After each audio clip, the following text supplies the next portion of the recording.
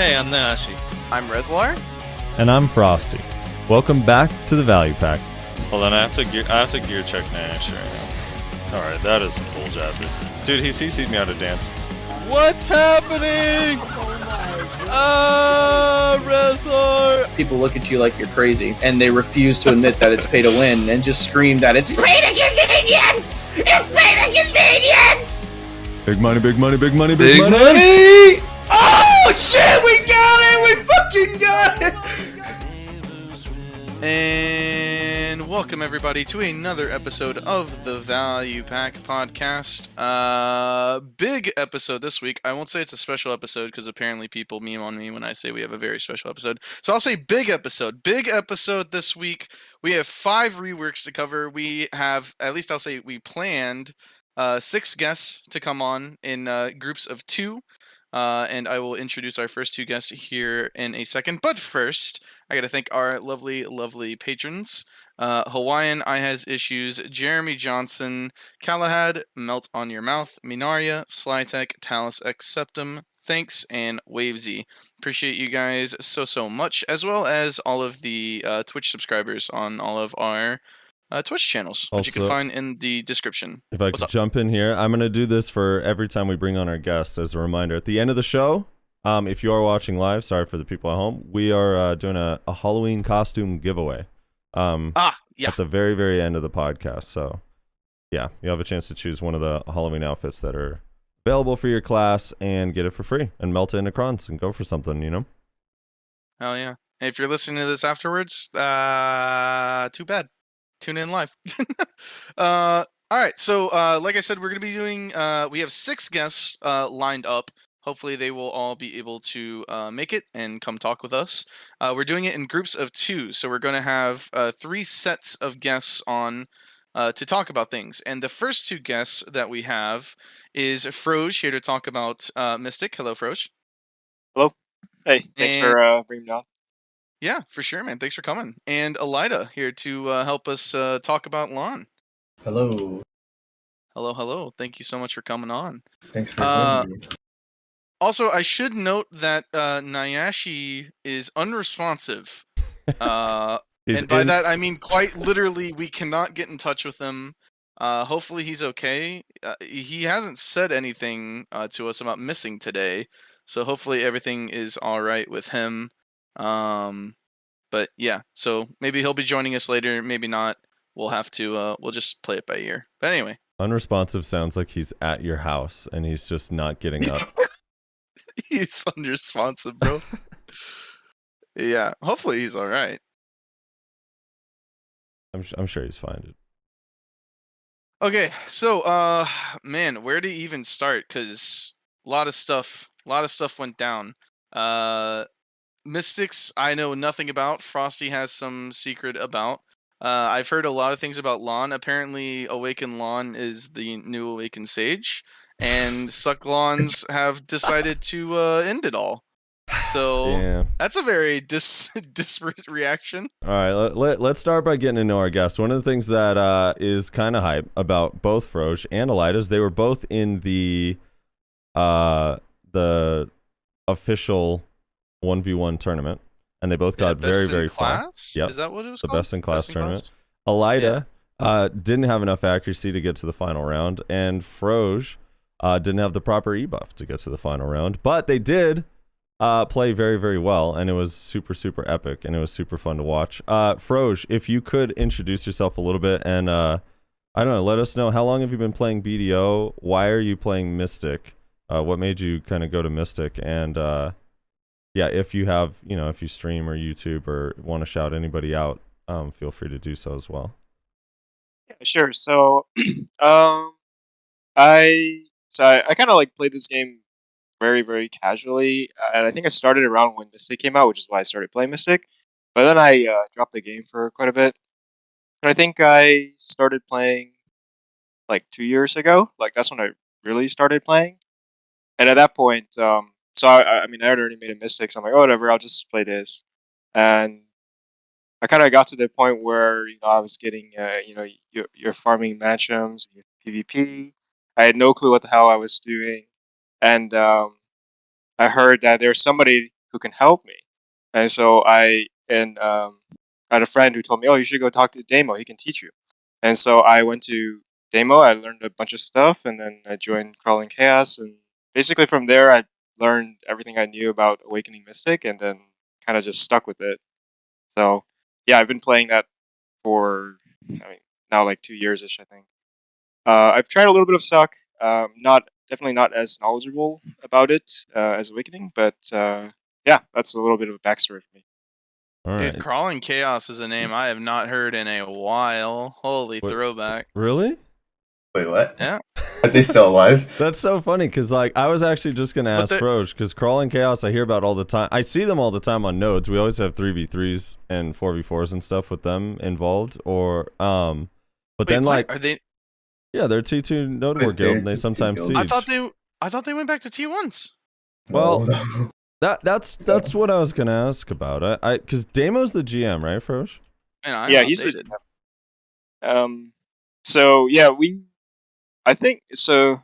Well, very recently, probably a couple of weeks ago, we decided to take a break, Mhm. like retire the guild. So now we don't. It's not as serious. We kind of just node war whenever. It's not very. It's very casual. See, Um, Rez, this is why yeah. we always ask you, Rezlar, if you're on T1s, because over in the T2 scene, we don't ever see you. Okay, it's not Crawling Dude, Chaos we're we out haven't in heard of in a while. Valencia trying to deal with fucking Virgin Gearlit alliances and have Black Rose on our fucking horizon. It's terrifying. Yeah, I was gonna say Crawling does this thing where like every few months they announce a retirement, but we still see them on nodes, and they are really strong every time we see them on nodes. And we're like, that's See, a weird retired guild that's very strong. We fought them like fairly frequently forever ago, back when we were on T1s, and then they went to T2s, and then like we went to T2s shortly afterwards, and I thought they went back to T1s, but maybe my information was incorrect about that. No, we stayed on T2s actually for quite a bit. We've stayed on it up until the point now where like we've kind of retired it again. But I think crawling grew like a lot. Like we got very strong. Actually, got a lot Oh, of yeah. gear. I think kind of like seeing the whole guild grow from the T1 stage up. It's been quite the journey. But yeah, it just like Frosty said, I don't know how long it's gonna stay in retirement. Maybe there will be a return. Who knows? So I'm still just sticking around for now. Yeah. Elyda, how about you, man? Can you introduce yourself? Give us a little bit of your backstory. How long have you been playing BDO? Why are you playing Lahn? And I know you streamed. I don't know. Are you still streaming? And do you have a YouTube? So I'm Elyda. I started playing last year, in 2020, like mid 2020. I started playing Lahn because, because the thing is, I wasn't gonna originally play this game, but I stopped playing my MMO, my MMO that I played recently or before, and then swapped to BDO when my friend told me to try it, and then Meth actually taught me Lahn. My friend that I was friends with for a long time knew Meth, so Meth was also playing Lahn, and he told me to play it, and that's how I started playing Lahn. And I do stream like once in a while when I'm bored, pretty much, and I don't have a YouTube. I see. So I kind of want to ask this question for both of you, and we're back on Elyda, so I'm going to ask you first. What is the overall state of Succession Lahn and Awaken Lahn in the current version of our game, the live version, but pre-reworks? How strong is Awaken Lahn in everything, and how strong is Suck Lahn in everything? Okay, so Awaken Lahn is like, it obviously excels in 1v1s. It obviously excels in small scale. Large scale is alright. You have to play it like to a disadvantage. In large scale, but Suck on the other hand, Suck Lahn is kind of just a PvE bot. It's not really useful in like any situations, except for maybe diving forts and like doing chip damage on structures. Like, it's really not in a good spot, and the Reworks did not make it in a better spot at all. What about PvE for both? PvE, Awaken Lahn is fine as long as you can like PvE for Awakened Lahn, like going to Zakraya, going to Sarzen, like non-high AP spots, like it's fine as long as you can one combo the packs. Mhm. But Succession is just gotta everywhere for PvE. Right. What is the difference between the two in 1v1? Like what let's say if we're just talking 1v1, because I actually hear a few Lahns tell me that they think that Suck Lahn is the worst 1v1er in the game.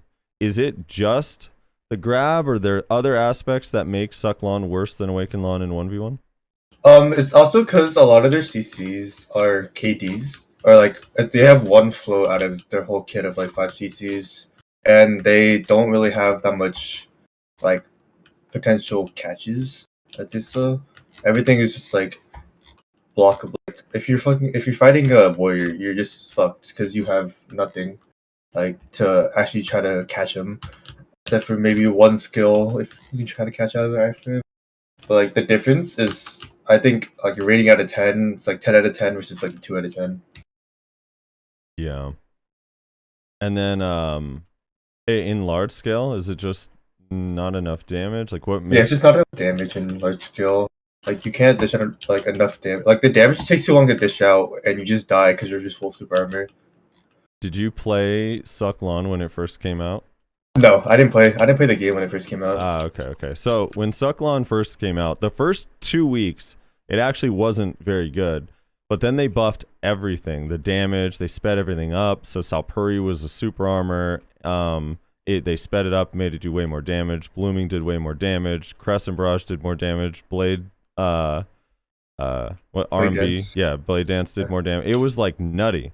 And like it went from like I literally was like the first 2 weeks, I was like, dude, I don't even know if I could keep Nodoring on this. Like this is really hard. I was like going even or just slightly above, and then it was like week 3 through 5, I was like, oh, okay, cool. I'm going 95 and 7 now.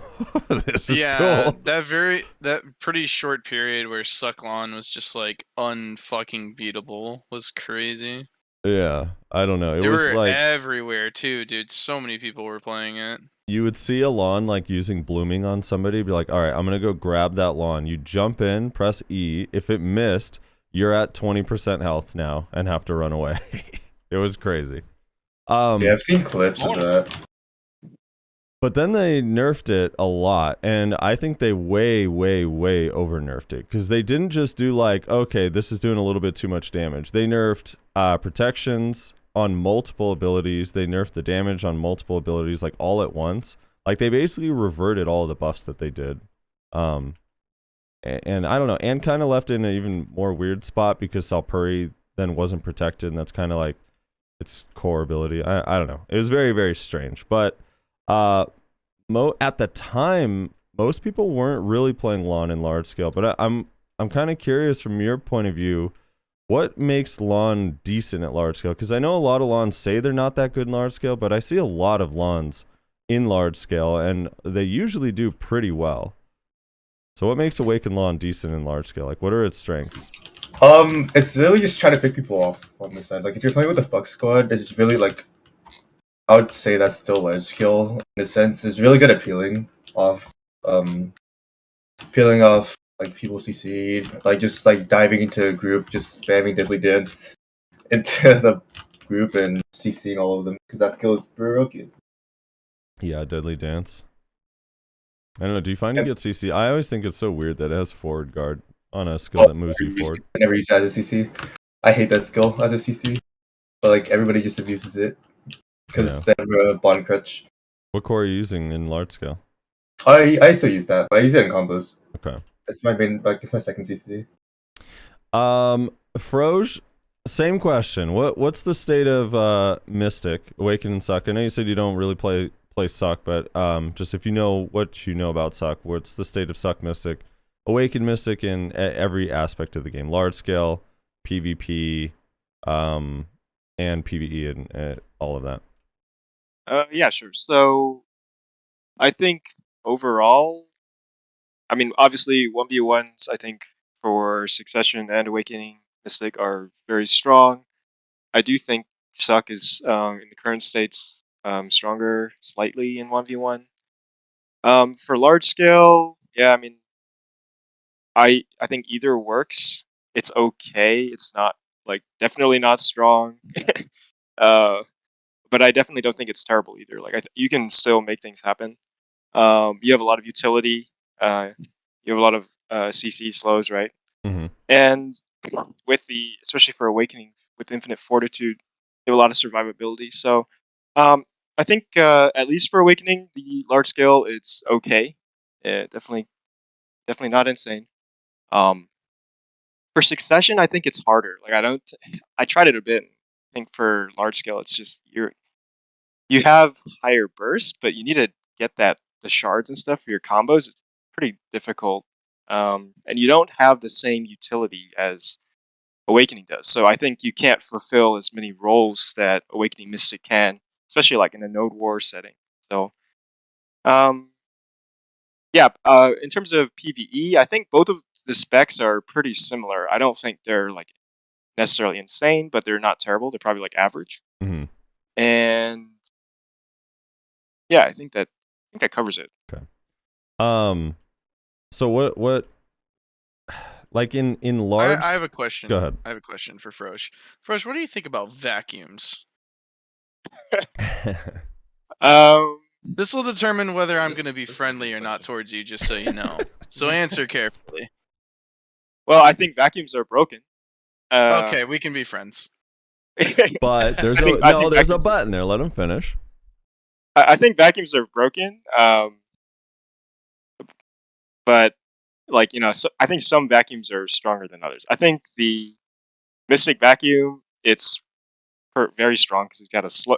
Once they added the slow to it, right? It's now really powerful. But I mean, compared to like Nova, you got range vacuum. Like the thing about the Mystic Vacuum is you have to commit. You have to get in there. So if you are talking about like a large scale situation, if you don't have enough gear or you don't engage properly, you're gonna get melted in the vacuum. The slow definitely helps now, so you don't get like completely obliterated right away. But before that slow change, you can't just head first with the vacuum. So I think some of the other vacuums, especially Corsair vacuum, is another good point. I think the Mystic vacuum is strong, but I don't think it's the strongest vacuum out there. For sure. So I would agree with that. Me and Reslar, we used to argue about this way back in the day. Nowadays, it's like, I mean, you just don't see as many Mystics, so that one doesn't come up. And I don't think anyone disagrees that the Nova vacuum doesn't make any sense. But my argument always with the Mystic vacuum specifically is Mystic vacuum has this thing where, so one, you're melee. Two, it has a pretty long cooldown. And three, it locks you both in place. Like, it's not like you throw the vacuum, they're stuck in there, and the Mystic's comboing you inside of the vacuum that they locked you into, right? So there was a lot of times as a Mystic, back when I was playing Mystic, where when you would vacuum someone, the opponent would be like, yeah, I'm not stuck here with you. You're stuck here with me, and you're going to die because you vacuumed right now. You know what I mean? Like, you literally either get, like, blown up inside of it or slow debuffed so bad that you couldn't actually do anything with the vacuum. It was, like, the most fair of all of the vacuums, in my opinion. Now, the Valk one I actually don't mind as much, or that much, except that for some reason it turns you into a mob and spins you, which I've always found odd. It literally just turns you completely around. It was like the only skill in the game that actually spins a player, like mobs can be spun. And then the Nova one, just the cooldowns make 0 sense. Plus they're borderline invisible in large scale. I don't know. And then the Corsair one also is just to vacuum someone while you're in iframe is just, I will never. And then Sorkult as well. Understand. Well, Sorkult has been borderline removed, but yeah. I know, and that's what they should do with all the vacuums, because I used to argue that they just needed to balance vacuums. They just need to get rid of it in the same exact way that they need to get rid of Bubble from Shy. It's literally just weaponized desync. It's so frustrating. I cannot begin to explain how frustrating it is for someone who desyncs a lot already to have to deal with vacuums as well. Yeah. But yeah, I mean, I would agree. I would agree with this statement that the Mystic Vacuum is probably the second weakest vacuum in the game behind Sorkult, because that thing has been turned into a meme. Well, so that's not an unreasonable statement. No, I think weakest is the wrong. I would say it's probably the most fair of all of the vacuums. Sure. If you and Not the I'm 1v1 scenario. my stance has changed. Well, even in 1v1 though, you at least can sit there and make a decision. Like for example, if you get caught in a Nova vacuum in 1v1, while you're in the vacuum, they're going to do damage, they're going to do a grab attempt, CC attempts. Like when you're in the Mystic vacuum, you know that the Mystic's just sitting there doing that vacuum animation, right? Like you could try at least do an attempt to get out without also taking nukes and blah blah blah blah. I don't know, but here's my stance is a little bit changed, Reslar, on this, because I've gotten to the point where I'm like, if vacuums are gonna be, because they're so inconsistent, like especially like with the Nova one, they made it so supposedly you can get out easier. And the first day I tried, I was like, oh okay, this is a lot easier to get out. And then randomly, there's days where I'm like, yep, nothing I did gets me out. This doesn't make any sense. I'm just like, if you can't make it work consistently, it shouldn't be in the game. Well, that's because it's weaponized desync. Again, like that's the entire reason why the game is not adept at handling, at least our game. Maybe it's fine in Korea, I don't know. There's a lot of talk about desync in Korea being non-existent, yada yada. Our game is way too desyncy for vacuums to exist, man. It just is. It's the same reason Bubble can't exist. Bubble is so frustrating because it's weaponized desync. It's so bad. It's just an anti-fun mechanic. And Elyda, don't worry, your time's coming as well, buddy. We're going to talk about range grabs at some point. You get ready for that. Yeah. But one thing my friend Rec here, he's a Nova. He taught me how to get out of Nova vacuums really easily. As long as you have like any front guard and like one iframe, and then you can get out of it. You just iframe one tick of the vacuum, and then you can just iframe out. Now, Yeah, does no, this that's iframe have bullshit. to be? I constantly try to backwards giant leap out of those vacuums, and it almost never works. Really, that works for me every time. I just S block into it and then just iframe.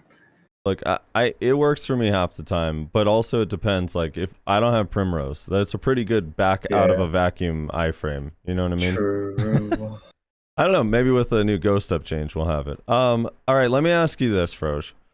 Pre-reworks, leading up to the reworks, that night of the reworks, you knew it's all coming. What were some of the things? I know you're going to be speaking mostly on Awakened Mystic side, but if you do know some of the Suck Mystic things that other people have told you, what are some of the things that you were hoping for on Awakened Mystic going into the rework? Yeah, sure. I think that honestly, a lot of the changes that they made were pretty good for Awakening. Like, one thing that I wanted to see was at least a change to the Awaken dash. Like, the CD on it is very long, and also like compared to Suck, Suck gets the 3 dashes off of just the base flash step. Mm-hmm. But in Awakening, you can't do that. The nice thing is you have shards, so you can like choose to expend that too. But I mean that's the same as Suck. So I felt like increased mobility there would be nice change.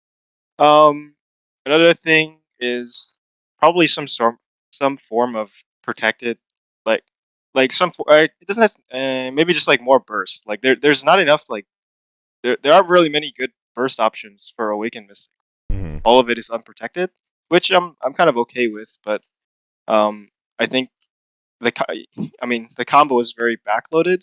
You can't really burst people out, and I think that with the current changes, maybe it's slightly changed. I don't know for sure because I haven't been able to test things out, but that's another thing. I think, to be honest, I think a lot of I was kind of okay with the state of Mystic before the reworks. I don't think it was like terrible to play or like unfun to play. Maybe in Siege with a bunch of casters, but you just have to play like very differently. But I was kind of okay with the state of Mystic aside from those things, and I think that many of the changes they decided to make were good. Right. Oh, I guess another thing that I was thinking is like maybe you could make the dragons like more useful. Like I feel like for the most part it's kind of just like, oh, it's extra damage, but maybe there could be some more interesting interaction or something. They kind of did it with Wave. I mean, they at least buffed the Wave Orb one. I don't know why they didn't touch the others. It seems odd to me because they do so little damage. I don't know. Yeah. I think for the Wave Orb one, I think they actually got rid of the bound on the 3 shard expansion, but which I don't know if that was intended or not, because they kind of lumped the flow into the with the base skill. Right. With the rework. I don't know if they intended to remove the bound or not, but I think they should add it back if it was unintentional. Yeah. They're not, especially if they're not going to make it protected. I mean, it'd be cool if they just. Are you in the camp of like you'd prefer Wave Orb to just be fully protected and no CC, or do you like the CC on it? See, I'm kind of okay with like strong hitting skills not being like protected. Like I think that, especially with the amount of utility that Wave Orb has, the slow, right? It's humongous. I think that it's okay for a skill like that to be unprotected. But I think that they could increase the range, like the size of the skill. Like I think, especially compared to a lot of the new classes, like Wave Orb is not, it's not very large. So yeah, I guess like I'm more on the side of it's okay to leave it unprotected with the CC. It just like gives you more choice, I guess. What about Succession Mystic? What were Suck Mystics kind of hoping for with the reworks? Yeah. So this is probably a little tougher for me to answer. I don't know for sure. I think that shard regaining for Suck, aside from like when you're comboing people, I think that was probably something. I trying to think. Like, I feel like I've heard a lot of complaints before, but they're kind of just all losing. I can't think of it off the spot. Yeah. I like Talus's idea. He says, "Let Mystic ride the dragon." No, I agree. Give Mystic the shy skateboard ability, but it's a dragon. Yeah, Riven's saying large scale shard regen and stamina is kind of the biggest things. So, and I know Suck Mystic kind of struggles with having like a legit protected combo because they have the damage. It's just they kind of have that Suck Mystic issue or Suck Kuno issue where like you could do a combo and kill someone, but if anybody else is around, you're gonna get knocked out of it. There's not like a solid Node War combo. Yeah, I think that they don't. I mean, obviously they have the Soul Basher, but it's not really like a combo skill. It doesn't really do damage. So I think for at least for Awakened Mystic, there's a decent number of protected options. But yeah, for Suck Mystic, the large scale, you kind of have to commit, and it's tough because I think a fair bit of their skills you need to be in position for like frontal. Yeah, which it's very difficult in large scale. I think at least for Suck Mystic when you're in the middle of things, and you need to cast a lot of these to get your shards. All right, so let me before we jump back to Elyda, I wanna introduce to Reslar the change to Twisted Collision. So back in the day, Reslar and I had this whole conversation when they first removed the frontal guard from Twisted Collision, where he was saying it would, if I remember correctly, Rez, you were saying it'd be interesting if they had just a couple of the skills a little bit different from Striker to Mystic, where if Mystic doesn't have frontal guard on Twisted, then Striker wouldn't have, I don't know, blank protection on a different ability, right? Well, yeah. So the two skills that I was referring to was Twisted Collision and shit. What's side R&B called Mass on both the Destruction. classes? Mass Destruction. Thank you. Yeah. So they removed the frontal guard on Mystic, right? Yes. Yep, on Twisted, yep. Yeah, on So it's Twisted. just a float. Yeah, so it's just a float.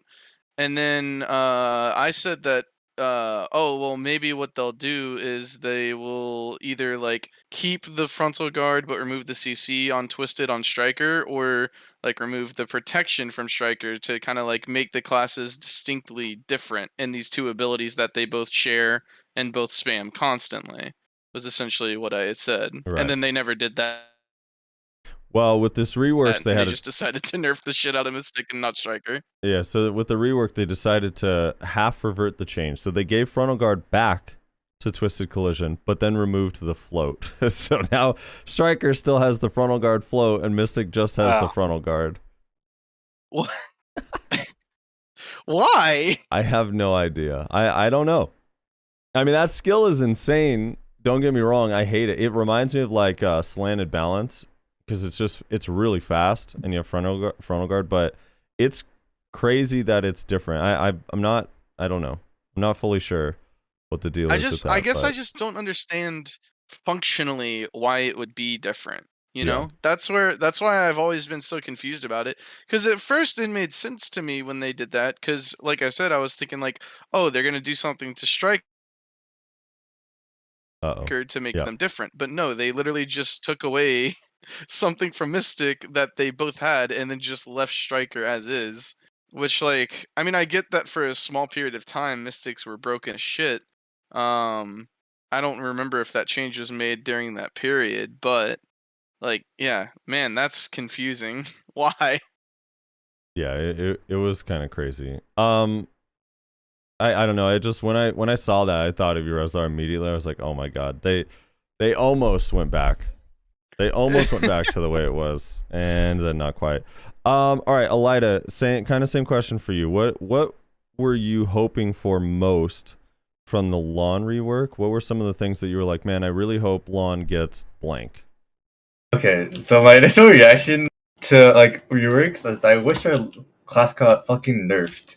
Okay. Not gonna lie, because I'm not gonna say it, but there are people in this class. There's too many people in this class, pretty much, that I did not want to see on the class. But the thing is about Lahn and Lahn is they actually got one of their biggest Pretty kills harsh. nerfed. Yeah, Lahn Discord is not okay, man. The people I talk in there, not okay. But like, the thing about Lahn is one of their skills got like really nerfed. One of our main PCs, but that is used like pretty often to like kill like to CC red classes got nerfed. It is not a CC anymore. That Which kind of one is that? Dancing with Death. That was the main. Like if I want to change anything, I want to change that and like get damage like removed, I guess, or damage some of the damage nerfed, because that's actually a big part of our kit. It helps us CC a lot of iframe classes easily because if you can't grab them. But honestly, I really was expecting anything because like Awakened Lahn was already in a really good spot, but I didn't think they would put it in a better spot than it was before. Like they just buffed a bunch of its damage and they buffed a bunch like they gave us new super armors too. And for Sucklon, I was expecting them to get really buffed because the way Sucklon is now after the reworks, they're so far behind of classes that got reworked because they didn't buff the damage at all. They didn't buff any of the super armors at all. They literally just left it as it is and gave them like flying skills. Like my friend talked about this on a forum post.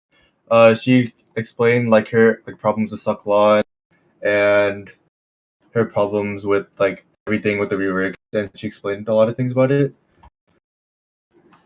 Yeah, well, they didn't get I don't know. I mean, they got like connection stuff.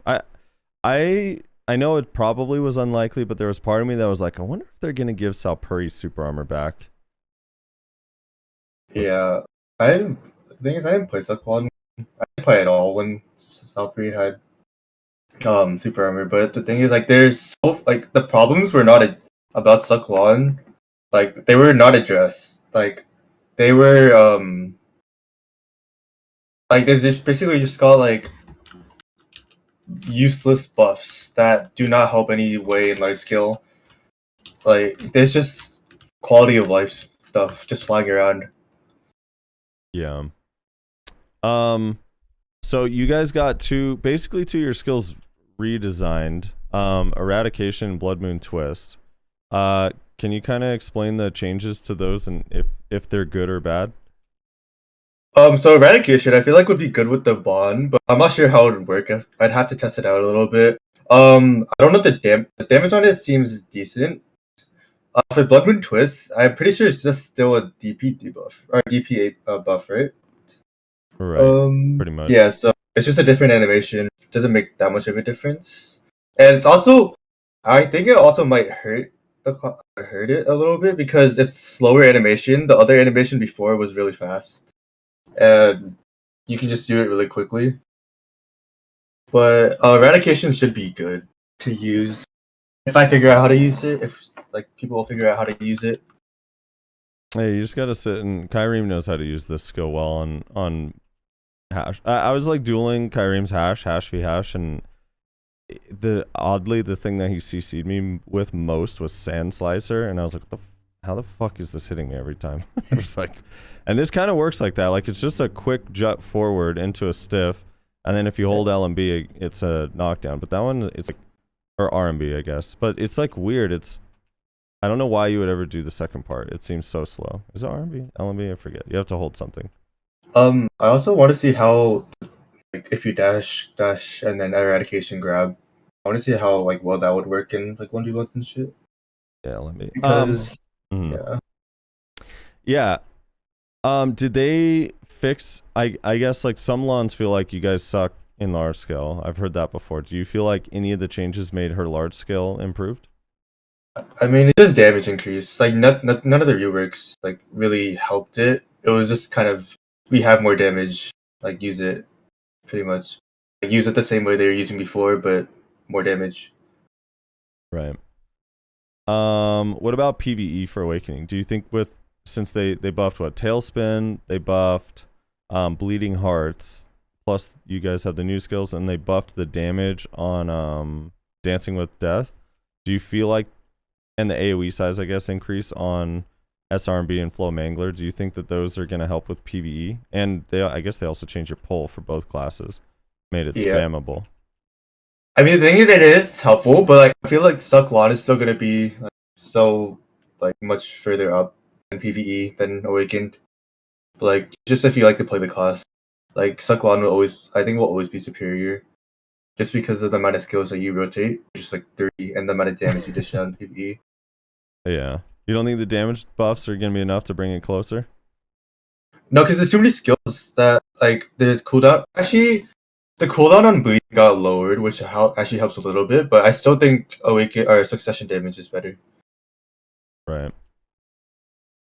All right, Froge, you guys also got 2 new abilities. One of them is really interesting, and then one of them is really interesting, probably for a bad reason.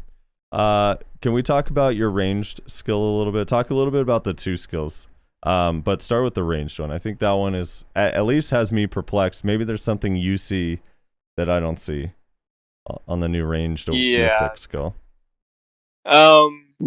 So yeah, that range skill. So from what I've seen, that range skill has actually quite a bit of range. But I mean, it's unprotected. I think it's supposed to be like a PvE skill, right? But I actually don't know how the cast time of it is if it's like fast or slow.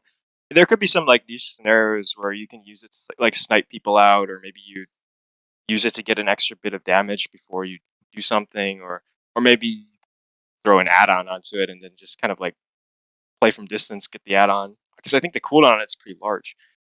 But yeah, so it's a 13-second cooldown, and I would say the cast time is almost identical to just raw casting Wave Orb. Okay.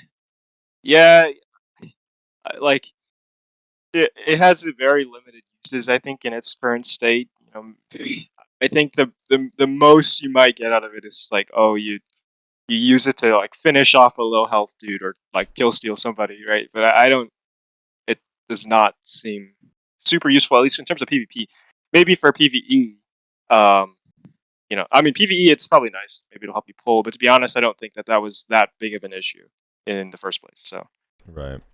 What about the other? No, I don't know if they have proper names, but this other ability, which is SQ, this one is a does 1355 times 10, 50% crit, 10% accuracy, gives you 30 HP on hit, and has a bound and down smash and down attack, and it's just kind of like a stomp, a forward stomp. Yeah, I think that skill actually has some good potential. Like aside from like the key combination, I think what's SQ, which is also the same as somersault. So you're gonna have to like hotbar that or something. But I think that skill has good potential. Like the damage looks pretty high. I think it might open up some options for just like a burst combo. Like I think the rework is, especially with the change to Dragon Shatter, which we'll probably talk later. I think has maybe is solving some of the problems that Awakened Mystic has, right? Like there's the lack of burst, those kind of things. Mm-hmm. This skill might give you some more of that kind of like Awakened damage burst.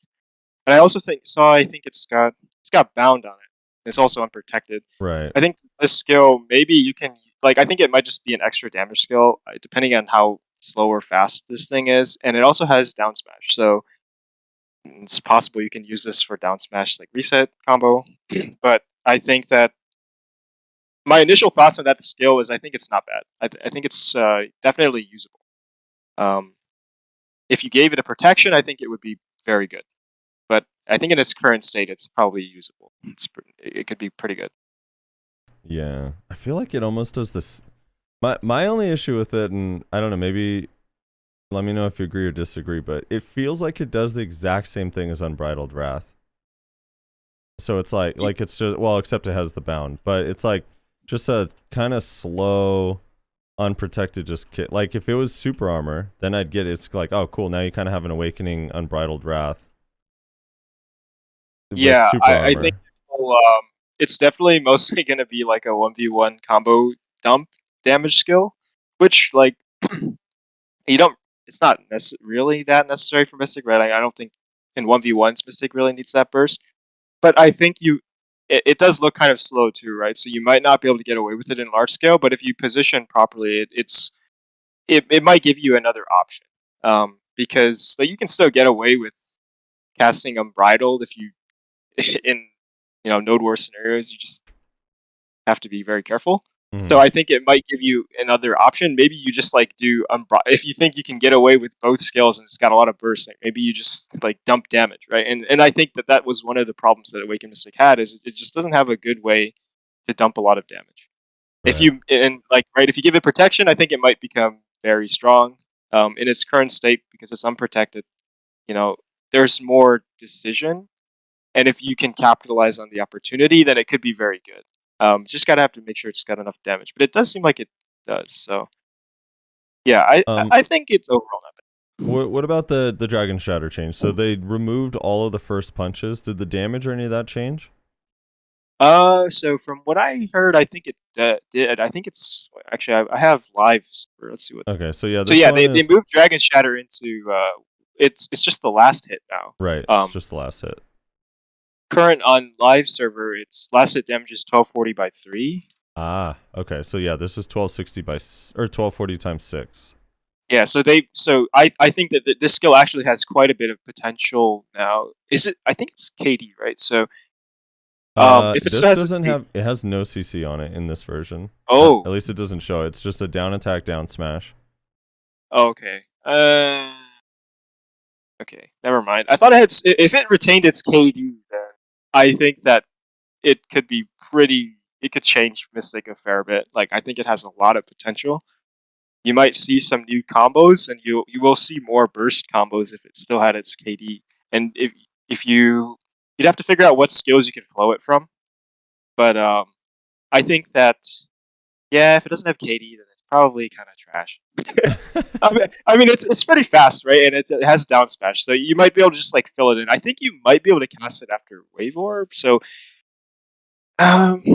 just depending on how it flows, it might just be an extra damage filler, which could be pretty decent because I think that it's like 1240 by 6. It's not bad. Right. Yeah. Yeah, I it's another one where I it's thought like, it was well, KD. since it doesn't have a CC, I mean, for large scale, it'd probably be helpful if it had protection at least. But Yeah, no. it is pretty fast. But yeah, I thought it still had a KD. I'm kind of surprised. Like, I don't understand why. I guess they just wanted it to be a filler skill. Yeah, Well. I can't remember how it works with Wave Orb on live, but it does flow fairly well. Like if you were to like, you know how sometimes when you're just trying to like secure a kill on the ground in Node War, you just flash forward Wave Orb. You can like flash Dragon Wave Orb, and it's pretty quick. I don't know. Yeah, how I mean, powerful that is, on current live, like I pretty much never cast Dragon Shatter. Like I don't even. but right. It's just not worth it. But if they move it to like in the new rework state, right, where it's just that last hit, then I think the skill has good potential. But yeah, if they remove the KD, then I don't know. It just looks like filler damage now. Then, but yeah, as for live, I pretty much I don't think you should use Dragon Shatter. It's not worth it. So when you use all right, so with some of the I feel like these were a little bit more geared. Well, all right, they reverted some of the old changes. So you got Twisted Collision, although you didn't get the float. They also made it so Wolf's Frenzy is now fully iframe, and they removed the stun. And lastly, they made it so whenever you use the Prey Hunt version of Crouching Wolf, when you have 3 shards, the stiffen now applies in PvP. So could you kind of just walk us through how impactful are these 3 changes for, I guess, both large scale and 1v1s? Because for me, like, I was so sad when they changed Prey Hunt way back in the day, because I felt like it was one of the things that made Mystic feel competitive against more like rat classes like Ninja Kuno and stuff. And when that was like taken away, it was like, ugh. I don't know. What yeah, your so feelings? I actually didn't play around the time when that crouching still had stiffen, so I can't say from experience how that would feel, but I do think it would be quite broken. But yeah, let's start with I'll start with the twisted change. I think the twisted change is like, I mean, in some scenarios it's better, in some scenarios it's, in my opinion, I don't like the change. Like, I think in more scenarios it's worse than with the frontal compared to the float, right? Mm-hmm. The skill was already pretty fast, and you would link it into Sea Burial, which is super armor. So oftentimes you can get away with casting Twisted, like in skirmish scenarios without getting CC'd. You wouldn't get punished, and also gives you a float. So like, I think it was like, at least for me, a primary tool for combos for float, because a lot of people run ADAs, right? So if you remove the float from Twisted, I think you can only float with Somersault Kick, and there's like a flow in Thunder Pound or something, but not many people use that. And the problem with the Somersault float is usually you're going to flow that into Wave Orb. So you're going to cast 2 unprotected skills. And in 1v1, I guess that's okay, but in large scale, you're just like not going to get away with that. So the change to like protection on or on Twisted, it's not like, I feel like it's not very useful. Like, you the only scenario where I can imagine where it might be more useful is like, if you want to gain ground, you want to scale like vertically, and you use like Twisted into like Sky Hammer or whatever this skill is called, the vertical movement stuff. Then that's more reliable. But yeah, I don't like the change for the Twisted. All right, what's Frenzy? Yeah, Wolf's Frenzy. That change, I think it's very good, right? It basically gives Mystic another form of survivability, so it's going to make her tankier, which is nice, especially with all the accuracy going around. So I think that the Wolf's Frenzy gives you a lot more options, which I really like.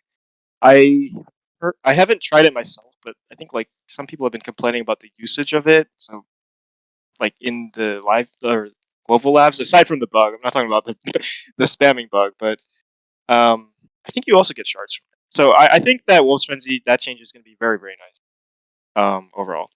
And I'm trying to think, the third thing was oh yeah, the stiffen on crouching. Yeah, like you said, I think in some matchups that it'll be pretty game changing. I haven't experienced it myself, but I know at least for Awaken, the change is very nice. Right. I have heard complaints for Suck though, because I think so for Suck, crouching used to be able to cast with 1 shard. You could get the 20% attack speed buff. I think with the change now, they cannot. So I think that the Suck Mystic players don't really like this change very much for the stiffen. And I don't know if they would rather have the stiff or the attack speed buff. I'm not entirely sure. So, but I think for Awakening, the changes. So some of the things that Striker got that Mystic did not, which I think are notable, are you guys don't get to keep your Crouching Wolf buff for 20 seconds, which is kind of strange. Yeah, Striker got that, and they didn't change the spiral core to have super armor all the way through like they did with spiral cannon. Yep. Your feelings on those being left out, are those an oversight, or you think they just felt like Mystic shouldn't get those? I wouldn't be surprised if they didn't. If they didn't put it in, I do think that they should be put in.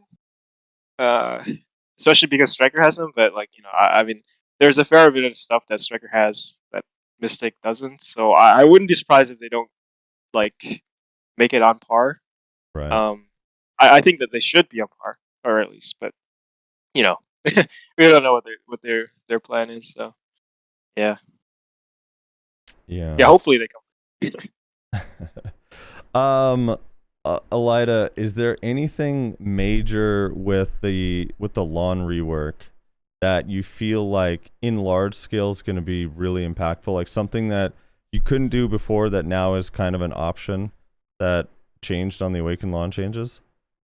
Not gonna lie, not really. I think the biggest thing was damage, and then also the Brittle to Spare range. The Brittle to Spare range also got longer, wider, so I think that would help a little bit for like staying a little bit back and using it.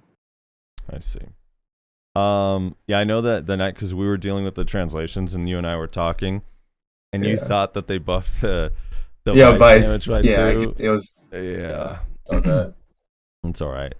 I don't know. Do you feel like Awakened Lahn needs change? Like, let's talk about the grab a little bit. I know Rez, you wanted to talk about the Lahn grab. I just want to hear what he has to say about it. That's all. Yeah. I think it's broken. I think that thing is fully broken and should have been nerfed. It honestly should have been nerfed. So what should have been nerfed about? Like, what makes the Lahn grab broken, and what should have been nerfed in your opinion? I think that it shouldn't be a cone grab. The cone grab is what makes it really like broken. But like they should have what's it called? Before they had it, so it was slower, but they buffed it like 8 months ago that made it faster. I don't think that should have been a buff like in the game, and they should have like nerfed the cone and speed of it probably. That's pretty much it. Yeah, I don't know. Rez, what are your feelings on the Lahn grab? It needs to be nerfed. Let's go immediately, along with every other ranged grab. Nyashi. Oh, I think Nyashi. Are you back? What are your feelings on Lahn grab? Shouldn't exist. It's not... You think it shouldn't exist at all? Is it the most think range busted grab should exist? Period. In this game, grab is already a very powerful mechanic. Like, yeah, sure, in large scale, it probably isn't considered very powerful, but like overall, like it's an extremely strong. Yeah. And if you like look at any sort of videos that have been put out about how the hitbox is on some of these range grabs, specifically Lahn's, it's outrageous. It's should not be a thing. Like even like in for the Mystic grab, for example, I know what he was saying where some classes have the ability to get out, but for like Musa Mewa, it's a death sentence. If you get caught in the grab, you're fucked.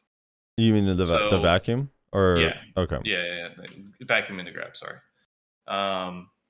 So grab is just too strong of a fucking mechanic. It should not be a range feature at all. In any capacity. Like, I think it's outrageous that they started with Lahn and then they constantly added more. They added like 3 or 4 more range grabs with all the newer classes. So I agree range grabs shouldn't be a thing for any of the classes. I still feel the Lahn is the most egregious one, mostly because now I know obviously you get desynced and pulled back in all grabs all the time. Like that happens a lot to a lot of people, but this one is like even when there's not desync, you get pulled back because the radius is so forgiving. Yeah. Like it's a no skill ability that just auto wins for them. Like, it's sad to say, but that's how I honestly feel about it. Froge, there is no effort required. What is your feeling on the Lahn grab, Froge? And Mystic grab, I guess. Yeah, so I also think range grabs are very they're way too strong. If you're gonna give people range grabs, they should not be like very fast. Because I mean, if you're lucky and you have iframe in your class, then you can dodge it. But it's especially like the Lahn one, you have to be very fast. And yeah, I think some of them are very forgiving, especially like Lahn, right? Like the rating. I feel like if I can't iframe it, it's just like I'm gonna get grabbed. So it's pretty tricky. I think some of the other range grabs they've introduced, like for instance, right? Nobody really complains about Corsair's range grab because it's super slow, even though it's got a long range, right? And I think Mhm. that could maybe be a way to try and fix this if you don't want to remove range grabs entirely. But yeah, I mean they are very very strong in I general. mean, honestly, let's be real. Corsair doesn't even need it. They'll just hit you with one fucking whale from 30 yards away, and you'll die.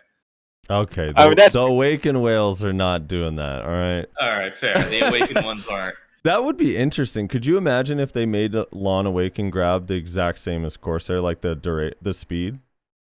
That'd be fine with that. That really should be the only way that you have a range. One of Like- the inherent things that keeps grabs balanced compared to other CCs is that you have to get up close. And then for some reason they decided to do something different with Lahn, which is an outlier. Like fine, okay. But then they were like, "Hey, you know how we had that one outlier? That's going to be every single class from now on. Awaken Hash is going to have a ranged grab. Awaken Corsair is gonna have a range grab, albeit at least it's slightly balanced. Fucking Awaken or pre-awakened fucking Nova is gonna have a ranged grab. Like everyone's gonna have a ranged grab now, and you're just gonna have to learn to deal with that.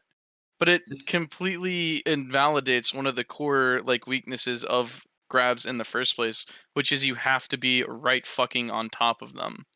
Yeah, it's like here's the thing. Like, I don't like range grabs because it just promotes a play style like what Lahn does. Like, rotate super armors, keep at range and whatnot, and just go for the grab like every 10 to 13 seconds. I can't remember. 11. 11, I yeah. think. Fucking outrageous.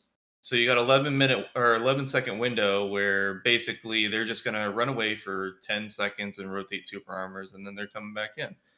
And a lot of classes do that already with melee related grabs. It's just the whole mechanic needs to be reworked. I don't like how grabs are. Period. Like I haven't liked them for years. Most of the time, I could deal with them, and some classes are a little bit more outrageous, like Warrior with their lower cooldown grab just applies way too much pressure, especially with their ability to stay on top of you. All the slows make it even worse and more egregious with these range grabs because then it's just like it's even more forgiving because you just can't get out of the way. The mechanic is just Froze, let me ask you tuned. a philosophical question here.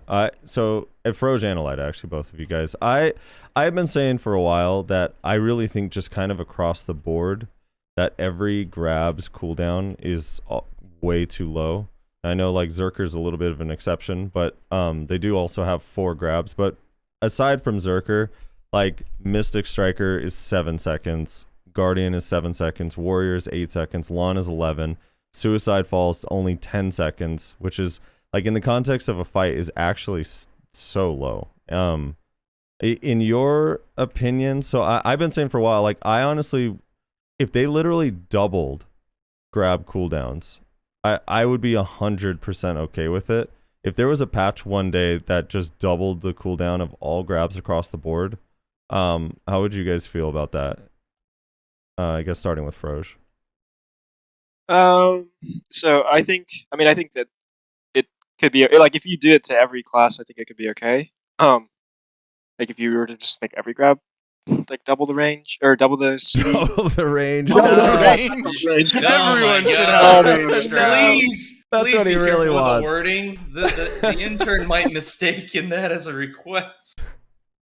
I think the real thing is like, or one of the big problems with grabs is just like you need to be able to punish them, right? So Right. especially with range grabs, I think if you have a range grab and you decide to use it, it should be really punishing. Where like I think the recovery speed for a good amount of those like grabs, if you're not, it's like pretty fast. If you're anticipating it and then you dodge, you well-timed dodge the grab, you can potentially punish some of these other classes. But I think if they made it so that these grabs are punishable when they're missed, it's kind of a thing. Because like, I mean, at least for gauntlets, or at least for Mythic, the grab is SA, but if you miss, there's like that like backstep.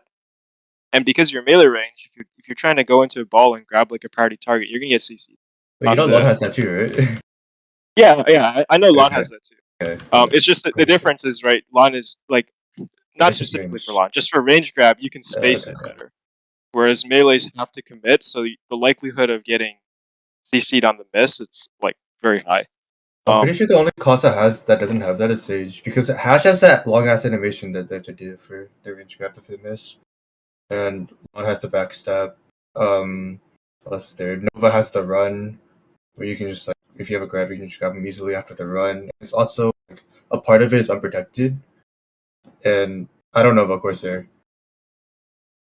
Yeah, I know for Lahn, you can definitely punish it if you space properly. So especially in like skirmish scenarios, like if you see Lahn go for grab, it's a pretty easy punish. Yeah.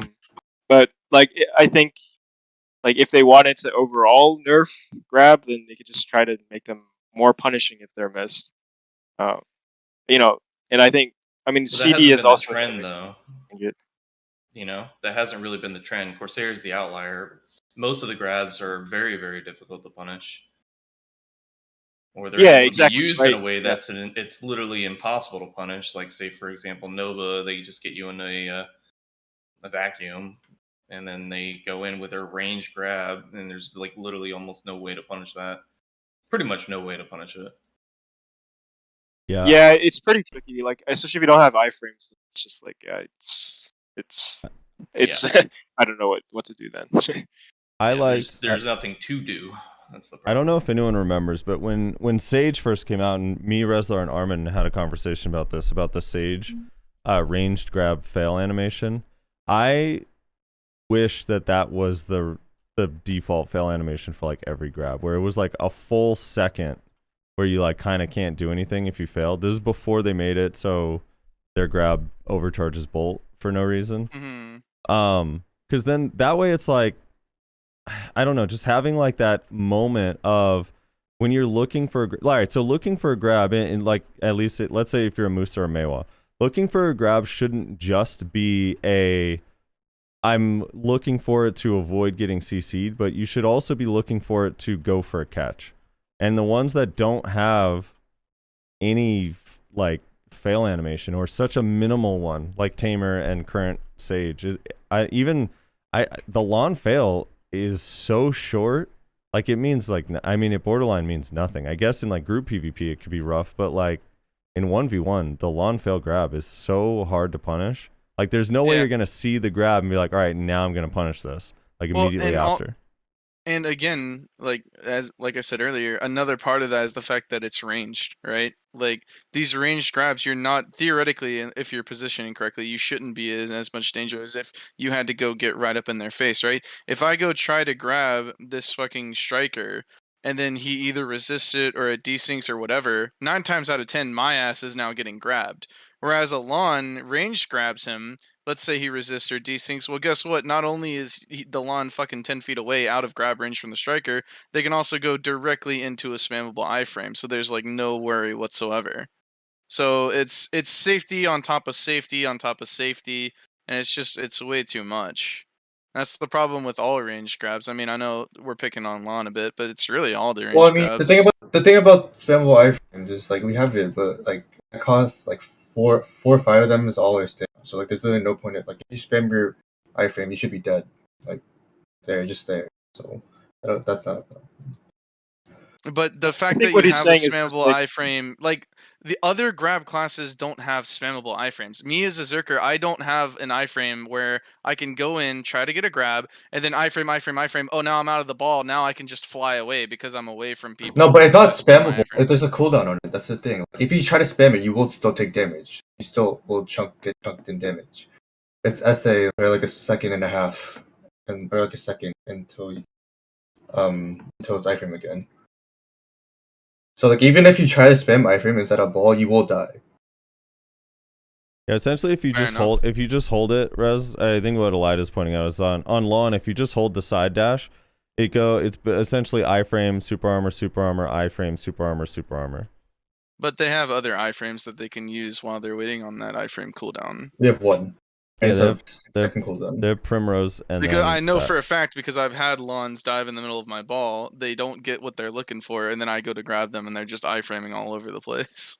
Yeah, So I mean they do have. I and- mean it's only a 1 second cooldown, but yeah. And it's not just that, but again, it's the range as well, right? Like in the middle, you being in the middle of a ball, you don't have to be. You can go on the edge, throw your grab inward. If you get a grab, then great. If you don't, then guess what? You're still on the edge of the ball, right? As a mystic or as a Berserker or as anything that is a melee grab, you have to get in the ball to try to go for these grabs. That's the problem with Sage. That's the problem with Nova. But the thing is, you're talking about like inside the ball, but you don't have to be directly inside the ball. Like our range is not that different. Like you can still be in the same position and just walk up a little bit and still grab them. Like the range just gives like a sense of like just a little bit of range to a little bit out of the ball. It's not like directly inside or directly outside of the ball. Like you guys are still like on the side too. You can still be on the side and still grab them. Yeah, well, Yeah, like I don't know, Lahn man. doesn't really typically. I mean, I don't know, and maybe your war is a little different, but in the wars that I'm typically in, Lahns aren't able to dive in the ball. They're usually staying on the outside because there's so much damage and everyone has so much gear. Playing flanker. But Yeah, I know. But my point is that these grabs are a really powerful mechanic, right? Yeah. Because it goes through frontal guard and because it goes through SA. But there's a certain risk attached to using them in a lot of scenarios, in almost every scenario. And range grabs, they take away a large part of that risk, as well as the ability to have multiple iframes to get out of dodge, as well as the ability to not have a big animation. Whenever, like, if I go for a Corpse Storm grab, if I miss that, or if that resists, or if that desyncs, I'm stuck in a 1.5 second animation waiting for this fucking. Now it's SA, but I'm still in this animation where I can't do anything, right? right. And it's all these things combined is kind of Right. why people have such an issue with Lahn grab. The last thing on grabs, I want to get both Froge and Elyda your guys' opinion on it, but so typically the protection or lack thereof on grabs is in 3 different portions. There's on attempt when you go for the grab, whether that has protection or not, and then there's on success where if, for example, like a striker when they're punching in the air, if they have super armor during that, or Berserker when they're holding you up, and then on fail, which most grabs don't have anything on the fail. How do you guys feel about protection on the grab attempt? So, for example, striker grab or mystic grab. Like, do you think that it is required? Like, it's necessary for the class? Because I know like a lot of classes that feel like they rely heavily on a grab feel like, well, that's all we have, so we need that. Do you guys feel that way? No, I don't feel that way at all. That'd make the game so unbalanced that it shouldn't be a thing. You can literally just throw out grabs without punish, and like, it's broken. I mean, that's the case. I think that's the current, like, the case in live right now, right? It's like on attempt, it's still protected. It's just on fail that it's not, Right. or at least for gauntlets, right? Yep. Well, that's only if you hit it, no? No, gauntlets, it's on attempt. It's super armor the moment you press the button. Really? Yeah. Oh. Yeah, and I mean, okay, so I think it's honestly fine to keep it on attempt because I think that there should be some classes that are able to get in a ball and grab priority targets. Like, let's say, I mean, it's kind of cursed because Valk has a lot of resist, right? But like, if you see a Valk ulting, an awakened Valk ulting, you need somebody to try and stop it, right? I mean, I think the best solution, honestly, is to disperse. But let's say you want to try and grab them. If you have no class that can on attempt try and counter that play, then like then that's kind of like doomed, right? So I think it's okay to have it on attempt. I think just on fail, the punish should be larger depending on both the CD and range of the grab. And I think that it's kind of like my viewpoint on it at least. That would be fair. All right. Let's move off of grabs. All right. Obviously, the Wolf's Frenzy thing is a bug, right? It's not going to stay that way. The weird how you can spam it. Yeah, I think that's a bug. If that's actually intended, then Mystic's gonna be very broken. Yeah. Now one of the things that Mystic did get, that Striker had at first, but then it got taken away, and now it doesn't actually work on Global Labs right now, but it's in the notes, where you get your 9% evasion buff, when using double flash 2 times in a row. Is that impactful? Do Mystics have a hard time keeping the evasion buff up during fights in like large scale? So for Awaken, it's not too hard to keep it up because you can just cast. I think it's Rapid Stream, like Shift L and B. But I think it will be really nice. Like I think it basically what it's saying is you're guaranteed to have this 9% evasion like all the time, almost all the time. As for Suck, it's harder for them to get that evasion buff, right? Because they have to cast the side L and B, the triple flying kick or something, or yeah, triple flying kick. That thing's I mean, it's also unprotected, but it's kind of slow and also like I mean, I think what is it? It just gives the I think the Awakened Mystic's way of getting the evasion with Rapid Stream is much or what is it? Yeah, Rapid Stream is much easier than Suck. So I think this change overall is good for both, and it's just gonna make Mystic like tankier in general because I think pretty much everyone will always have the evasion buff, even if you weren't managing it that well before. Right. Compared to Succession, would you say overall for PvP that Awakened Mystic damage is still worse after these reworks? That's I'm not sure. I mean, I don't want to say for sure because I haven't tested it, and also like I'm kind of so sad that the Dragon Shatter KD is removed because that might have given some burst options. But I think that it will probably still be less damage. But I think that's fine. Like I don't think Awakened Mystic should be dealing like as much damage as Succession Mystic because of the utility. I mean, they haven't really changed that much for damage, right? I think they buffed Wave Orb. Yeah. That's it. So I think the damage is probably going to be basically the same as it is on live for Awakening. So I think it's going to be still quite a bit less than Succession. Right. But the difference is, right, like Awakening, it's more protected.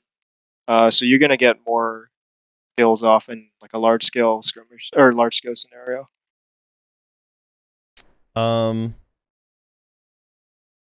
Okay. What I'm trying to think of, like, are there any other major changes? When I think about the Mystic changes compared to Striker, even though it is mostly like positive stuff in here, it's like Striker got so many additional things. Now I know like a Striker on week 2 and 3 got stuff, and they're we're only in round 1 of Mystic, but even compared to round 1,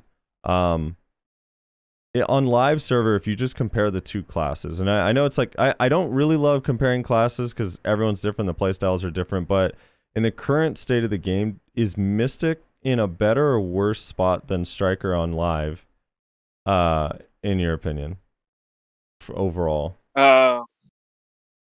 Yeah, so honestly, I think that there are probably okay. I think at like a higher gear level, right? I think Mystic is probably slightly better. Maybe like at. I think they're pretty close. Like I don't think it's. Oh, I think I think you can make Mystic work against like Striker, especially if you're playing like Awakening with the utility. It really helps the matchup. I think. But I think overall they're pretty close. You do lose a lot of damage compared to Striker, I think, if you're playing Awaken Mystic, right? But that's kind of okay with the trade-off, right, for utility. I do think that they can still up Awaken Mystic's damage. Like, I'm not saying current Awaken Mystic does enough damage. I don't think it does like enough damage. I think that they could give more damage buffs, and it would still be like fine, especially with if we're talking about like a lot of the really strong classes in like the current meta. Right. But I do think that they're like relatively close. If you gave Mystic some extra damage buffs, I think it would be quite good. And I think it because in current state, I think it's Question. yeah. So when I was last active, Mystic was basically one-shotting with a couple abilities after some major buff to damage. Are you guys still doing that on live? You're That's probably probably Succession. yeah. You're I probably don't. Was it Succession? Yeah, it was Yeah. Succession. Oh, you're referring to Awakening right now. Gotcha. Yeah, I think. I mean, Suck does a shit ton of damage, but I think it's probably a little bit too much damage. But I mean, it's also kind of situational, right? I mean, they can't really unload that damage the same way a lot of the other classes can in large scale. So it's kind of tough to More balance, right? conditional with its comboing and whatnot Yeah, versus exactly. just outright throwing it out. Gotcha. Yeah. So I think. I mean, I think the damage is definitely really high, but it's also just hard to balance it too because it's like, well, I mean, if you lower it, then it might become. I Their think you could combo, their honestly. kill potential's lower. Blah blah blah. Yeah. Yeah, yeah. I think Suck probably does enough damage, if not a little bit too much. And then Awakening, they should probably give it some slight damage buffs. They don't need to make it nearly as close to the damage that Suck can output because of the utility trade-off, but Yeah. I do think it can still be improved a little bit. Gotcha. Makes sense. Yeah, Um, I was just trying to recall because I'm like, I was getting two shot by freaking Mystics in Battle Arena one time, so I was like, Yeah, I think if Suck Mystic expense starts on some of the I don't know if it's Rage Hammer, Wave Orb, or like Roaring 3 shards, those skills do like so much damage. yeah. You just lose like all your HP. all right. I want to talk a little bit about the topic of, I guess, Mystics and Strikers tankiness, the Magic DR, and just how much more tanky you guys are than other classes.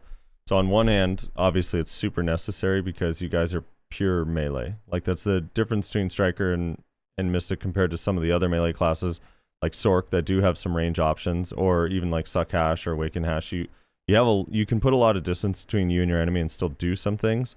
Or Ninja Kuno where they're spamming iframes, they're super quick and they can kind of get in and out quick. One of the differences with Striker Mystic, they're a lot slower than those classes, and you're kind of forced to be pure melee 100% of the time.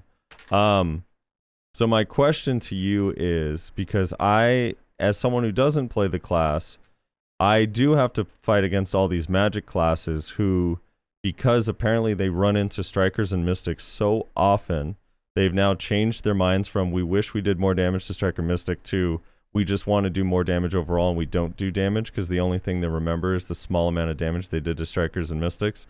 How do you think that they should change kind of the Magic DR, Magic DP thing? Do you think it's in a good spot? Like where's like what kind of balance could you do to the way the tankiness works on Striker Mystic to make it feel like there's not 3 classes that don't do damage to you? I guess. What are your feelings on that, or your stance on that? Yeah. So I mean, so personally, I think that evasion, honestly, even especially for gauntlets, is really not super great. Like I think with the accessibility of accuracy and also all the new classes with the crazy like accuracy modifiers, Striker like Mystic, I don't think it's really that tanky. Like you have to run, honestly, I think Centaurs, and even then, you really aren't that tanky. I think a lot of people are built because a lot of people optimize. Like I mean, DR is so cheap, right? It's really easy to get those accuracy accessories. So a lot of people are getting accuracy really early on, and I really don't feel like that. Like Striker Mystic is like insanely tanky. I mean, maybe in a 1v1 it can be if you're like decently outgeared. There might be no chance you can kill them. But I think with the right gear, especially with the current state of the game, like I think the current state, it's like a very burst heavy meta. It's just kill or be killed, and that's why a lot of the other classes kind of, I mean, like for example, I mean like Ninja or these other, they can kill people before they die. That's not the case for like at least for Mystic. I mean, Striker has a little bit more burst, so that's Yeah, I was possible. gonna say just for But Mystic, Mystic just for Mystic. Yeah, like Mystic doesn't have the burst to kill you before they get killed, so it's not like I really don't think that Mystic is like overly tanky. I think it's honestly just a matter of like it might just be a matter of gear. Um, I really don't think that it's like crazy tanky. What about compared, like, for example, DKs and Sorks, I would say, are two... DK, Sork, Wiz Witch. Like, when these people run into a Striker or Mystic in open world, they feel mad at Mystics and Strikers and at me. Do you think that relationship is okay? Just the do you think that they should do a little bit more damage to you, those 4 classes in particular? Yeah, like I think that they could try to balance it in such a way that there aren't such sharp contrasts for some classes, right? Because, yeah, like you said, those classes you named, right, I would never really be afraid of fighting them because, yeah, like the magic DP just makes me really tanky. Um, I I think that they could try to balance it so that those classes have like a better chance of winning. But to be honest, I don't know if like I think with enough.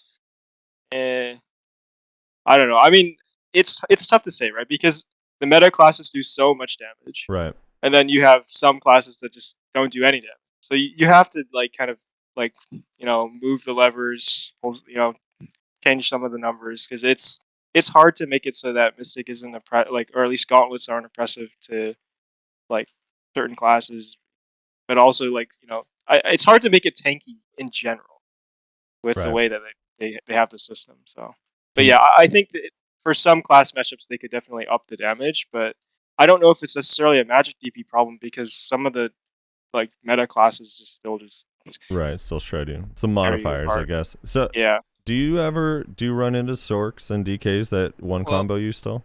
Real quick, Elyda, I know you gotta get going here, brother. Frosty, did you have one last thing you wanted to ask him before he takes off? Because he says he's gotta go right now. Okay. Overall, your feeling on the Lahn rework? Good, bad?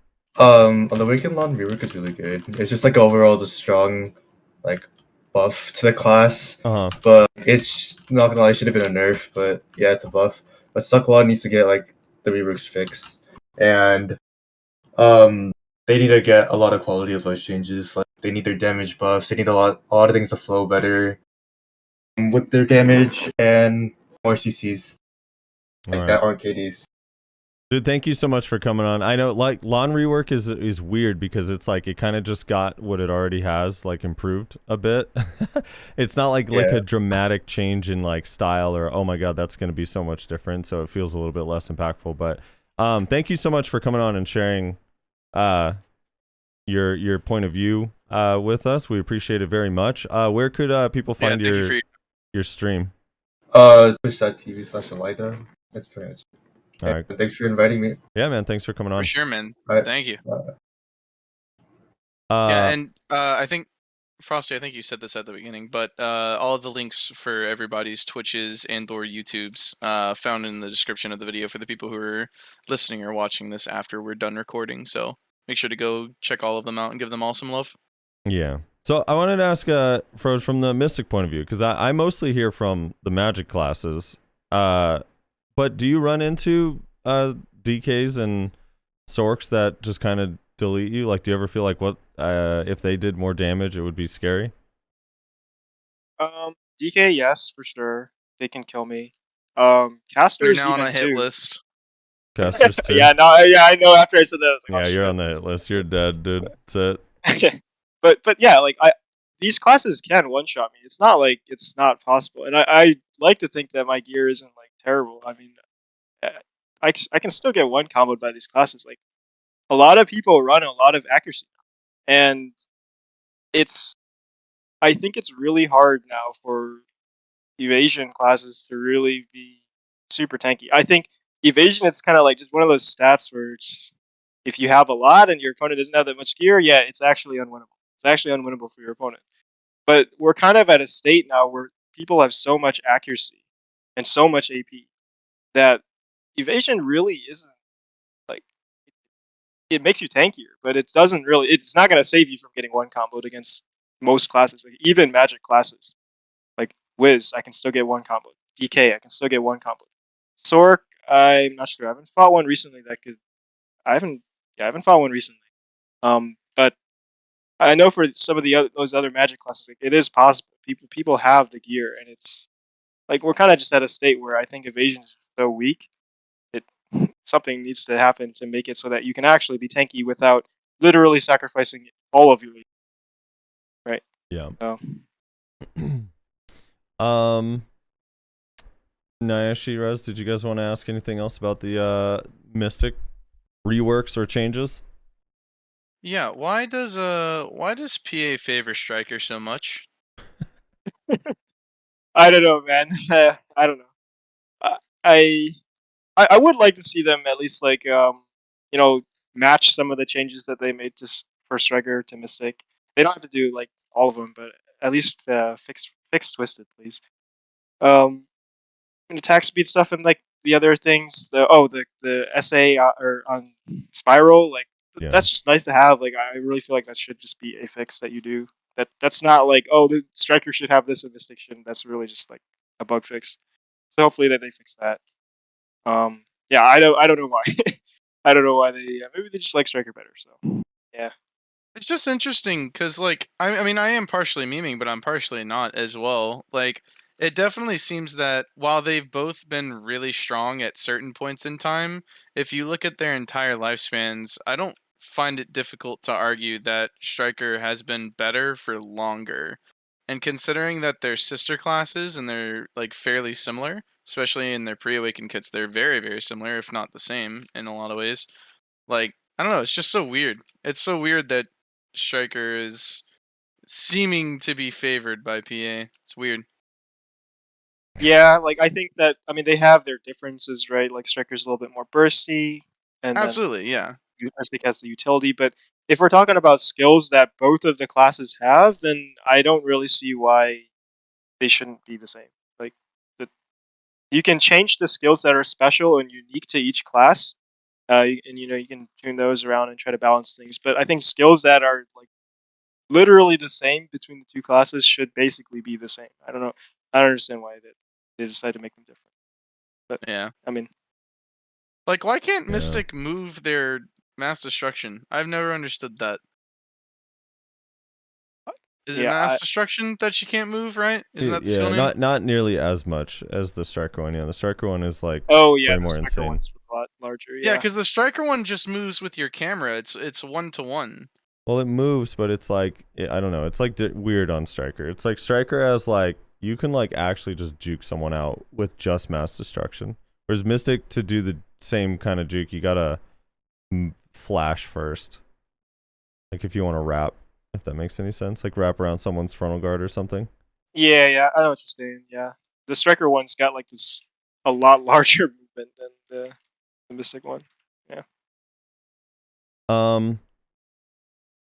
Okay, real quick before I let you go, two things. One about the pet. What do you want changed, like specifically with the pet? Like what if you could make changes, if you had your say, if you were like in talks with Pearl Abyss, like, hey, what do you want changed with the dragons? What would you do to the dragons to make them either more interesting or better? Yeah, that's a good question. I did bring it up earlier as like something that they could look into. To be honest, I don't really know. Maybe you could give it some sort of like unique debuff or something. Like if you get hit by a dragon, something happens. I don't know necessarily what that would be. But I think that they should just make it more rewarding for you to actually get dragon casts off. And maybe the simple answer is to just give it more damage. So if you do combo properly, you are able to get the shards, and you decide to expend shards on damage rather than mobility, like you're rewarded for it. Like you will actually do a lot more damage. Maybe that's like one way to just fix it without adding like some new thing. I think that they should just make the the trade-off, like the decision tree, a little bit more interesting. Because right now, yeah, I mean you have to decide you want damage, you want mobility, and to be honest, like the dragons, they are nice, but I don't know, it definitely doesn't feel like it's like a make or break. Like I'm gonna definitely kill you now if I get a dragon kind of thing. Usually, sometimes it's true. This is gonna be Mystic trivia. You ready? Let's see how well you know your class. All right, so the Sea Burial skill. Sea Burial skill has three separate damage damage types. All right, so the base damage is 1205 times 6, and then it has the text where if you use 10 shards, you do additional damage, and if you use 30 shards, you do additional damage, and it shows at the bottom what the 30 shard damage is. 531 times 1, max 4 hits. Do you know how much damage in addition, or how much additional damage Sea Burial gets when you use only 1 shard? Oh, I am not sure about that. But what I do know that might be kind of interesting is I think Sea Burial 3 shard actually does quite a bit of damage. And usually like, people will like opt for Wave Orb, which is true. I mean, Wave Orb does a ton of damage, but like sometimes the Sea Burial 3 shard is actually pretty decent. Yeah. There's also like a slight change they made on the rework where like they linked the two, like the flow of Sea Burial, you're forced to cast the flow now. Right. Like, you can't just cast the first one, which I don't understand why they did that. I feel like they should have just left it so that you still have the option whether or not you want to commit to the flow. I don't know. I feel like it's an unnecessary change. Let me give you the answer to the Sea Burial question. The answer is nobody knows because it's not listed or stated anywhere in the whole game for some reason. So fucking dumb. It actually tilts me so much. Maybe it doesn't actually do anything. Yeah, it says it does additional damage and uses a shard, but doesn't tell you how much. Why is it consuming my shards? It doesn't even say what it's doing. It's so dumb. Oh, yeah. I was hoping in the reworks we'd see like, dude, how much is that? I'm like just curious. Is it just pet damage? Is it like additional damage to Sea Burial? Does it also do that additional damage with the Dragon Eyes effect if you have 3? It's like what is the damage? It's so sad that it's not listed. What is that? Yeah, I don't know. The tooltips sometimes are just not very helpful. Yeah.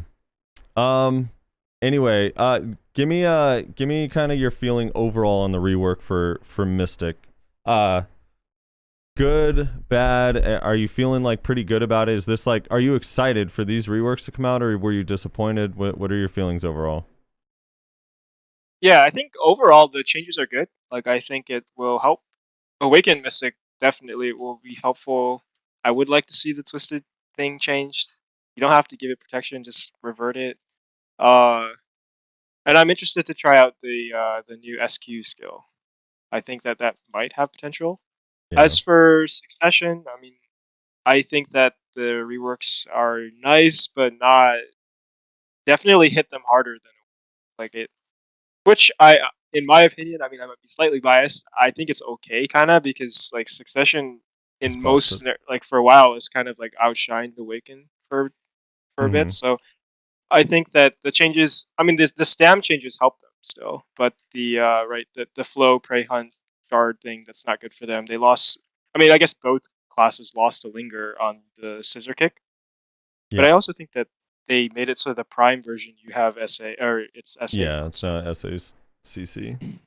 Yeah. Oh, and also that kick in Pre-Awakening, they lost a linger on that as well. But I think overall, like it's definitely a bigger buff to Awakening. It's a nice buff. I think both, like the stam changes will be useful for both. I think with some changes, like they could fix some of the issues that suck players have with the change, and then they would be still fine. I don't think it's definitely not going to make either of the classes like broken or whatever. But I think that's fine. I think they will still function pretty similarly to how they do now. Just it'll feel a lot nicer to play. They'll have more options, especially with mobility. So yeah, that might be cool, man. Well, thank you so much for coming on. And I know it was like I baited you like a month ago for coming on the show because everyone was saying that Archer Mystic was about to be reworked, and then that ended up not happening. So thank you so much for still coming on the show. Oh and yeah, taking they time. did say that, didn't they? Yeah, the leaks or whatever said that. Yeah, it was like, oh, it's going in class order after Warrior Ranger. So everyone thought it was going to be either Sork or Berserker, and then there was like some weird, oh, we data mined it. It's going to be Archer and Mystic next, and it turned out to be Striker. So literally everyone was wrong. But I wish they put us up there early. Maybe they would have given us like a huge rework. That's so strange that they didn't put Striker and Mystic together. The only sister classes to not be put with each other. That goes Is to that show true? how they feel about it. Do you not count Valk Warrior a sister? No, those are not sister classes. They don't even have the same skills. The only skills they have in common is like fucking block. Hey, no, they have sideways cut, dude. No, about? I do not consider. I have never considered those sister classes.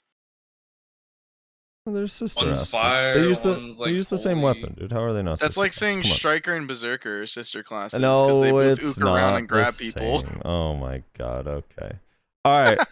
They're both toxic SA block classes with a grab and sideways cut. Okay, they're the same class. I'm throwing in sideways cut in there for the additional comp. Anyway, Froge, thank you so much for coming on. I appreciate you taking the time. Do you want to give any shout outs to anybody at all? Any final I guess words? shout out to Damo. Shout out to Damo. Yeah, shout out to Damo for teaching me a lot of stuff to start, and I mean just being GM. So that's pretty. He's done a lot. But yeah, thanks for having me on the stream. Yeah, don't worry about the debate like a month ago. Honestly, it's hard to tell what PA is like planning for this, especially with this rework. So many things have changed, and it's all just kind of different. So no problem about that. It's been a great time talking about some of the class balance. So convince brother. Thanks for coming on. Convince Damo to get crawling back in the Node War scene. Dude, that's the thing about crawling is like Rez, why I'm like shocked that you didn't hear about them is like after they left T1s, they like were like this. I don't know. They were somewhere in the top 10 of like strongest guilds on the server. Yeah, it was insane. No, I know.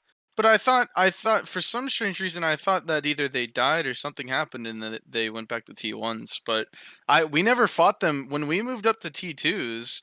We never fought them, and so I saw them like in sieges and stuff. And then one day I stopped seeing them in sieges, and I never fought them. So everyone was like, "Oh, well, I guess they went back to T1s or whatever." But I guess we just avoided each other. I don't know.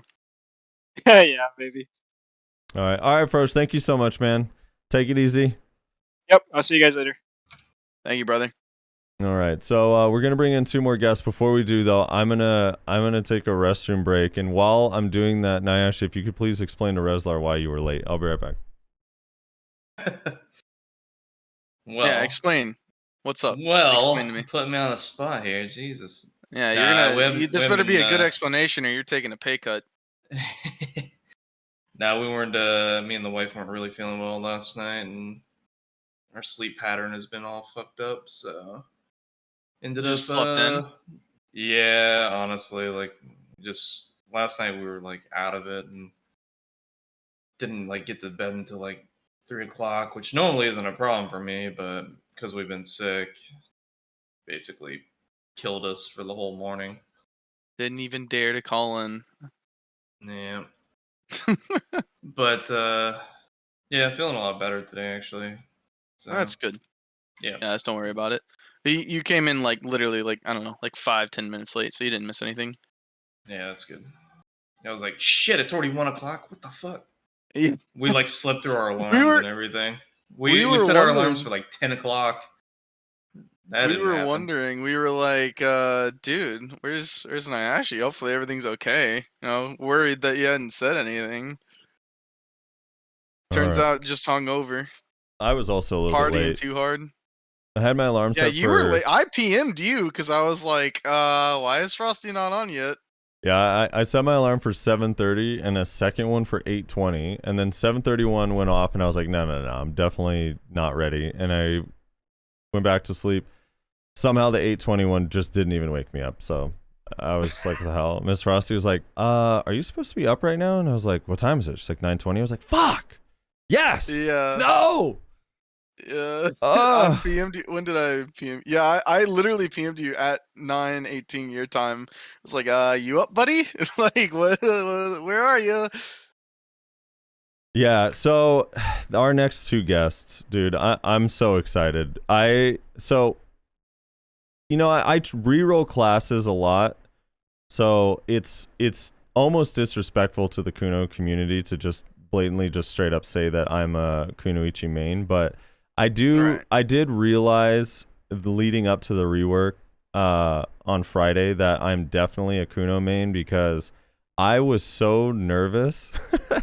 Like my stomach was turning like in those last 10 minutes before the reworks went up. I was like, oh my God, what are we going to get? I started like freaking out. I care. Apparently I care so much about this class and I'm super excited to talk to Reezy about it. I think Reezy primarily plays Succession, but he does like Awakening, and I think he wanted a lot of cool things for Awakening. I do have a question, though. Okay. Do you think you would feel that same way if Hash was getting reworked as well? It would be not quite the same, but I would be pretty fucking excited. Yeah, I would love if Hash got. What would they even rework on Hash? On Hash, just make it good, better for large scale and Awakening, and ignore Suck Awaken entirely. Hash could use quite a few changes. Yeah, just ignore Suck entirely and make Awakening better in large scale. That would Suck is fine where it is, but Awakening probably needs a little bit of love, but that's okay. Dude, yeah. Anyway, so I was super excited, and then the day that it came out, so we went over all the reworks on stream, and I didn't end the stream until 3 a.m. And then I was up for another hour arguing with Kunos, who all were telling me that the rework is shit and does nothing and blah, blah, blah, blah, blah. And I was like, so I'm really curious how Reezy's going to feel. And separately, I don't know, Rez or Nyashi, did you guys read the ninja notes? I did not actually get a chance to see the ninja notes. I already know they're ridiculous. Oh, they're ridiculous, Nyashi. They're ridiculous, and I'm really excited. You're seeing Why are you excited? I love that you two didn't read them because the reworks make this class busted, dude. And I can't wait to hear Blockjump. Yeah, I feel like here's the thing. I'm not even kidding. From every non-ninja, all I hear is how insane ninja reworks are. But from every ninja, all I hear is about how dog shit they were, and it's literally just that line. Yeah. Like, well, here's spoiler alert. Ninja Succession got only one thing, and Ninja Awakening got two things. That's it. They got the smallest notes of any of the classes of all the reworks across the board by far. Like, by far the smallest. Succession's note. Let me read you Succession's note. You ready? I'm going to read you the whole thing right now. Prime Dark Frenzy, which is the Chaos Spree. You know, the frontal guard skill with all the little slashes in front of them. Prime Dark Frenzy has been changed as follows. Skill damage and critical hit chances increased. And they changed it from 628% to 984, and they gave it 10% more crit. And second bullet point, after using the Prime Red Rain skill, when SRMB input is maintained, Prime Dark Frenzy skill has been improved. That's the entire Succession. That's their notes. I mean, that definitely sounds like it needs to be brought down a peg. It needs to be brought down. But now their main hand got a bunch of changes that identical with Kuno, and we'll get into all of those in a second. But let's bring their guests. So I'm gonna end this call and start. Let me create the chat. Yeah, you gotta create the. Honestly, I think that's indicative of how that class's current state is. Yeah, we'll see. There's definitely some things that they wanted and had hoped for. Like, for example, I think some reasonable things like accuracy, or just PvE buffs in general. But you know, things happen. You know what? This is crazy. All the ninjas, they can blame Armin now. You know, he's supposed to be their spokesperson. That's right. I do think that this is mostly in Armin's fault. Yeah, you can blame it almost entirely on Armin. That is 100% for sure. Armin's gonna message me later. What the fuck? Yeah. All right, here we go, man. Let's call and start the new one. Here we go. All right, and for those of you who don't know, we are bringing on Blockjump and Reezy to talk Ninja and Kuno.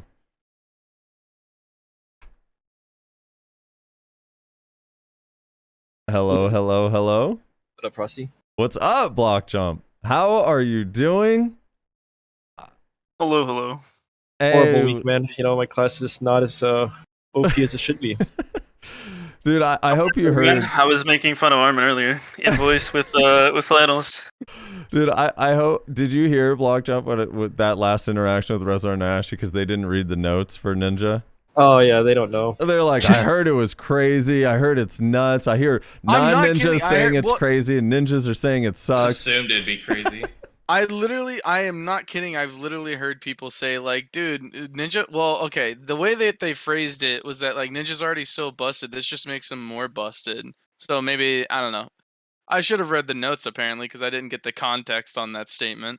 Hey, with the main hand though, they got some cool stuff. It's just that their Awakening and Succession didn't get very much. But anyway, dude, thank you guys both for joining me. I appreciate both of you coming on. This is both you guys' first time. We've not had you on Blockjump. One of the reasons why I was kind of hyped to get you on Blockjump is because you do play. Right now, you're playing a lot of Awakening, but you did have a long stretch where you played mostly Succession. Yeah, I played a lot of Suck when it came out, and then I mean, even recently, I've been playing a lot of Suck for like wars and stuff. And then Reezy, I think it just goes without saying. Godlike Kuno, you know? I mean, this one's obvious. Obviously, it was going to be Reezy. Or I was hoping it was going to be Reezy anyway. But I do also think one of the reasons I like Reezy is he doesn't hate... There's this weird thing in the Kuno community where, like, Awakening players hate Succession and vice versa, and I don't know why, and Reezy's a little bit more... He likes... I think you like both, or at least respect both. I play both. Yeah, play both. So, I don't know why. There's this... Like, Awakened Kunos, you know, like Luna and Jalise. I don't know what their deal is, man. They hate Succession. I think it's just a thing across the community in general, personally. Yeah, that's true. There is a little bit of a dilemma. But usually within the class boundary, it's like, I don't know, do Awakened ninjas hate Suck ninjas or vice versa? Yeah, I think it's generally like that as well. Yeah, it's a superiority complex. Oh, okay. I see. All right, well, let's start with you, Blockjump. If you could please, I know everyone probably knows who you are, but if you could introduce yourself and give yourself a little bit of a shout out, where people could find you, your stream, your YouTube, and how long you've been playing BDO and why do you play Ninja? All right, so I've been playing BDO for I think a better part of like 4 years or 3.5 years now. I basically mained Awaken Ninja for the longest time. Haven't rerolled besides just doing small tags like Twitch and stuff like that. But I mostly stream on my Twitch, which is just twitch.tv/Blockjump, and then my YouTube channel where I mostly do my montages and then some guides every now and then. But main reason I play Ninja is because it looks cool. That's literally the only reason I picked it. Yeah. Looked like anime-esque at the time, and then stick for it. Pretty much the entire time. I saw the recent Hot Boys montage. We watched it. Yeah, that's a fucking banger. It's pretty good. It's pretty good. I did enjoy it thoroughly. The first one is also super good, but this one was quite good. Migs is also a beast. Yeah, Migs is a class abuser, man. That's why that class didn't get any changes. Reezy, if you could introduce yourself. I don't know if you stream or have YouTube or any of that, but if you don't, shout out whoever you'd like for that. But how long have you been playing BDO and why are you playing Kuno? I've been playing BDO since about late October 2019, and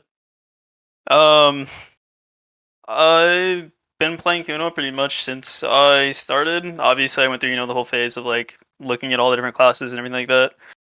Naturally gravitated towards Kuno though, because it's kind of like the archetypical, character design that I enjoy across most games, most MMOs.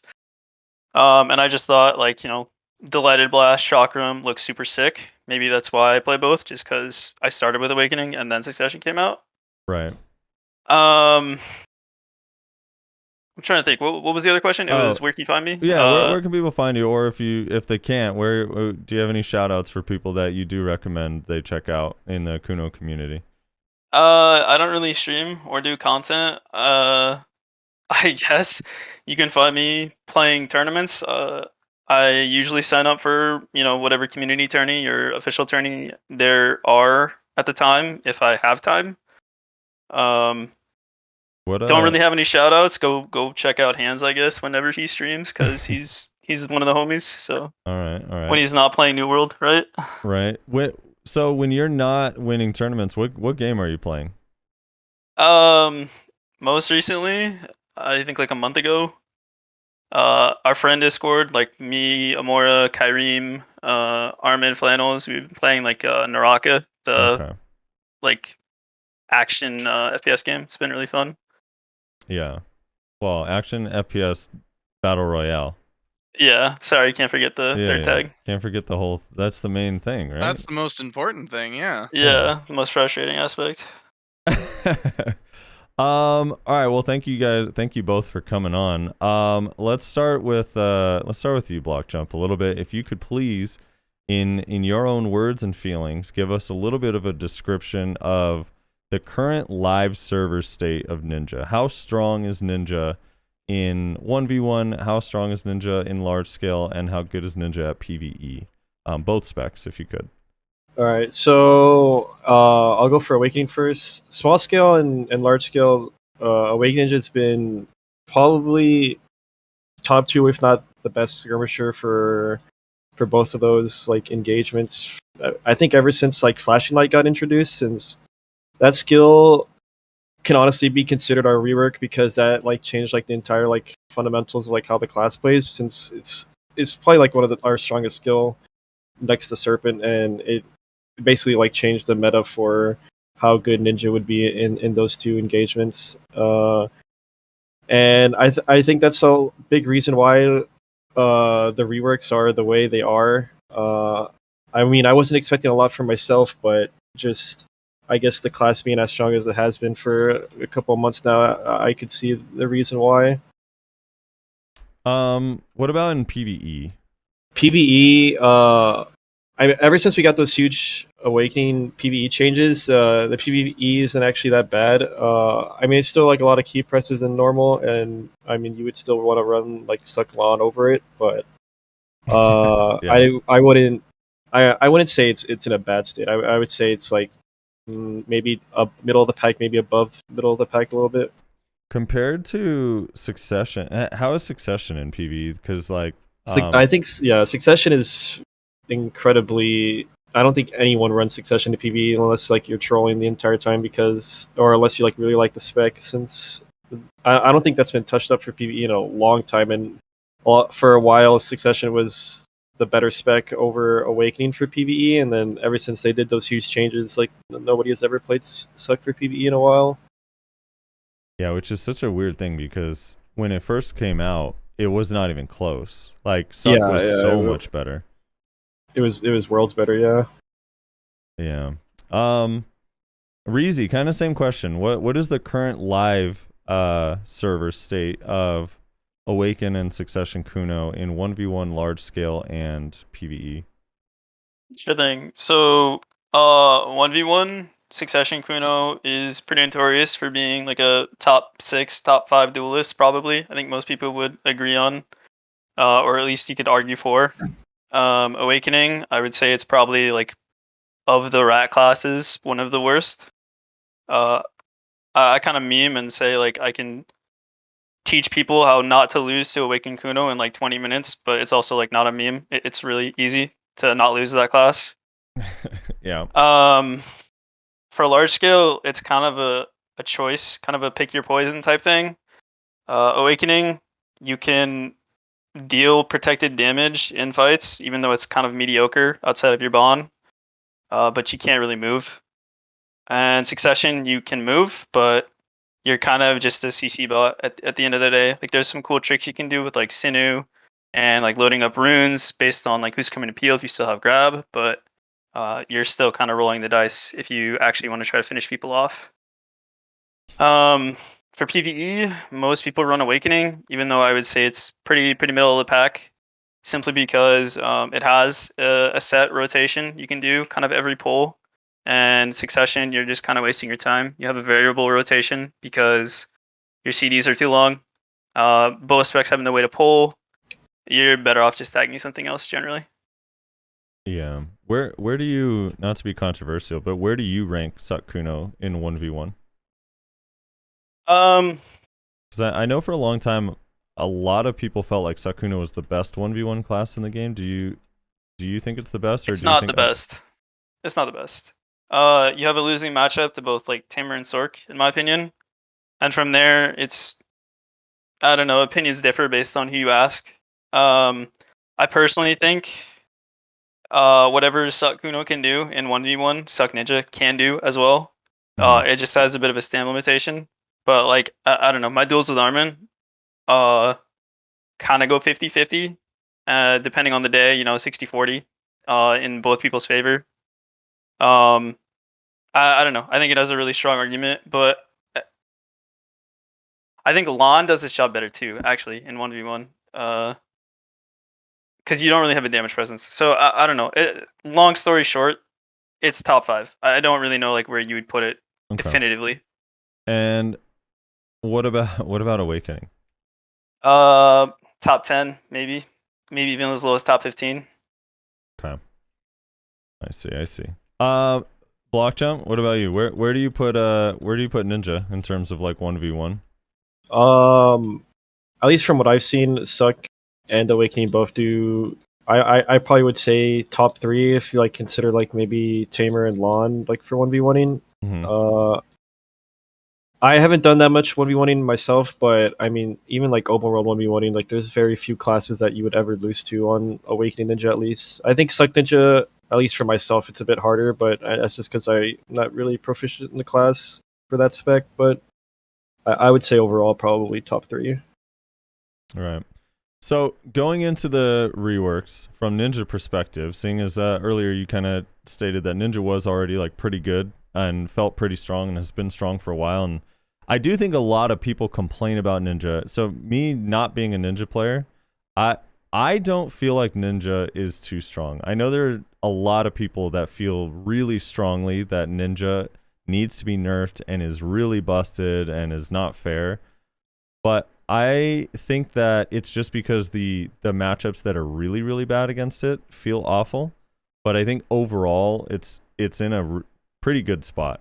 Yeah, I would say the same. So what was Ninja? What were you hoping for with the reworks, and what was the Ninja community hoping for with the reworks on Ninja?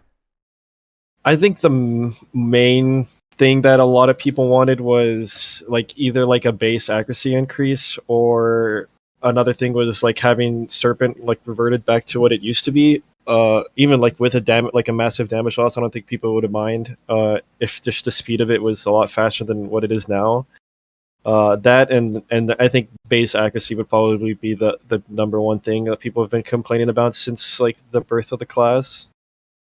Yeah, one of the at least one of the misconceptions I notice with a lot of people that don't play the class is whenever I talk about accuracy on Ninja, everyone's like, "Well, Suck has good accuracy," and it's like, no, Suck actually has worse accuracy. Yeah, I definitely think Suck has worse accuracy. Like even like when I like start trying to play like Suck over Awakening, like finding certain people, like it is definitely like it feels a lot worse on Suck than it does Awakening. Yeah, people forget when Suck came out, Blade Spin was 25%, Fatal Blow was 15% accuracy, and then they just removed both of those and made Blade Spin only 5. Which basically means any of the modifiers on Awakening are just higher than Suck because Suck just doesn't have any, and both kits get to still use hard aiming, so it's not like that's exclusive to one or the other. Yeah. What about as far as like PvE? What were ninjas hoping for in PvE?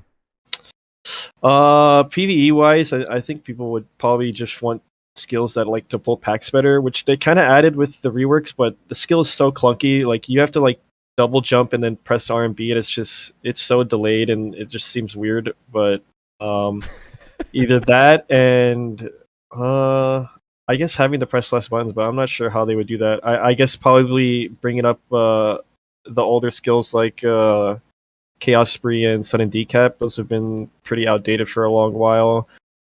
They increased the AoE on Sudden Decap a little bit, but I don't know how good that would actually be until like I actually tested it, and the same with the Vacuum Slash. Right. So for the pull thing, this happened for both Ninja and Kuno. They basically made Kunai throw and Shuriken throw an AoE if you jump first, which I find very, very odd. Yeah, I think they would have been better if they just like made the R&B like a slower cast or something. Like it just seems so weird that you have to jump for it. Yeah, so I get the argument that like, well, if for example on Kuno, Kunai throw has the slow debuff, and in succession with the Ghost Rune, you also have the stiffen. But the thing is like what they did to Musa Shout and Oppression is they made the PvE AoE portion of it not have the effects of the PvP AoE portion. So I don't see why they couldn't just make the Kunai throw always this same AoE and just make it so unless you're directly hit by the kunai, you don't get slow debuffed or stiffed.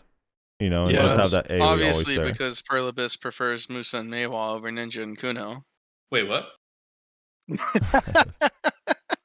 Sure, you guys did get better polls. What were you gonna say? Something, Reezy? I was just saying, I think the only reason Kuno is on jump is because of the slow, kind of like what you were saying, but Ninja doesn't even have the slow on their R&B, so like there's really no argument for it to just not be baseline on Ninja. Yeah. Yeah, it's not even like the having it like on every shuriken throw to like make our class godlike in PvE, like it's still, or even like for Kuno too, like I just don't see any reason for it to not have it. It's weird.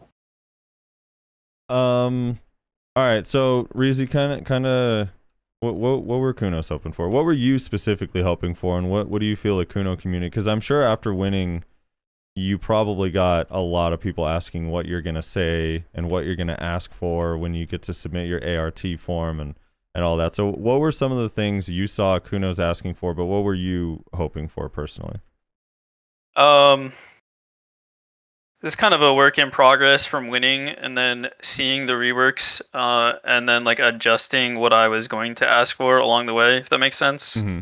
I know we all submitted feedback prior, but I had a bit of an opportunity to like kind of send some feedback after the fact. And so I guess to talk a little bit about it, the big one for Awakening, I guess I'll start Awakening.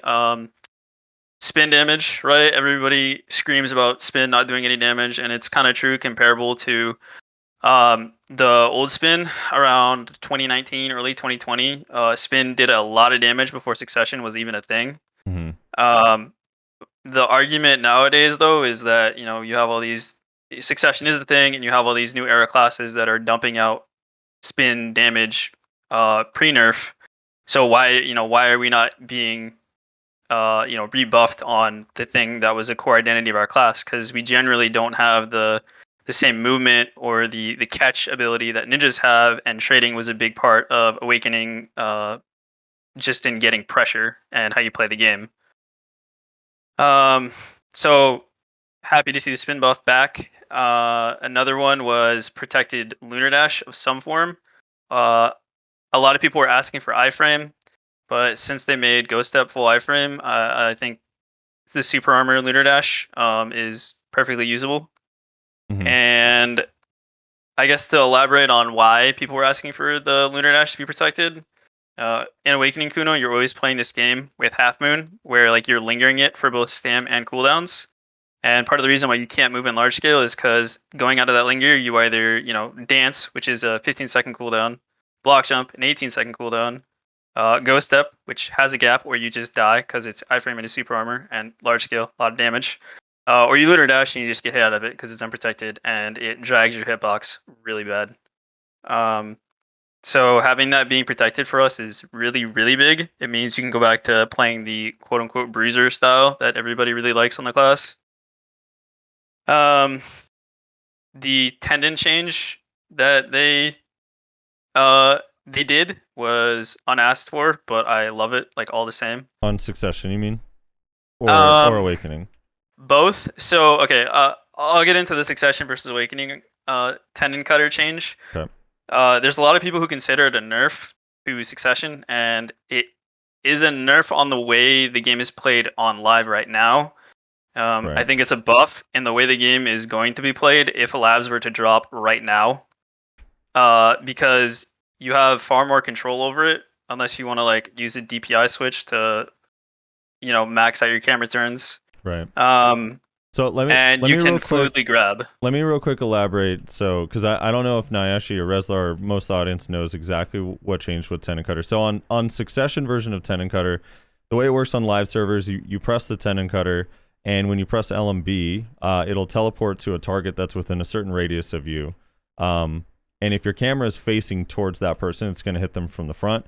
If you turn your camera around, it effectively turns your Kuno around. So when it teleports to the target, it actually hits their back and floats. So they removed it automatically teleporting to your target. So instead, when you press LMB, it instead just does essentially like a crescent slash animation after Tendon Cutter. But what they changed is now instead of only being able to do it after the third movement, you can do it after any of the movements when you press LMB. So if I press Tendon Cutter, I could move only one time and do the dash. And correct me if I'm wrong, Reezy, because I was kind of making the same argument. I think for the average Kuno, it's for sure a nerf, a really, really hard nerf, because a lot of people do crutch on Tendon Cutter.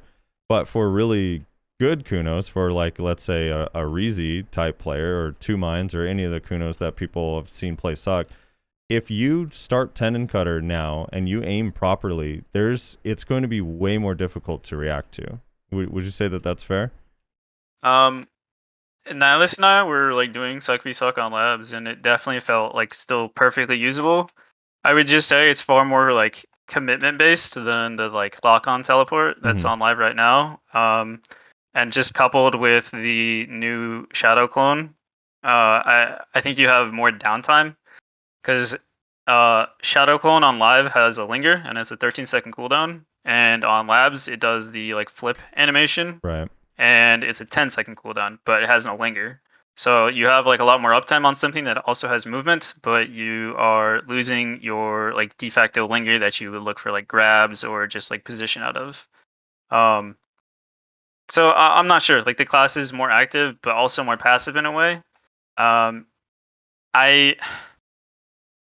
think thematically, just based on how the class wants to play, the live version of Tendon Cutter is better for the class, assuming all of these classes aren't about to lose all their gaps, but on live they have gaps, and on GLab a lot of classes are currently getting their gaps like removed in the case of Striker. So I'm not really sure. It's kind of something I'm open to hearing the community opinion on. I personally think if we wanted to go back to live Tendon Cutter, then we should like nerf the rune system, which I'll get into in a minute, and ask for like FG Explosion to actually pressure people in the like SA meta we're heading towards, that we're already kind of in anyway. Right. To elaborate on the rune system, so a lot of people wanted the rune system reworked because it kind of just doesn't do anything on a lot of stuff. Currently, there are 3 runes. There is Ghost Rune, which comes off of 3 abilities, and it's the the Tendon Stiff, or not the Tendon Stiff, sorry, the Kunai Stiff everybody knows. And there is Rune Release Stomp, which does double damage on Stomp, and the other big one, I guess, is the 3 Rune Release on Wheel, which just gives you a lot more damage and heals you and adds a bleed and yada yada yada.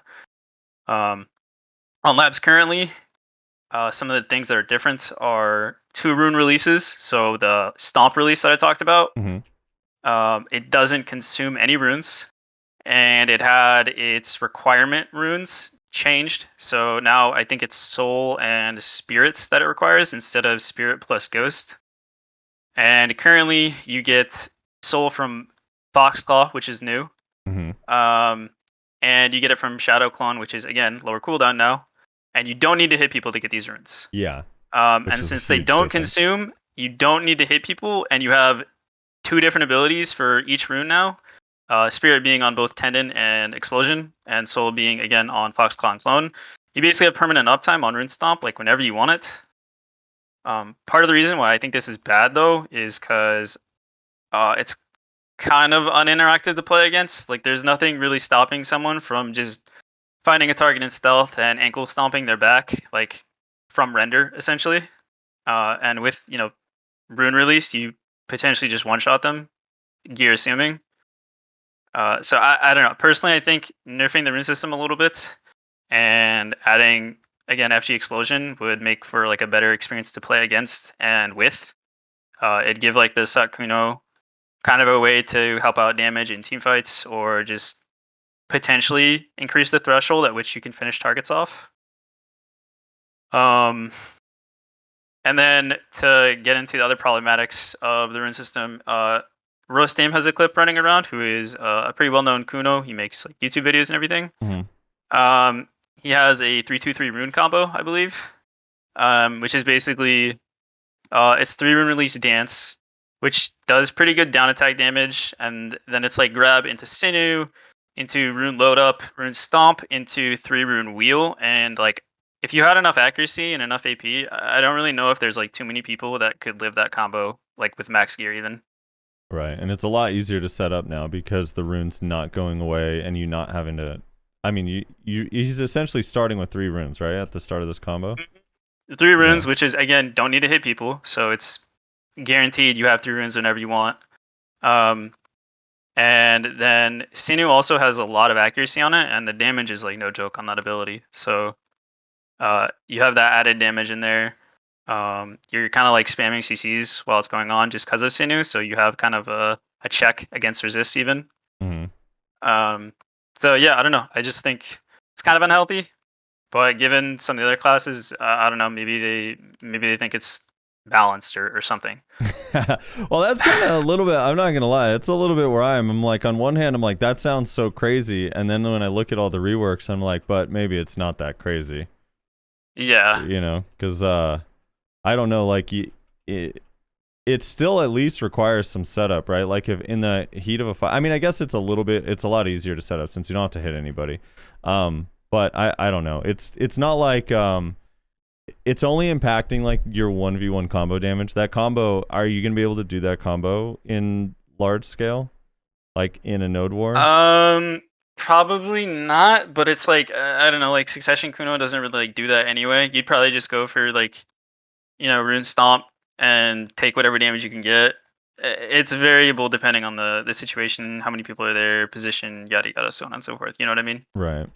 So with the rune system change, just to give an idea of like how much damage and it actually can impact, like with the cooldown reductions on Shadow Clones and Shadow Explosion, and the rune system no longer disappearing. So essentially, if you're grinding every pack, you're gonna get the Shadow Stomp rune and the Wheel rune plus the Shadow Explosion damage. Like, how much impact do you think the rune changes are gonna have in PvE? In PvE, it's probably like really really good.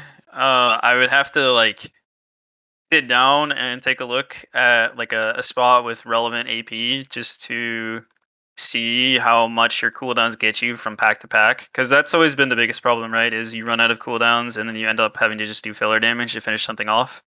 So assuming this goes live as is, it could make your grind like a lot more chill. Still, the pulling skill is a big issue that probably can't get around. So you still need to figure that out at least. Blockjump, let me move to you for a little bit here. And since these changes for Ninja Kuno it happened to both of them. Like the major changes that happened to Ninja were changes that happened to both Ninja and Kuno because main hand stuff.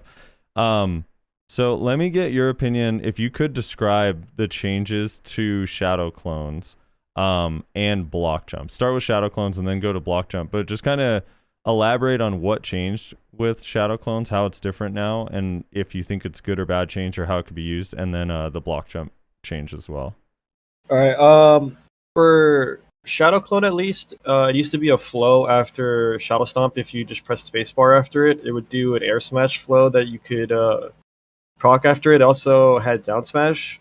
I'm not sure how for Kudos it was like for comboing, but at least for myself, like I would almost always use that skill after Stomp in a lot of instances for filler damage. And what they ended up doing is they made it so you have to hotbar it and gives you like a small dash back, and I guess that's like pretty much the only thing out of it. Like it dashes you back and you can stomp out of it instead, so it's like kind of like the reversed rolls over what it used to be, and you're not allowed to proc it after Shadow Stomp anymore unless like you manually hotbar click it yourself. Overall, I think at least to myself, I think it's a worse change than what it was. I definitely preferred the flow after Stomp instead of needing to do clone and then Stomp. It just seems like a unasked for change. I can't see why like any reason for at least Ninja to have a flow like that changed backwards. Or I guess like what are your thoughts for? Well, yeah, I'm kind of curious, Reezy. What are your opinions on the thing? Because like when I go like Stomp, at least in practice, and I don't know, latency's kind of weird on here. But did Ninja get the SRMB command, or they can only hotbar it? Is it SRMB? I thought it was only hotbar. I'm pretty sure it's SRMB for both. Okay, because like I think it's only hotbar for us. So like when I go Stomp, Ninja is only hotbar. People are saying Ninja is only hotbar. I could go test it, but at least the SRMB version feels just as fast as before. The only real difference in like if you go Shadow Stomp SRMB, is that you move backwards, which I guess is, I don't know. But also it has different implications for succession. But I guess like the non-succession version, Reezy, do you agree with what Blockjump said, or what are your thoughts on Shadow Clones? I think you have a lot more control with it now, and it's kind of nice just for like mix-ups. In 1v1 scenarios, you have non-stam halting movement that can, you have the option for stomp out of it. And I was doing a little bit of testing with it. It seems like it's kind of a moving hitbox. I had Nihilus cast it a bunch, and I tried to dance into it, and it stops my dance short, but still applies the slow. So I'm not in immediate range for grab off dance like I normally am. So it's possible that there's like some stuff you can do with that too. The like stomp into clone thing was cool, but you run the risk of air smashing too, just because that's inherent to the ability. So that kind of ruins the idea if you're trying to be consistent, at least in my opinion. I don't know. I'm a fan of the change. I don't really mind it. I could see if ninjas can't hotbar it, I can kind of see why they'd be bothered. Like Reezy, I don't know if you remember when Succession Kuno first came out. Like, you know how slow clones kind of felt for some reason, like the prime. That's a little bit how this feels. Like the hotbar version feels slower after stomp. There's like a pause, but the SRB one is like instant. It feels like the normal spacebar clones. So maybe that's why that kind of sucks. I can see that, and it could also just be that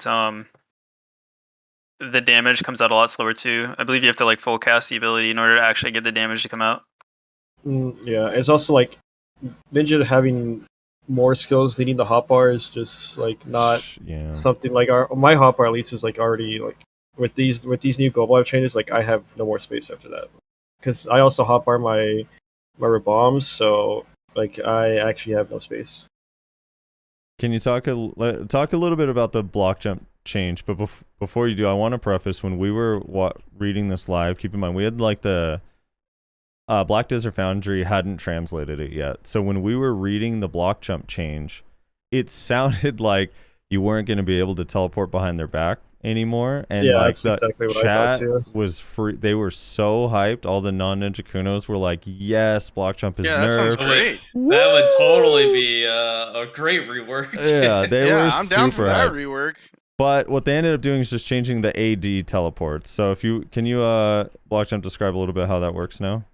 So when you use Blockjump now, it gives you 3 options. You could either land behind the player that you're targeting, or you could pick between left or right, like in like what it's like positions. Mm-hmm. And in those 2 positions, there will be like 2 little logs that pop out, and when you actually land into those 2 positions, I'm pretty sure it increases the duration of your iframe, and it lets you stiff the target if they're close enough to it, and then also use any skill out of it. So it kind of works the same as what Blockjump was now. If you were to just stand still inside your Blockjump and not move, it's basically what that is. It just repositions you into those 2 positions. And like in terms of like counterplay against it, like it's gonna be like pretty insane as a as a change to what it is now. Dude, it's so wild to me. Like if you go now, because Ghost Step they made full iframe and removed the SA portion. So if you go like Ghost Step, Blockjump, wait for a second, choose one either A or D to teleport to the block, and then Ghost Step again, like you have like 3 seconds. It feels like tree climb on Tinder. Yeah, I would say it's like about the same as tree climb. Yeah. And then if you're slowed, it's going to be like even crazier. So. Do you like this change? Yeah, I think it's like the only good rework change that we got, like in terms of like a skill that actually got reworked. I would say it's actually a really pog change. Reezy, I don't know how good it is. It's for like balance, but yeah, I mean it's fun. It's fun. Reezy, your thoughts on the change?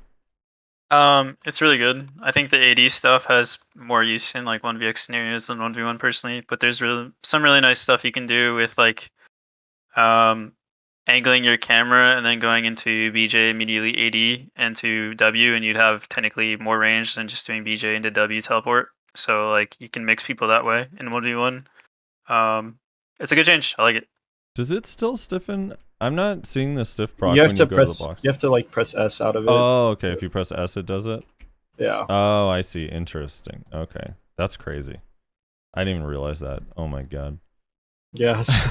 I think it honestly needs like an indication of which side you pick, like maybe like a small indication, because I mean you're invisible that entire time, and like I don't know, it seems kind of ridiculous, but what's this be? Yeah, that's pretty nutty. It's gonna be hard to. Yeah, I mean that's actually it's so funny because that's what I thought the Lucius snare was gonna be for DK when they showed that change, but that one like just consumes their dusk cooldown for the iframe and then leaves them stuck unprotected after, and the the distance is even smaller. So it's like everything about it is like better than that version. I don't know. It's pretty crazy. So this change is a little bit more. Oh, Brace got removed from shift space. Have any of you guys figured out why this is? I'm super confused. Maybe because of smoke screen, like My got understanding changed, is it's but- unintentional. Yeah. It's I guess- unintentional. Yeah, my understanding is they I don't know how much I can and can't say on some of this stuff. Okay. There was an idea about baking it into target chase or something. I see. I think they just fucked up the keybind for it. But Interesting. I would still complain about it all the same, just in case, you know. Yeah, it's in the another hotbar notes. would be vile. I hate that it has to be, dude. Yeah, like Blockjump saying like I don't know, and Suck Kuno is even both. I really. It's just weird because you can do it in Awakening on Ninja. You can shift space for Brace, but you can't do it in Pre-Awakening. Interesting. Yeah, like if there was something they replaced with shift space, then I could kind of at least understand like, oh, they put this on shift space instead, but there's nothing replacing it. So, it's kind of weird. Let's see. Hard aiming cooldown got reduced to 20 seconds, and now hard aiming and fatal blow both cancel shadow stomp. So if you use shadow stomp after hard aiming or fatal blow, you can instant stomp. Your guys' feelings on that change? Good change. Yeah, They removed the stam cost, or yeah, the stam that too. halt rather on fatal blow too. So basically, this change just means you don't have to halt your stam with fatal, and then you also don't have to go step into stomp or whatever afterwards. So just nice stam change to combos. Yeah. It's also super nice that they removed the side / spacebar proc off that. That was like actually like the bane of my existence that entire time Reezy's been out. Yeah.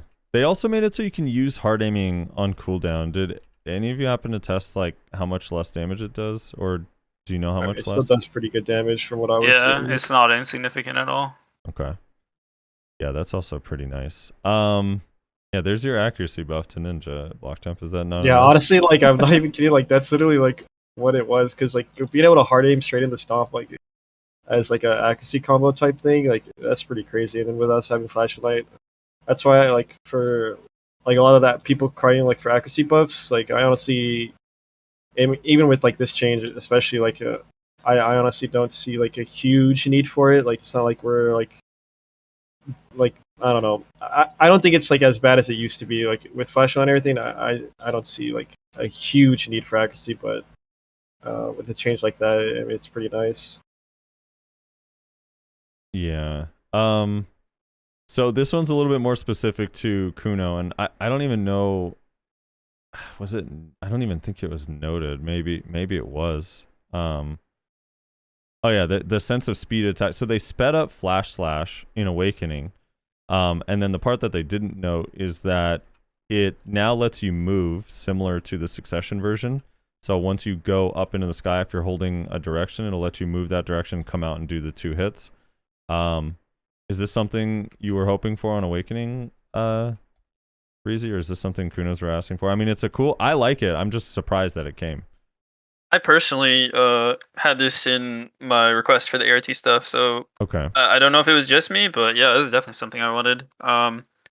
One of the like big issues with Kunos that they always complain about is, you know, like you look at Ninja and beheading is really useful a lot of the time, and just with the way the game has scaled movement wise, Flash is useful some of the time or very rarely, just because the unprotected windup is kind of long, and you don't really get the CC off it that much. So a lot of times you just end up using it as a protected stam regen. So now you actually get to like reposition off it. Sometimes you get the CC. It just leaves you with better options more often than not. I'll put you like that. Yeah, it's super fun. And then they also changed, I guess, so you can't do the smoke cancel with it, which I for me personally I think is okay. But on Succession, to kind of separate the two, they made it so Succession you can now move for the stiffen land if you raw cast it, not smokescreen. You can move once for the stiffen land and then move separately a second time for the damage. Was that also something you were asking for, or is that just I kind of tried to reach for the stars with that one a little bit. I didn't know if they'd actually give it to us, but yeah, that was something that was asked for as well. I wasn't a huge fan of the way you always had to kind of burn smoke in your decisions for Kuno, especially Succession. Like a lot of your decisions revolved around smoke. Yeah. And so it just kind of makes it so you don't always have to use that, and maybe you can find a little bit more use for just raw flash in larger fights without having to risk getting CC'd on like the edge in order to get a good position after you dash. So yeah, I'm a huge fan. Really, really like it. So we got the weird pole skill where you can jump. You guys agree that it's not really good enough, right? Like, it's not really going to benefit us that. I mean, maybe it'll. I don't know. It doesn't even seem like it hits that many mobs. You have to like really aim it. Like, for example, if I'm looking at the scarecrows in Battle Arena, if I don't hit the back scarecrow, it's not going to hit the ones in the front. Like, if I hit, it's not going to hit everything. If I hit the front scarecrow, like, it literally only hits those front mobs and isn't even going to pull like that much. It's like kind of weird. I don't know. Its hitbox seems really very impractical. odd. Yeah, and jumping is like, I don't know, jumping in this game overall, and Ninja Kuno, it's like it feels better than a lot of other classes, but jumping in general, it just feels so bad in this game. So I don't know, I hate It's just not really something you're going to want to do over and over and over again while you're grinding. That's my take. Yeah. All right, let me talk about Ninja Awakening real quick, Blockjump. You guys got Murderous Intent can be used from pre-awakening. With a skill slot, so you guys get another thing to put on your hotbar. Yeah, it was a lot of fun. How impactful is this? Is this something you're gonna use? Is this something you're looking forward to?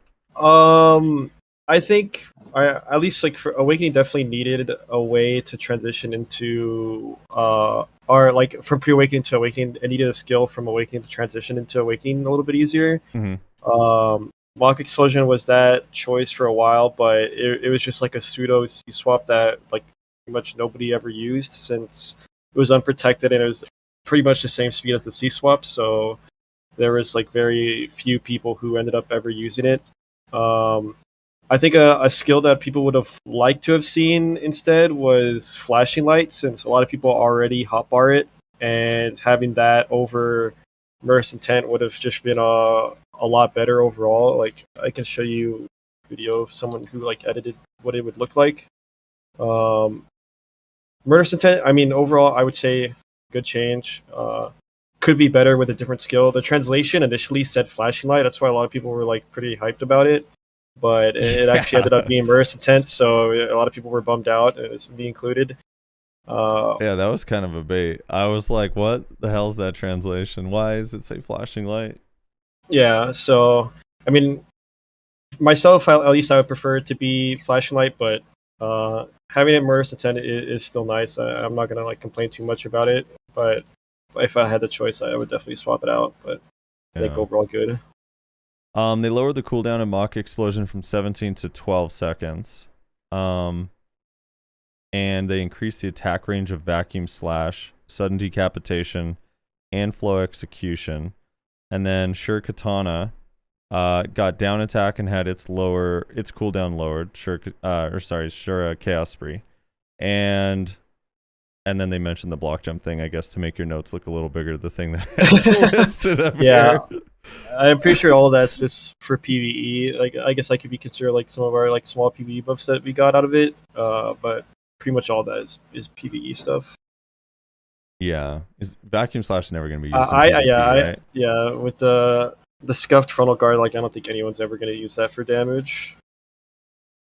Yeah, so I mean the ninja ones are pretty tame overall. Yeah. And I was kind of surprised just because I mean, don't I was know, like- hoping that they would rework like stealth or something, like anything, like something. I wouldn't even care if it was like reworks that like in turn like nerfed us a lot or even a little. Like I wouldn't mind either or just something different for the class after all these years. Instead, we basically just got a patch that would have like been a normal patch like on any day. right. Said. That I think is the main misconception for the people that don't play ninja. When I think most ninjas, not all, there's some obviously that just think like ninja needed massive buffs, but for most ninjas, I think the reason the rework is disappointing is just because new stuff is fun. Like even if it's not busted, just getting new stuff and changes make the class more fun and interesting. And when you've been playing for a long time, it's like, I don't know, you just kind of want to experience some new stuff. It could even just be visual things like the extra blades on the slashing the dead animation. Like, even if that skill is exactly the same, it looks cool as fuck. It's like, whoa, dude, that's crazy. Yeah. Now, I do think there's hope for that because, like, Violation, well, Turnback Slash did change on Awaken Sork, but Violation is essentially the same. But they gave them both completely new animations, but not until the 3rd week of their changes. So there's definitely a possibility that Ninja still gets some new animations for some of its skills just visually, which I think might help make it feel better. It just is unfortunate to not see him in the beginning. Musume was a good example of this too, because they essentially gave the exact same change to Oppression and Musa's Spirit, but Oppression didn't get any animation change. But Musa's Spirit has like a brand new fancy animation, even though they both got the same AoE increase. So I have a feeling that it's just not, the art, I guess, isn't done yet. So maybe there's some stuff that's going to come to Ninja. Well, it's important to recognize that it's only week 1. I saw a confusing comment on Reddit in which someone asserted that PA stated that this was it. Like, no. Yeah, No, a lot of people on they did Reddit not were like see saying that it was like it was doomed to like that their budget ran out or something, and like this was like the last week. Yeah. I think it was in that same exact thread, and I was like, "What are you people are talking delusional, about? dude. Like, I don't understand."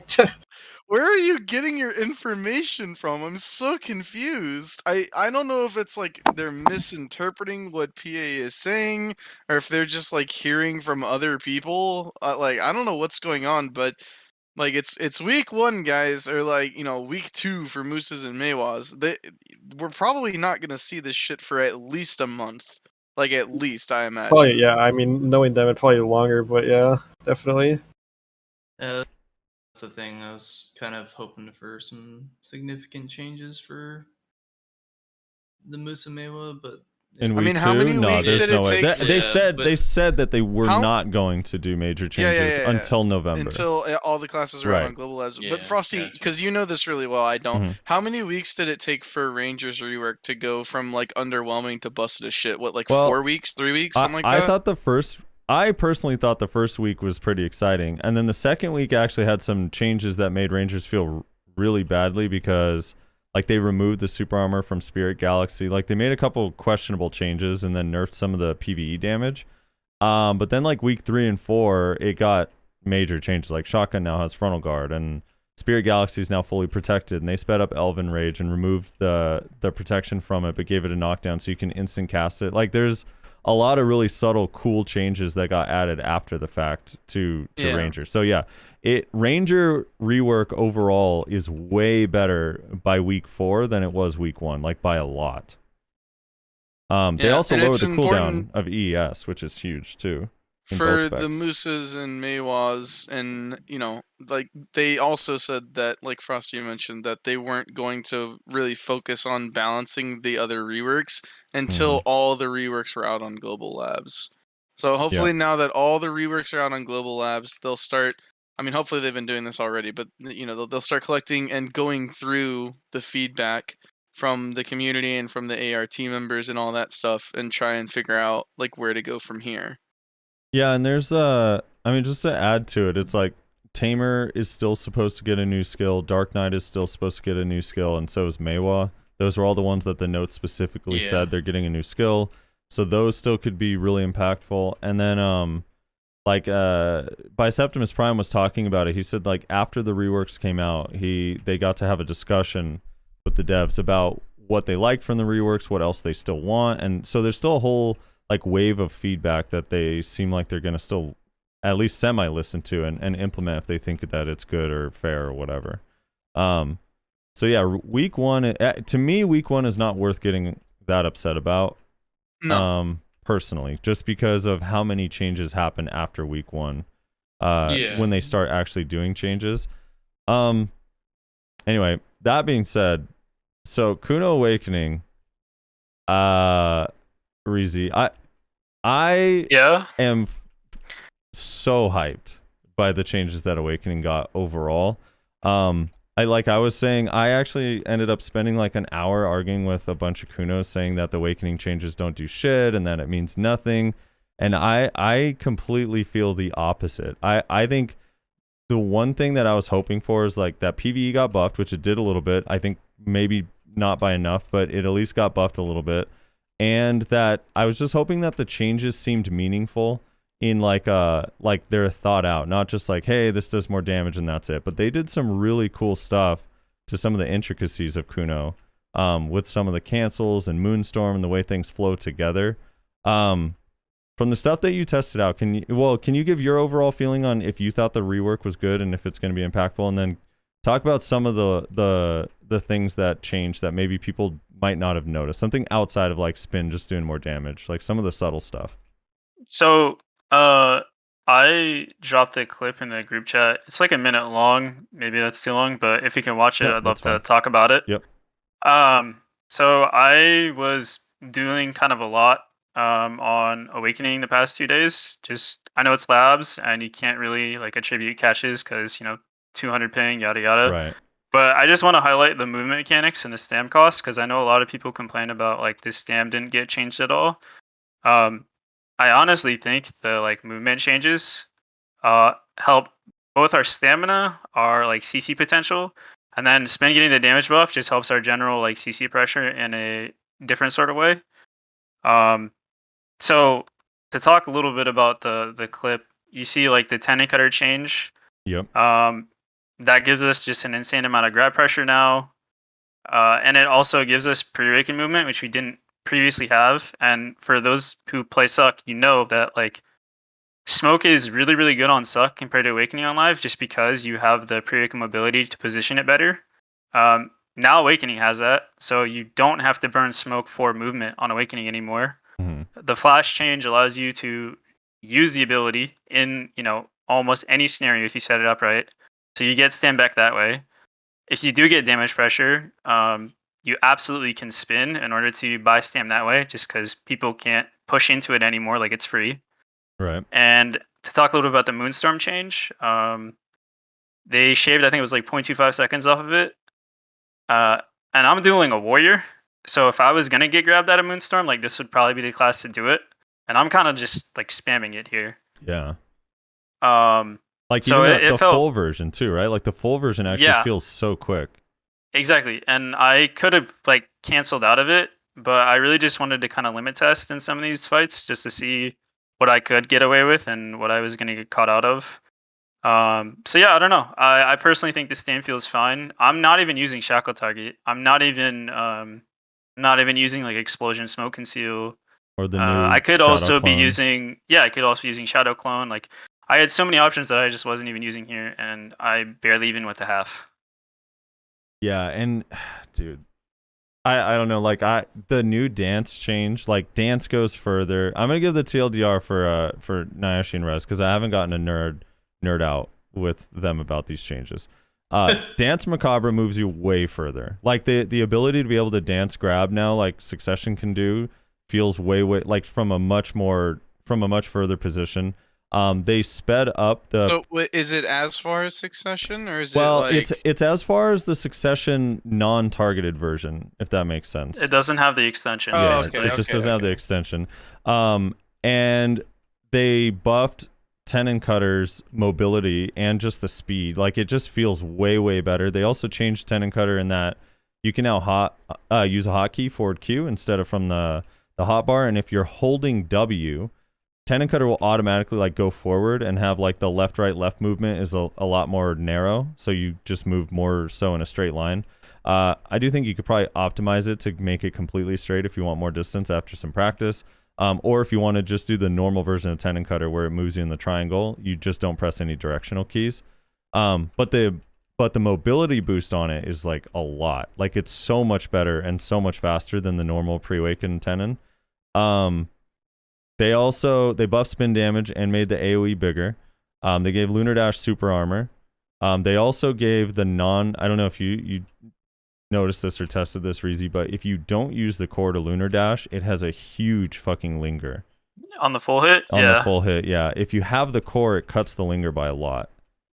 I don't know if that's intentional or just the core skill kind of gives it the old version or what, but yeah, that kind of happens. And then Half Moon Slash now gives you the attack speed buff, which is, especially for PvE, freaking huge. But a lot of times on Awakened Kuno, like, you get, I don't know, you just basically leave yourself open given the attack speed buff, plus it costs stamina to use Shadow Slash. Trying the Shadow Slash is pretty much, it's lucky if you get it without getting punished a lot of the time. Right.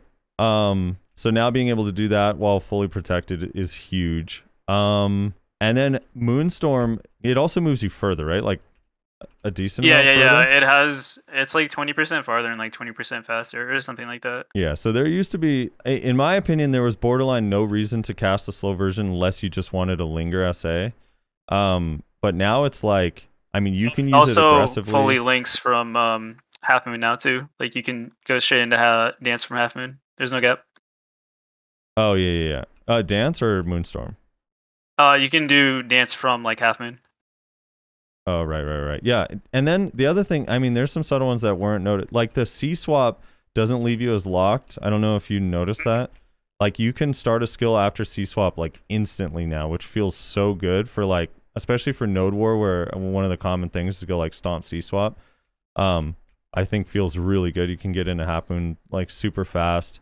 I don't know. The whole thing just kind of blows my mind. I also love the new animation of Moonstorm when the flipping around in the air is like so Kuno. Final hit? Yeah, agreed. Dude, it's so Kuno. Like, it looks badass, the little flippy flip thing. It looks freaking cool. I also noticed they added the new like the I don't know, the block jumps are like kind of weird in it. You see, like, if you slow it down in the frames, you can actually see the 2 block jumps from the new block jump skill.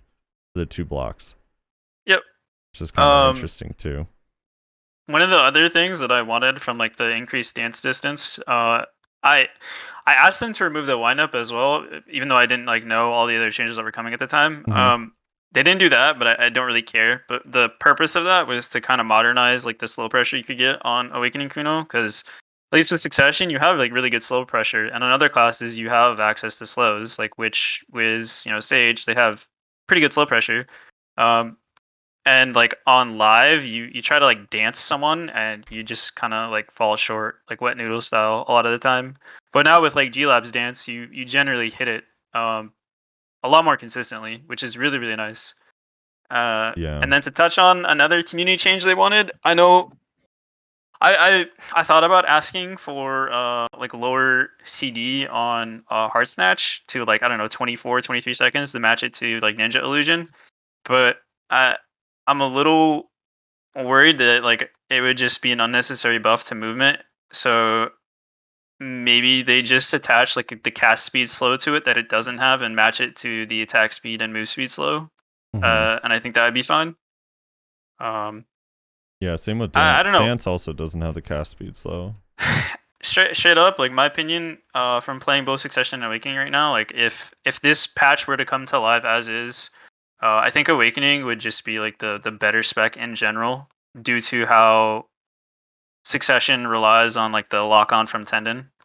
But it's weird because they didn't get any protected damage, and I think protected damage is going to be like really, really, really big in the meta that's coming up. Mm-hmm. So yeah, so all right, so here's kind of like my breakdown of like my feelings overall, and I feel like Awakening, I'm super hyped with what they changed. The only thing I'm a little bit bummed out with Awakening is, actually, let me talk about Sauce Priest Onin, because this one is a really interesting change because this skill actually moves you pretty far forward. Like if you're fighting against, I don't know, an archer or a ranger, to have like forward guard movement, it gives like a little bit of the stance shift vibe that Ninja has to me, even though I know it costs stamina. I actually think it's pretty cool because it moves you way further than I thought it was going to. The original ask that I had for that, or at least the inspiration, was I just wanted something that was like Prime Crescent, but like with no CC, so just kind of like a mini iframe. But it's not as fast, and it's just forward guard, but I still think it's a lot better than the alternative, which is on lives you just kind of ghost step into C swap like over and over, which is just sad that that's like your best option. So yeah, I'm a huge fan of it. It's kind of optional in like smaller scales, but I think it's really really good in like large scale. So for me overall, I'm super happy with the Awaken changes, especially with the pre-Awaken skills that got changed. My only hope would be that the first 2 hits of Sauce Free get the same AoE as the last hit for PvE, and that I just wish, I was a little bit disappointed they didn't do anything with Chain Crash, just because to me that skill's so iconic. At least when I first started Kuno, it was like the skill you were so excited to get to 58 for back in the old days. Yeah, I remember talking to Vib, and he was telling me like that back in the, I think it was LSA days or whatever. It used to be like the primary catch. You know, you do like stealth chain crash or whatever a lot of the time, and it was really really good. I tried to ask for a redesign on the skill, and the inspiration, or at least the idea from talking with Vib, was wanted to ask for something that was kind of like Sork Blade, but if stun wasn't allowed due to like class power budget, quote unquote, then I don't know, just give it like a slow and make it do good damage. But it would have been probably a PvE nerf, so I'm not sure. They left it alone. If they just make it like insane for PvE, I'm okay with that too. I still think the class kind of needs PvE buffs, and the pulling skill for Awakening still a thing, just like Succession. So if they want to buff the AoE radius on Chain Crash and the range, then maybe that would solve that issue a little bit too. And then for Succession, like I'm pretty okay because I like the rune changes. I do think it simplifies it. I'm personally okay with it. I think it's really strong in PvE, and it just makes the damage more consistent. I don't know, Wheel of Wrath, 3 rune wheel when it first came out seemed so nutty, and now even on live, like it just doesn't feel that crazy compared to what most other classes can do.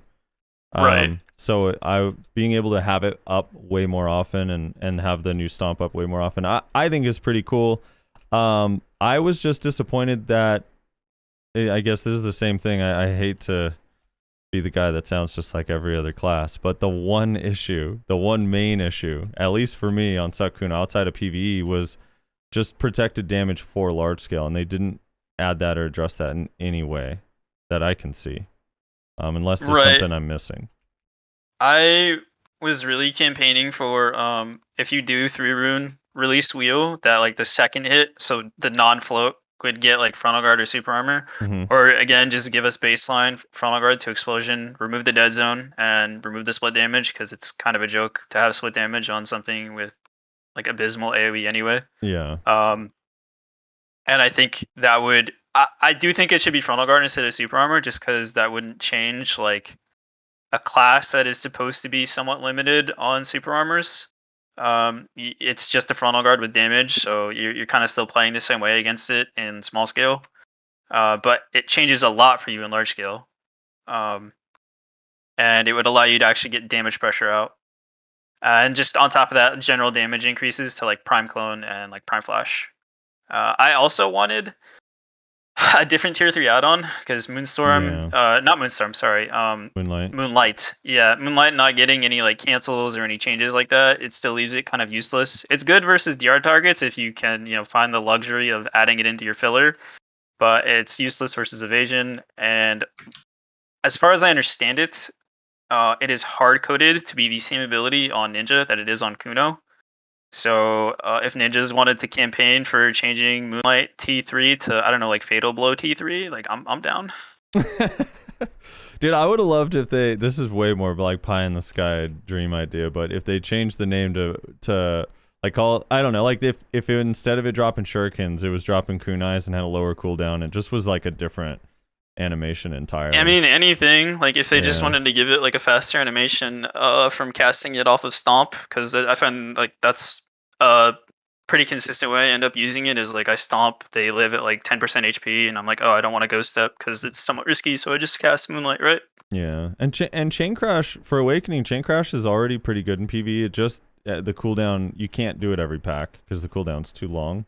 And the stam, right? Yeah, and the stam cost, so it starts to add up.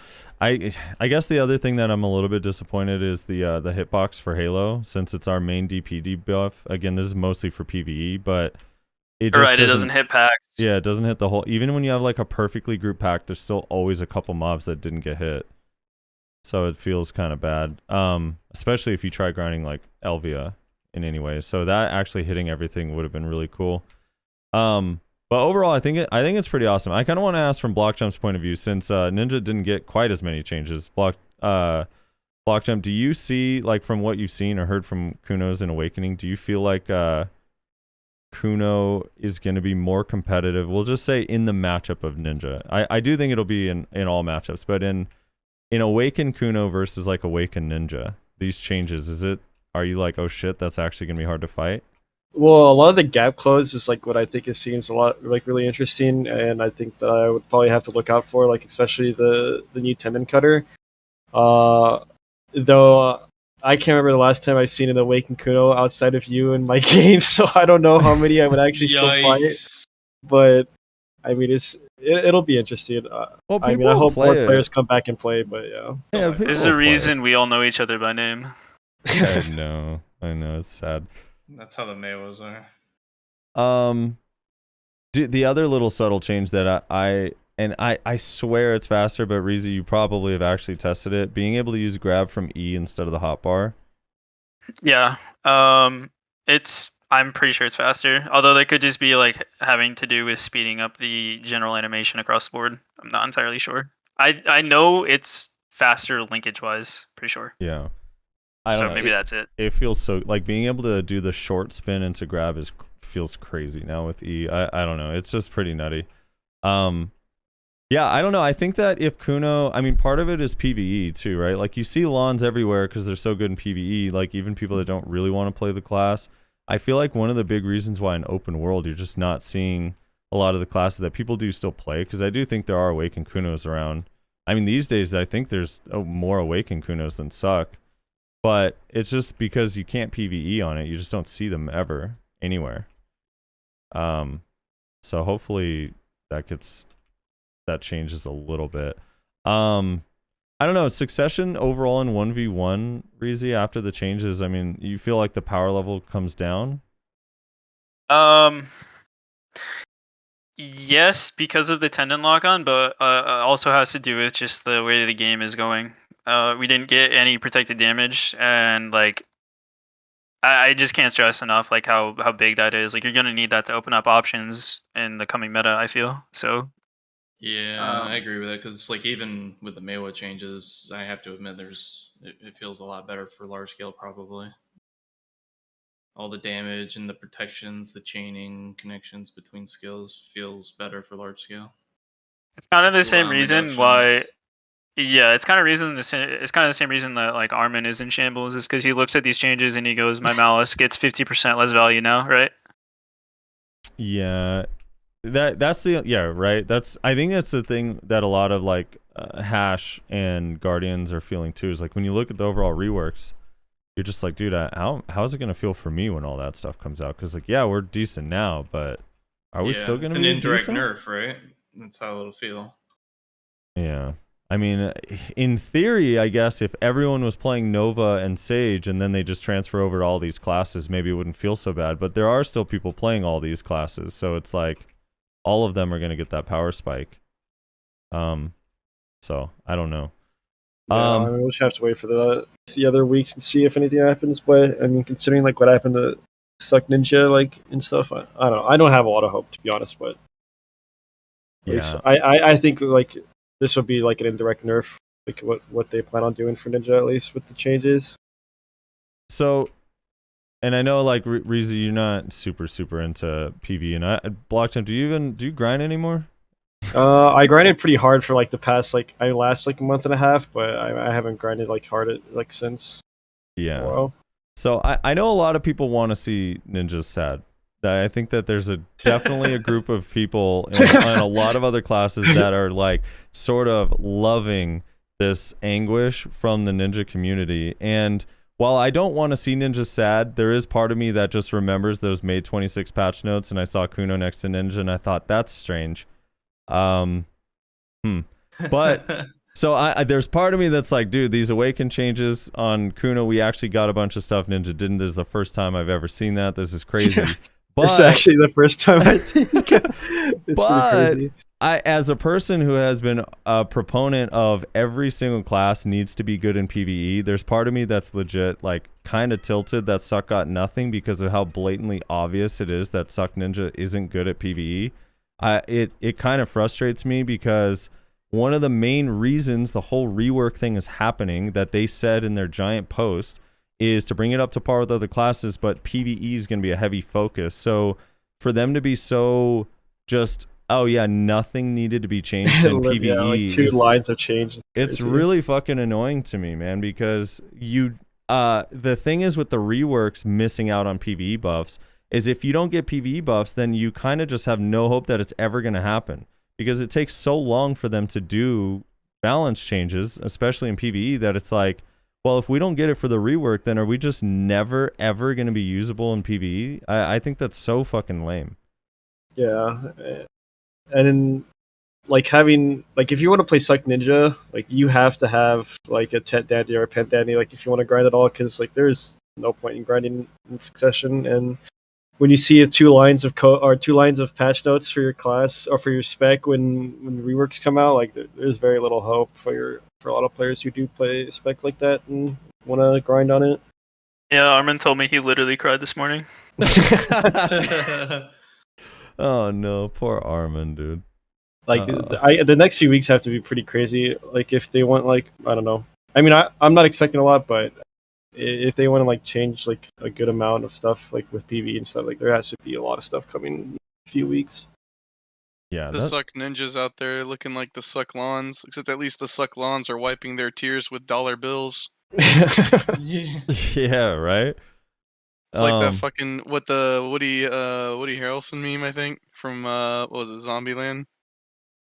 Oh yeah, dude. I just am like, I don't know. I'm. It's crazy because I'm in this like I feel a little bit like happy sad because PvE for me PvE is super important, and I know that, I mean, it's how you make silver in the game, and a lot of people, I know it's easy to say like, well, just play Lahn or whatever, but for a lot of people they just don't enjoy playing those classes, so if they can't PvE on their main class, they're probably just not going to play the game at all or not PvE at all.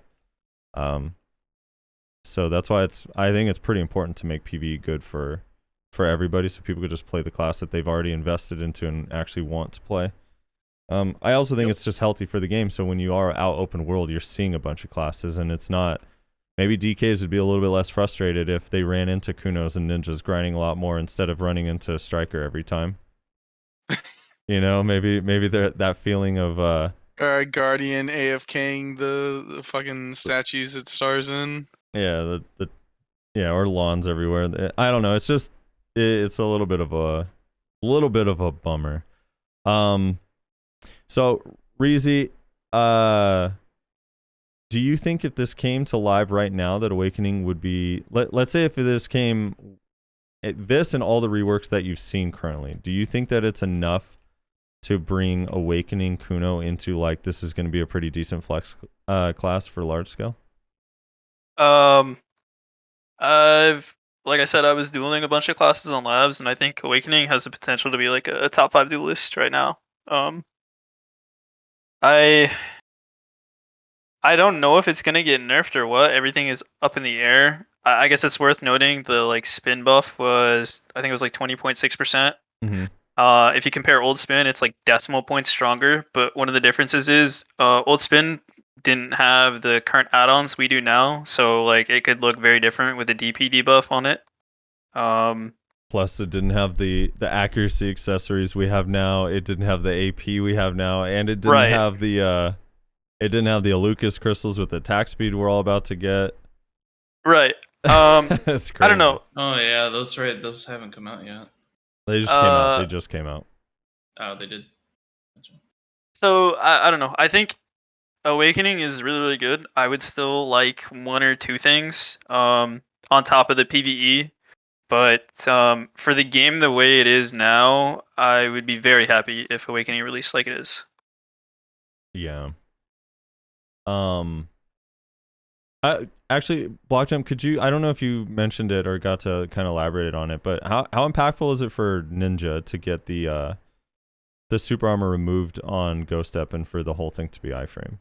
I mean, that's like a change I've been begging for so long. Like I out of like all the changes, in my opinion, even like with the Blockjump change, that's the one that I've like most wanted. And a lot of times I feel like when I do get CC'd or when I get like grabbed out of like my Ghost Step, it's almost always probably because of the super armor, and I'm curious to see how impactful it's actually going to be when it hits live. Yeah.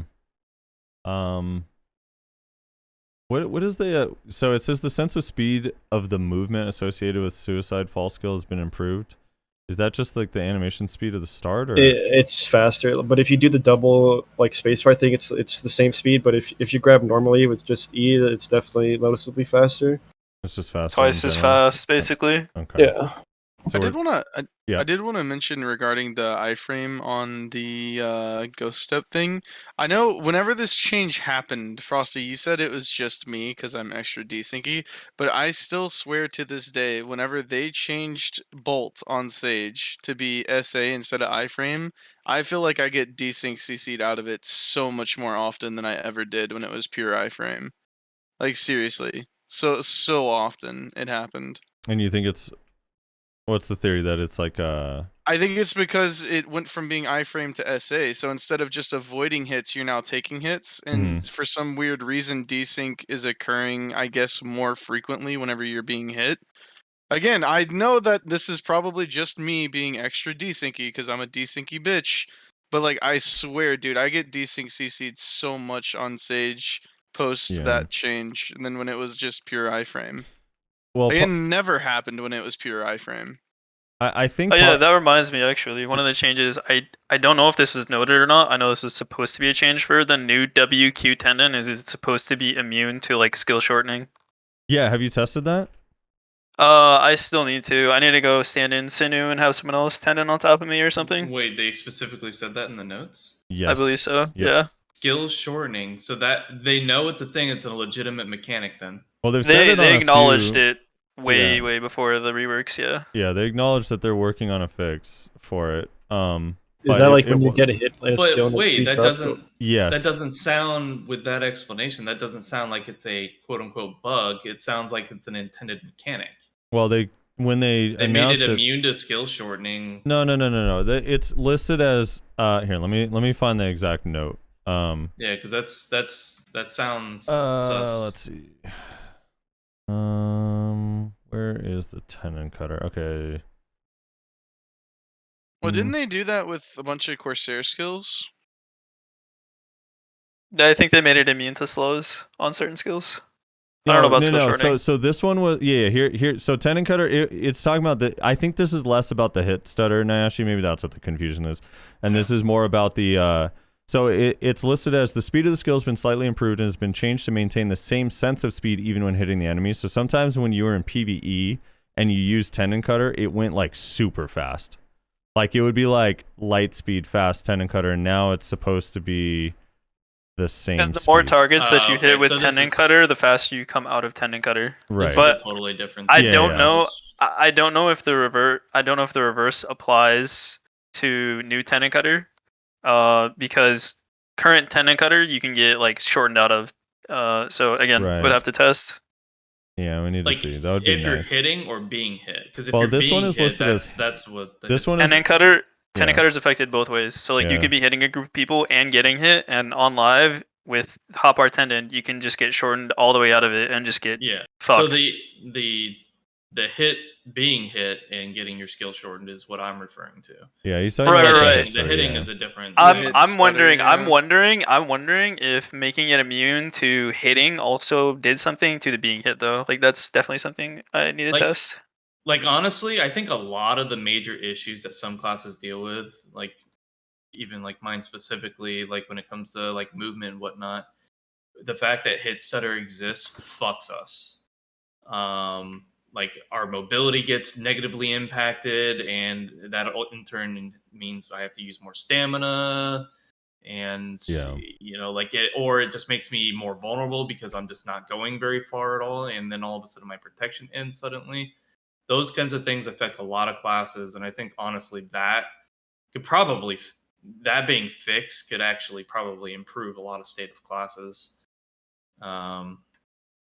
So hopefully they do come up with a fix for that. Like that could change a lot. Yeah. No, the hit stutter thing could fix. I mean, right now it's like because of the hit stutter, everything you just feel like, well, I wish this was just an iframe. But like maybe it wouldn't have to be if you still had your full mobility and there was no like annoying hit stutter in super armor abilities.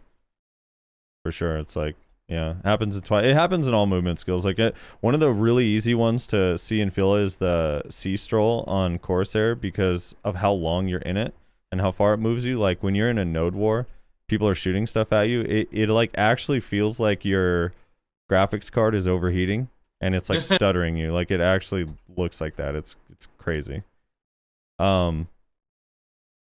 Anyway, yeah. So overall, I don't want to do grades, but overall, Reezy, you're feeling overall on both reworks relative to the other reworks and on Kuno.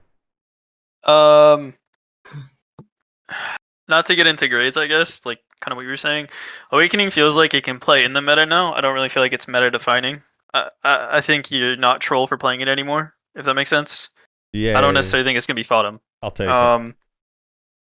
I Fair. think Succession needs a little bit more work than Awakening, but the pre-awaken stuff really did help it. But I don't think it's gonna be good in the new meta. So PvE still needs help on both. Yeah.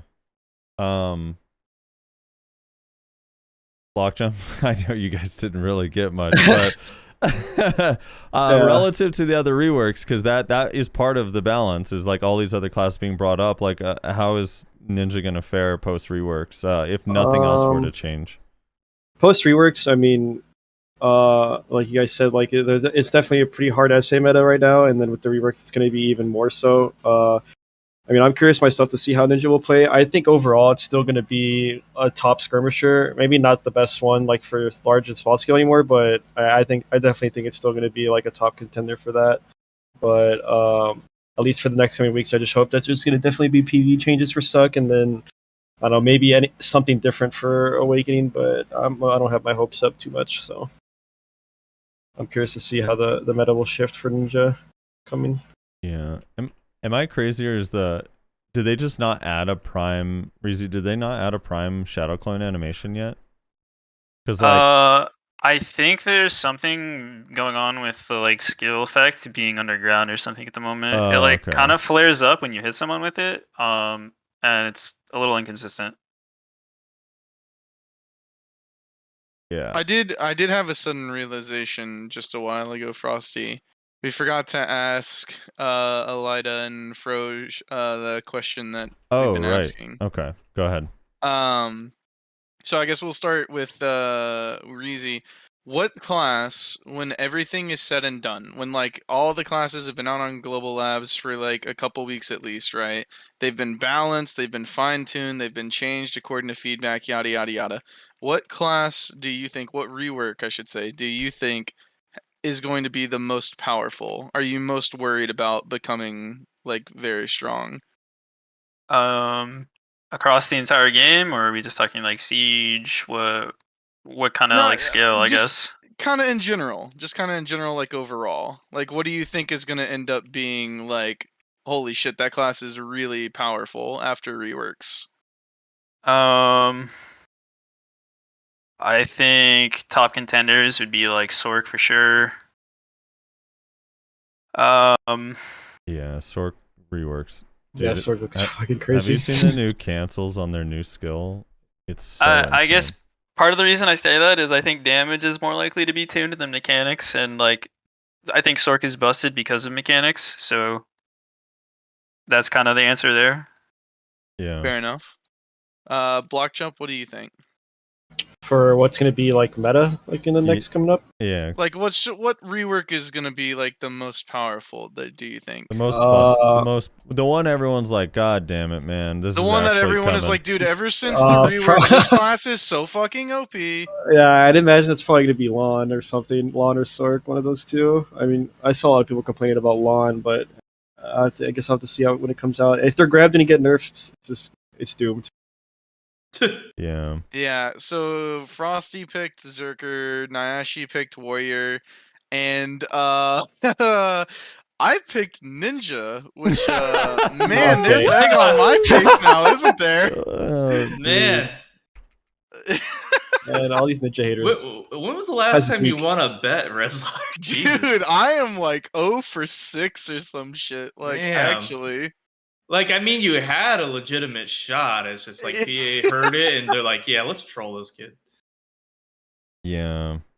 Now, is I too will bad. say I still feel good about my odds because there could be like An a insane boomerang week two. effect. Yeah. There could be a boomerang effect where they feel like, oh, we didn't do shit for Ninja in week 1, so here in like week 4, let's just give them their actual like rework and we'll do like a 5-page essay of changes, right? Like right before it drops. I know that Striker is seen as extremely weak in Korea, which was apparently one of the reasons why they got so many I completely forgot about changes. Striker. Yeah. Oh my Yeah, god. I say so Striker. Never mind. I hope you guys are ready for the next wave of Striker buffs coming next week.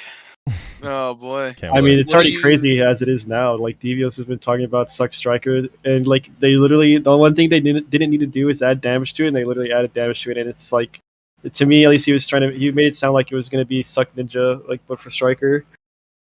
See, that's why I'm Or, thinking there's like, still some hope. abilities. Maybe they'll still buff the damage on like 5 more skills on Kuno, you know, just to keep up. Who knows? Let me ask this.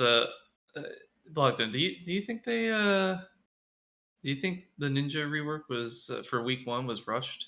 Is that this a representation of what a rushed Most rework likely, is? from what I've seen. I mean, at least like I know Toyo and Armin both suggested a lot of stuff for Ninja, and Toyo, like for example, like suggested like 11 pages worth of changes for like almost every skill. And I think like maybe one thing out of all his changes got accepted, and I'm not sure what Armin suggested, but considering like with how little changes actually went through, I doubt like pretty much anything did. All I know is Armin's a rat, bro. He's trying to slide in PvP changes on the PvE changes, even. Yeah, dude, I could see it. I do want to give an honorable mention to Ghost Step Smoke and how much I appreciate that that's actually a thing now on Kuno. Thank you. Unnecessary. Dude, because of desync, dude, that little kunai throw, even though it's instant, that shit gets you caught. Swear to God. Smoke screen's so fucking strong though. So fast and protected and So fast and so protected. so good. All right, so Reezy, maybe it's just I haven't tested side by side, and maybe I need to see a clip, but I could swear the iframe animation is longer during going into concealment and Oni Shadow and Heart Snatch and Sinew Cut. Or did you test or be able to side by side any of those? That was a big request from Armin, because on live, going into stealth just doesn't really give you the iframe properly. So yeah, like it does feel a lot more consistent. I actually do get to like dodge stuff with Sinew on press now. Just generally a good change in my opinion. Okay. I thought people were calling me crazy and saying it's the same, but I was like, dude, I swear, like you'd see it flash for a split second. Now it's like very clearly there. Yeah, it's definitely noticeable. I don't think anyone's found the change to ground thrust yet. Dude, I know that is kind of no. The ground thrust, it leaps you forward. Yeah, That's I don't sick, hear dude. people talking about it, dude. It's a good change. It's a kind of cool change. It's just now great. We have 4 abilities that we have to jump for. It's exciting. I love jumping.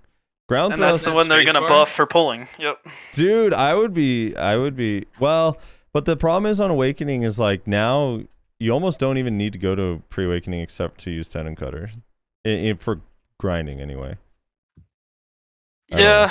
They basically did that with a lot of classes. Like, I I think this is gonna change our heavily. add-ons a lot. Yeah, Yeah. definitely. Dude, Spin's animation is a little bit different. Is she just spinning faster in there, or what? I swear, like Spin looks different on here than live, but not like dramatic. I don't know. I it's think just it could be the half moon speed buff. Like 10% is pretty significant, especially when you consider you usually don't have even the 5%. And if you throw like another 7% from an add-on proc, like that's pretty big. Yeah. Oh, dude, I didn't even realize. I'm so stupid. I actually didn't even realize. I just assumed it was the same buff as Shadow Slash. It actually is like, yeah, I'm an idiot.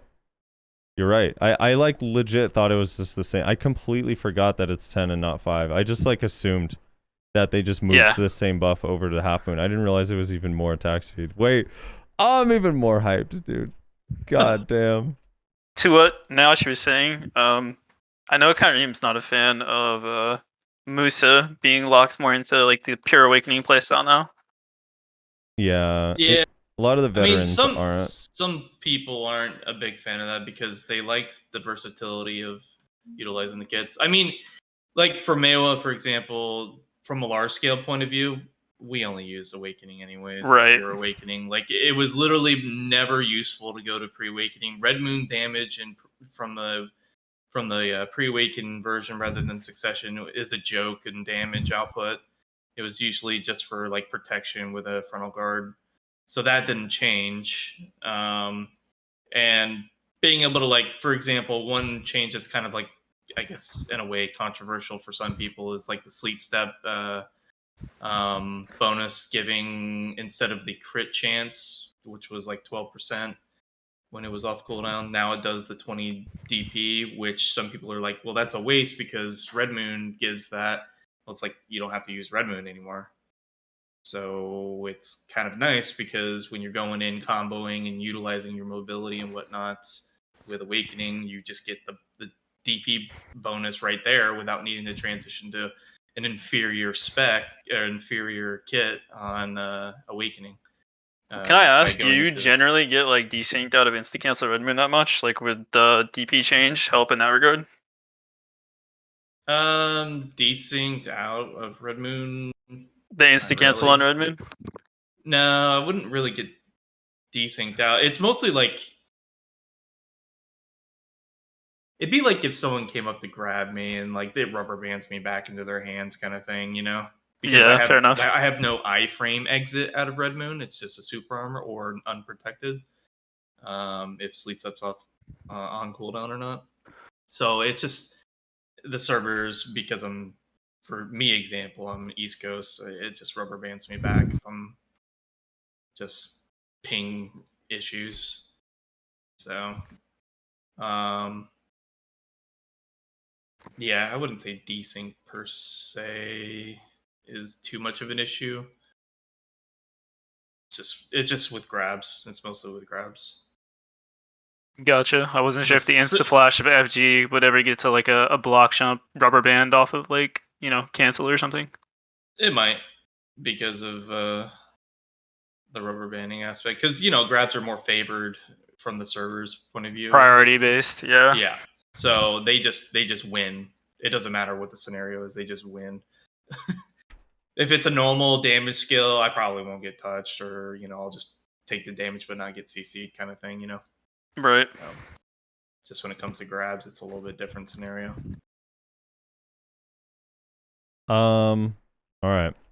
So Frosty, yeah. I have a question for you. Dreadspark wants to know if you think Awaken Kuno is as Awaken focused as other classes. Wait, what? If Kuno is as Awaken focus, what is Like you don't what? have to use your pre-awakened skills. Oh. Yeah. Yeah, definitely a lot more now. A lot more. Me personally, I'm fine with it because I don't like the. Here's the thing: is like I still think we have a lot of pre-awaken utility, and I think going to pre-awakening should be a choice for things that you want to do, not things that you have to do. I guess if that makes sense. Like on one I think hand, that's fair. like now we still have like Tendon Cutter and Flash Slash and good uses of pre-awaken skills and Shadow Stomp and Grab and et cetera, but like to have to go into pre-awakening for your attack speed buff, this is the same thing that why I actually really liked the Musa changes to the 2 buffs, the attack speed and the crit, is like having to go to pre-awakening because you're forced, I think is stupid. But being able to go because you have good skills there, I think is still important and should remain. I guess I have a counter question for all of you guys, like philosophically speaking. Are you okay with all of the damage mostly being in Awakening on Awakening classes? Because like it does seem that the pre-awakened spec for everyone is kind of slowly becoming the utility and stuff that you do to like just make the kit feel bigger in general, but all of your damage is Awakening loaded. Are you guys okay with that, or would you prefer it being kind of evenly split?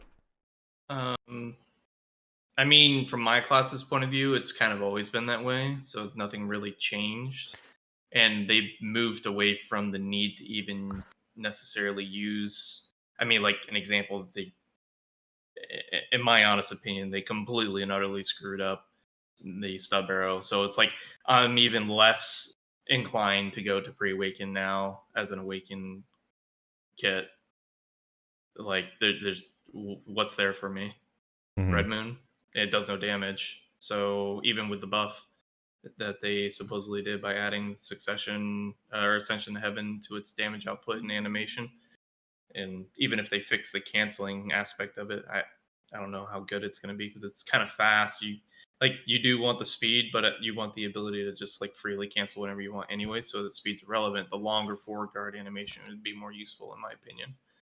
But Rose? yeah. I don't know. I think I'm fine with it. It's kind of hard for me. I think similar to what Nyashi said, I think Berserker's always kind of been that way, what with Ancient Wave, Split Shot, and now Seismic. The only thing that makes me hesitate to say that, though, is that FD does actually do insane damage. It's just that it's unprotected. And so, you use it a lot in 1v1s for damage and the AP buff. It's a very integral part of the kit. But, I mean, I don't know. I think it's probably fine. They have Succession. So if you want to do damage with your pre-awakened skills, you can play Succession theoretically. But yeah, I don't know. It seems to be the direction that they want things to go in. It kind of has always felt that way, to be perfectly honest. The only time I would say they went the opposite direction is when Absolutes came out. But I mean, Awakening skills have done more and more damage, and Absolutes don't really do much more. So I don't know. I think that's what they want, and then Succession is their answer to people who say, "Well, what if I want to do damage with my pre-awakened skills?" Yeah, would say, "Well, go play Succession." It's definitely become less and less about being able to utilize both kits, just like in general, or being required to use both kits, and more about like there might be some niche utility options available, and if you want to use them, you can, but probably don't need to. Blockjump, you're feeling like should there be more damage in your pre-awaken kit for Awakening? I mean, I would definitely take damage from my Awakening like back into pre-awakening, like back when Bladesman floated and stuff like that, and beheading used to do like way more damage. I definitely liked that aspect of Ninja a lot more, being able to swap between like both specs and have like a good amount of damage. Now literally everything is just front loaded onto Serpent, and like if you don't use Serpent, like you're not killing anyone. It's basically how it is now. And I mean that meta has just been boring for so long. So I was hoping Reworks would have changed something up and mixed it up a little bit, but back to the same old, I guess. Yeah. Reezy? I don't know. I guess it's more a question of can you have a class be good while also wanting to do like longer combos? Because the way I see it, like the whole game is kind of shifted into lower TTK over the years. Like Yeah. if you're not killing within a certain amount of time, you're just not gonna be good because people are gonna come and throw damage or interrupt CC on you. Right. So it's like, can you have a class that wants to do the longer combos without needing to do longer combos? I don't know. It's kind of a weird spot to be in. I think the game's kind of moved on at this point. Yeah. The only one for me, like, I kind of prefer all the damage being an awakening on the kit, or at least most of it. But the one exception is like Rabombs, and they kind of like went far away from Rabombs doing good damage for not really sure why. I mean, I know some classes kind of have like Illusion's decent, but comparable to like how much damage Awakening does now. Illusion's not that crazy, but like Illusion, Heart Snatch were like main parts of our combo damage, and I don't know. Now it just doesn't really feel important. Sometimes Heart Snatch, I swear they just they like literally their health doesn't move sometimes, especially if they're evasion. Yeah. G-Labs crashed reloading it. Yeah, so I guess that's it. Is there anything else Rez or Nash you guys wanted to ask them before we move on to Berserker? I don't think so. I think so. I mean, Ninja got what I wanted them to get, you know. So I think I'm good. Oh my god. I do hope for Mewas and Mooses out there that they do make this some stub arrow revisions for you guys, so you guys can all, you know, be happy. Oh, I'm sure they won't. Or happier. I know you won't ever be happy no matter what. They could literally make you Awakened Sage at its best, and there'd still be complaints, but still, you know what I mean. Anyway, all right. Well, thank you guys so much for coming on, man. I appreciate it. Blockjump, if you could please remind everyone where to find you, your YouTube and your Twitch. My YouTube and my Twitch are both just Blockjump on there. If you need guides or just want to come hang out, that's where I am. Yeah, his last guide, like that, your last guide is really, really good. Put together, pretty sick guide, and your montages are always super good too. Your editing is clean. I appreciate it. Do you do all your own editing, or do you have? Yeah. I've been doing my own editing. That's crazy. Your editing is clean. It's good. Thank you. Reezy, where can people find you? Or I can't. He can't. All right. He's in concealment. Yeah. Oh, Reezy, would you? I do have one more question. Would you consider Nihilus a Kuno or a Nova? I don't know. That's a tough one. Yeah, he's a Nova, dude. He's kind of like half a trader. I don't know. Once you touch Reezy, I have Nova, a there's no question going for back, you. Would man. you consider Frosty a Kuno or a trader? I'm definitely a trader. I mean, he answered it himself. I don't know. I'm a trader, but I'm Right, but I'm it's asking. fine. I'm asking you, the professional, the expert. What are your feelings on it? I don't know. We should ask the class Discord. I heard they're always right. So. Dude, the class Discords as a whole hate me very, Yeah. very much. All of them. It doesn't matter which one, they all hate me. Actually, I saw a comment that was like, yeah, Frosty's kind of known for just being dumb and not knowing anything about most of the classes, so I wouldn't take what he says seriously. I couldn't even kill that Suck Wizard that one time, man. I couldn't even kill Suck Wizard. That's the only reason I wanted Kuno buffs, is because I couldn't beat a wizard in a 1v1. It's so sad, dude. For me. All right, well, thank you guys so much for coming on. I appreciate all of you and your time and everything, and I don't know. I know it probably won't matter, but I'm gonna send you Reezy, a list of things I hope to still see. Just right, thanks for having me on. I appreciate it. Yeah, thanks for having me. By the way, Thank you guys for Nayashi, coming. Amora, and Shock are huge fans of the Nocturne spam, apparently. Wait, what? The Nocturne spam in League, I hear about it every time I join Discord with Amora and Shock. Apparently they're huge fans. Keep it up, bro. Alright, I'm gonna take off. Peace. All right, later, guys. Thank you, man. So that was Blockjump and Reezy, everybody. Fucking very cool, smart dudes. Dude, it was cool hearing their opinion. Yeah, definitely. Yeah, I was really curious what Reezy was gonna say about Succession, because I know a lot of Suck Kunos are pretty upset with what the changes were overall. But he seemed a little bit more level-headed, but he's like realistic. Like in large scale, it's not gonna be It's gonna be rough. Yeah. I don't know. I'm kind of He's surprised. definitely way more reasonable of a person than you are. That's for sure. I agree. Oh 100%. wow. Yeah. Oh, for sure. And Blockjump didn't sound too upset. Dude, ninjas are pissed. Oh my god, ninjas are pissed. They are. You guys. I didn't even know that, and Well, I'm in shock, honestly. I mean, he said it. I think at the very beginning that he believes that what's the skill called? Blinding light or whatever, flashing light. Yep. He was like, I think that's a big reason why we didn't get a lot of changes. I think he said that like right at the very, very beginning. He was like, I think that's a big reason because that skill like really made us pretty strong, and so I think that's a big reason why we didn't get changes. Which I wonder if any other ninjas have been considering that. Yeah. Because that could be a factor.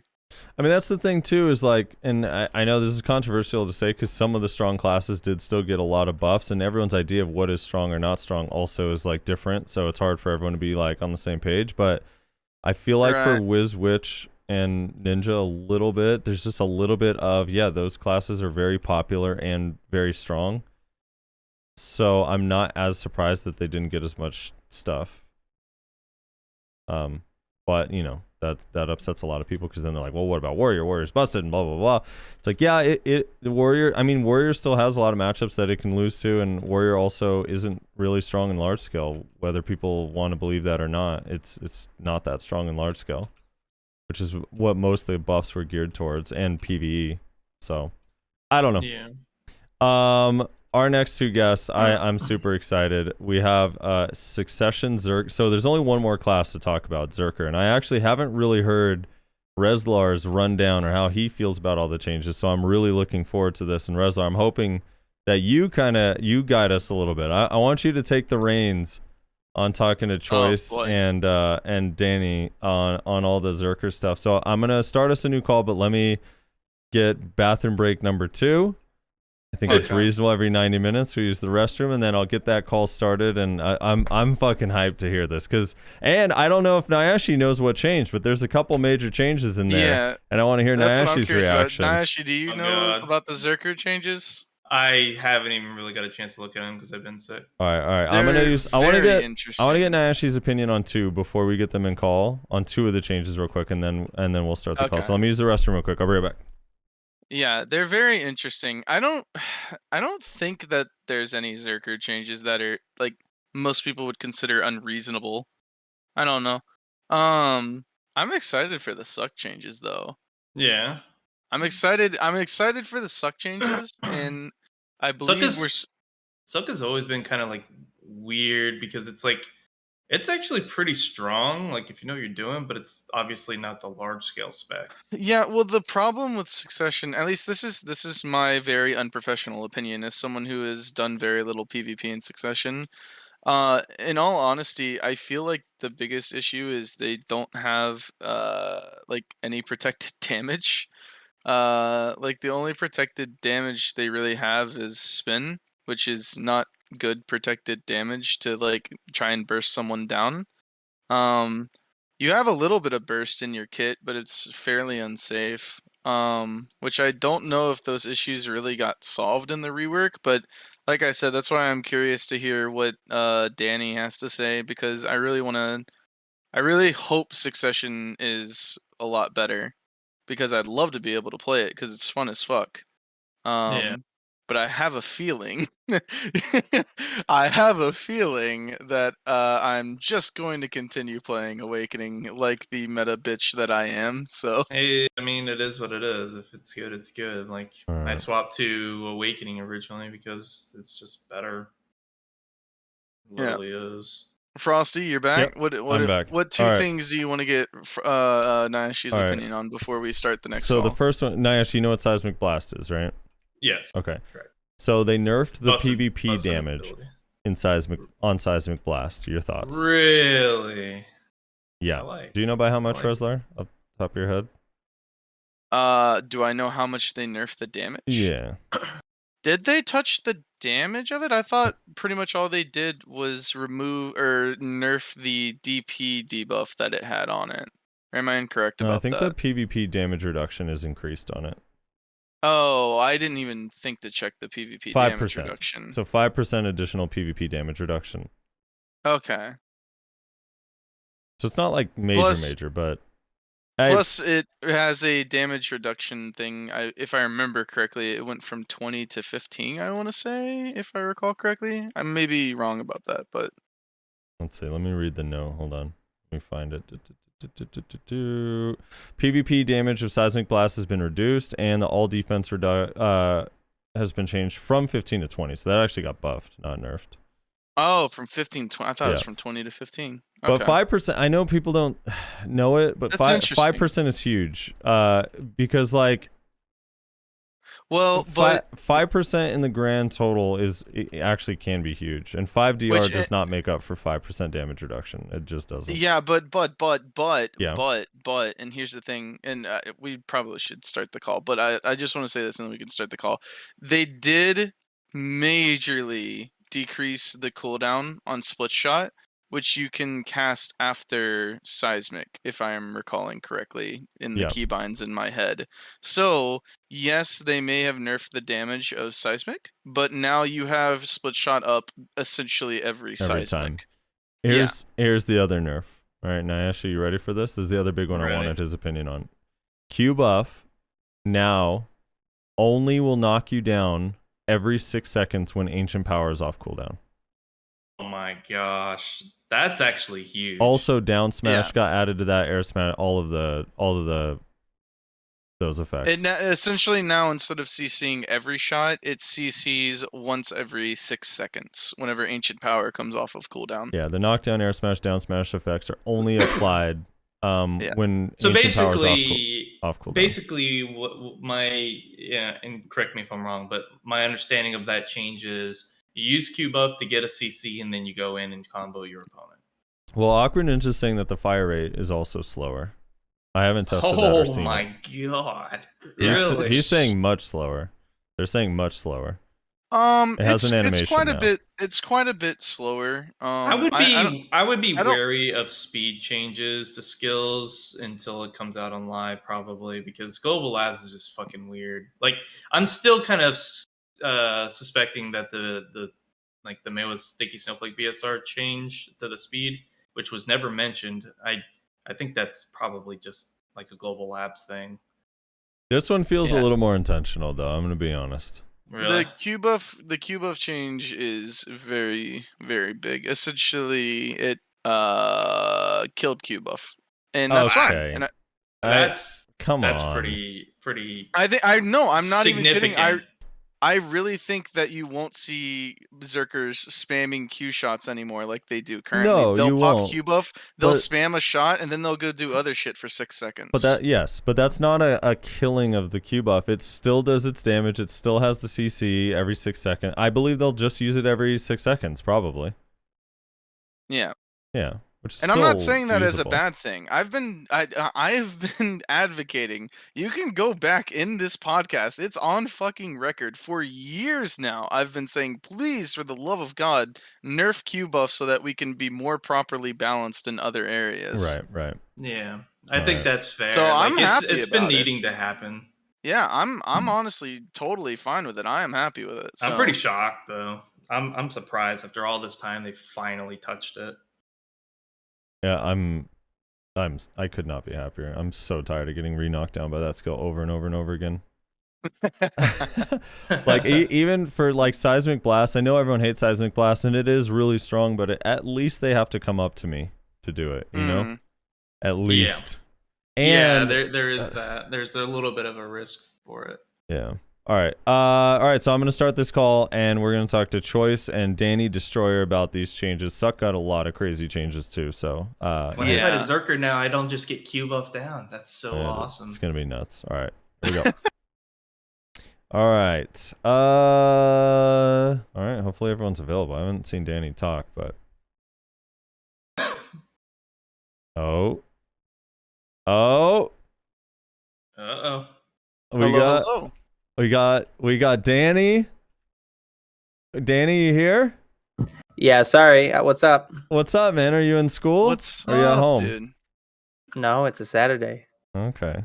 Danny got a little confused on the days and was like, well, I don't know if I'll be able to make it. I have school that day. And then yesterday he messaged me and said, hey, I'm available right now. I'm out. And I was like, the podcast is tomorrow. And he's like, oh, fuck. Typical Danny. Typical Danny, no. dude. Doesn't own a calendar. Listen, I don't want to hear it. And we also have Choice, man. The world famous Choice. What is up, Choice? Hello, everybody. Hello, gentlemen. Hey, Choice. What's up, man? What up? What up? I gotta. Thank you for inviting me to this esteemed podcast. I'm very excited. Yeah, dude, very professional, very esteemed. Yes, of course. I want to ask you guys a couple personal non-Zerker questions real quick, if you don't mind. Starting with you, Choice. You used to have a podcast that you did every week where you talked to a lot of other partners about different changes in BDO. What happened with the podcast? Why'd you stop doing it? And how come Reslar never got invited? Well, pretty much, what ended up happening is just competition, really. Like, we just could not compete with the Value Pack podcast, and we just thought, man, it was such an inferior podcast. Why would we even try? It's just everything we did just paled in comparison. And so we just cut it off. That was it. Okay. All right. I'll take Understandable. I'll take it. Yeah, I mean, it's hard, It's a lot of pressure. It's hard whenever there's such a giant in the industry, like us, it's difficult. And then the other personal question. You guys got to fight in the finals of the trial only Zerker vs Zerker tournament. And Danny took that 3-1, and I didn't get a chance to really talk to either of you or get either of your guys' opinions on who you thought was going to win that and if that went as you expected. So, Choice, if you could start first. Were you surprised Danny did so well, or were you kind of expecting he's like pretty good at Suck and this might be really hard? Or well, I kind of thought Danny was going to win because I made the conscious decision to enter the finals in that tournament with a Wii U steering wheel, and so I had a pretty big disadvantage with my inputs, and just the motion controls were hard to get used to. I used to play a Wii when I was like playing Call of Duty and stuff, and I was pretty good at it, so I thought it'd be okay, but ultimately ended up taking the loss. But you know what? He's a better man than me. Danny, did that go as you had planned? Were you expecting to win that, or? I mean, I don't really need to say much. I'm pretty much the only person in the tournament who walked away with 4 kills in 3 rounds. You know how it is. Oh, dude. That you were styling with those Suck Zerker combos too, man. Yeah, I would like to rat out Frosty here for a second if I could. So when we were talking about Zerker, what Zerker guest to invite on, I actually said I would really like to have Danny on because he specializes a lot in Succession, and I have a real gap in my knowledge when it comes to Succession. And then Frosty goes, well, what about Choice? I was like, dude, I love Choice, but if I had to pick between the two of them, I honestly would rather have Danny just because of that gap in my knowledge, right? I don't next to nothing about PvP and Suck. And Frosty goes, I shit you not, Frosty goes, Frosty's. No. Frosty goes, I swear to God, Frosty goes, yeah, plus Danny really did clap Choice in the tournament as well. Oh my God. So Frosty was trying to deflect. I knew it, dude. No, Frosty told me that when I was coming on the podcast, that Reslar said maybe we should have Danny on because he clapped him in the tournament, and he tried to deflect you the one that said I did say that.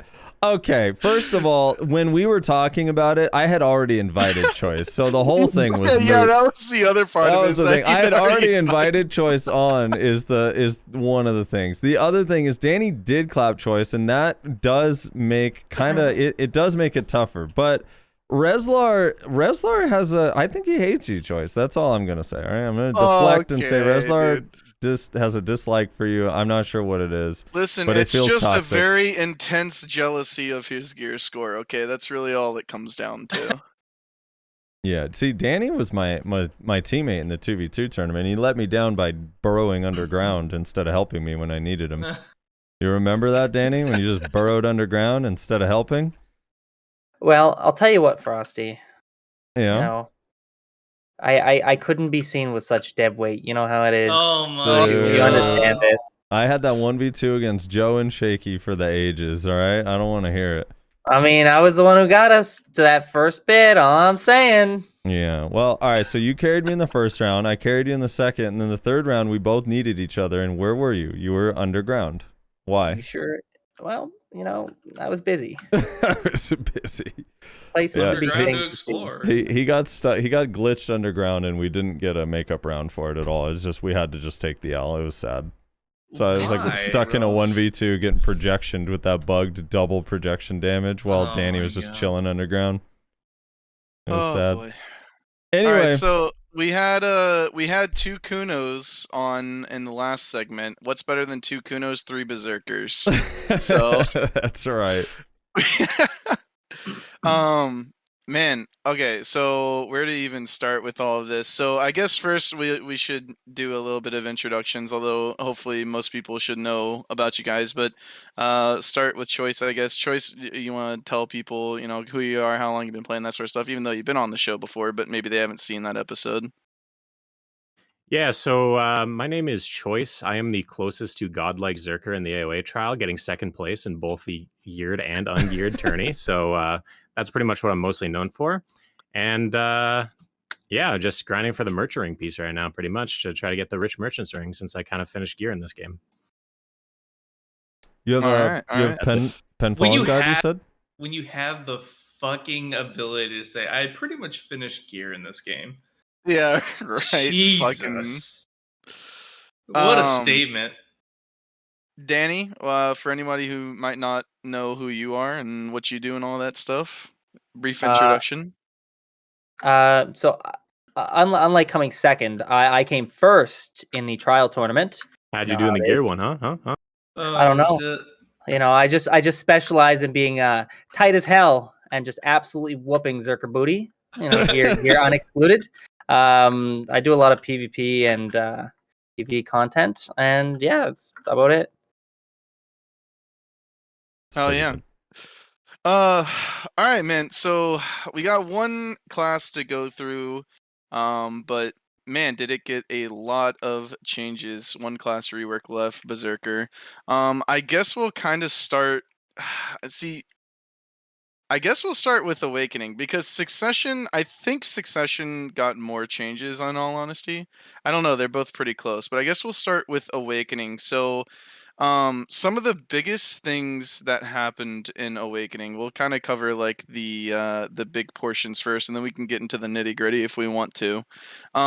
Q buff is nerfed. So Ancient Power, which was the ability that allowed Q buff to CC on every single shot, has been changed quite significantly. It was previously a 20-something second cooldown, I believe. That's what 15, it is on yeah. live. 15. Okay, so 15-second cooldown, and Q buff would allow it to fire off cooldown, essentially. So every single shot was Ancient Power, regardless of the cooldown. So now what they've done is they've reduced the cooldown to what, 6 seconds or Also, 8? can I add it also as a 6. knockdown regardless if you had Ancient Power Spect or not? After you read the tooltip, Frosty, I don't think it does that, to be honest. So I don't know what you're talking about. I tested it. We literally went down to level 1 Flame Buster with no Ancient Power and still knocked me down every shot in Q buff. Yeah, I'm just going to defer to the tooltip on that one. The cooldown got reduced massively, and then the other change that was made specifically to Q buff is now Q buff doesn't ignore the cooldown anymore. So essentially, whenever Ancient Power is on cooldown, it will not fire a shot that CCs you. It'll still do lots of damage, I believe, but it doesn't CC. So essentially, you won't have one single Zerk Q buffing entire balls all by themselves and just CCing massive amounts of people. So yeah, I mean, kind of what are you guys', I guess, starting with Choice, what's your feelings on that? I mean, obviously there's more changes after that, but I think you've been kind of also saying that Cubo should probably get nerfed for a while. Yeah, so I was actually expecting that Q buff was going to get nerfed with the rework. I was 100% convinced that they were going to do the exact thing that they actually did. I thought that they were going to make it not knock down, like fix the bug essentially. that and make it more true to the tooltip. I didn't really expect them to lower the cooldown of Ancient Power, so at least we still can sort of knock down with it every 6 seconds instead of every 15. But yeah, I think it was overall a good thing because the class was very heavily reliant around that 30-second window, and it felt pretty awful if you would like Q buff and die, or if you would Q buff and something happened where you ended up dying. You're like, okay, well, I guess my relevancy now needs to be delayed another 2.5 minutes until it's back again, type of thing. So I don't know. I'm pretty happy that they ended up nerfing it. I was kind of surprised though that they adjusted the way that you actually execute the Q buff now. Like they changed to this LMB RMB type system where you can't use the hotbar anymore. So it results in the Q buff actually shooting slower than it normally does, which I think was kind of too big of a nerf. Like I can get that they're going to make it not knock down on every hit like it was supposed to, but now that we shoot like nearly twice as slow, I don't know if I'm not a huge advocate, I guess, of the way that the new inputs work. It just looks stupid. It feels not very fluent. Even when you're trying to get a quick Ancient Power off, it's just the controls just seem so clunky on the new Q buff. I'd have much rather if they just left the controls the way that they were and just removed the bug and go from there. Yeah. It still does the double shot though, right? Like whenever you shoot and then Ancient Power comes off cooldown. It does do that, yep. So, I mean, it does have a little bit of burst of damage there, but I mean, the thing about Q buff is because it knocked down on every shot, it seemed super crazy impactful for damage because a lot of people were on the ground and you can do a down attack with it. So now that there's no knockdown in every hit, Q buff in a pseudo type of way is weaker, like about 30% or whatever a down modifier is weaker per shot because most people you're going to be shooting now are going to be standing up. So that is something to consider as well. So that in conjunction with a slower shooting time, I don't see a lot of Zerkers really relying very much on Q buff for much anymore. I can definitely see it. I can see it as just sort of our Q buff doesn't really matter too much to me, right? Like in the current global lab state.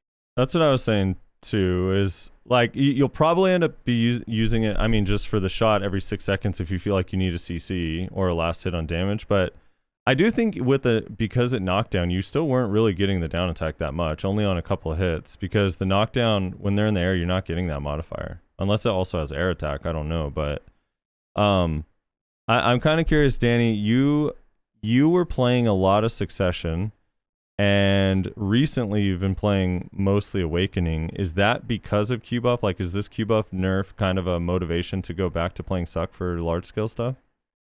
Sorry, I don't think I was playing a lot of Awakening at all. Have you not? I feel like I've seen you mostly on Awakening lately. You may have stopped in for like a second.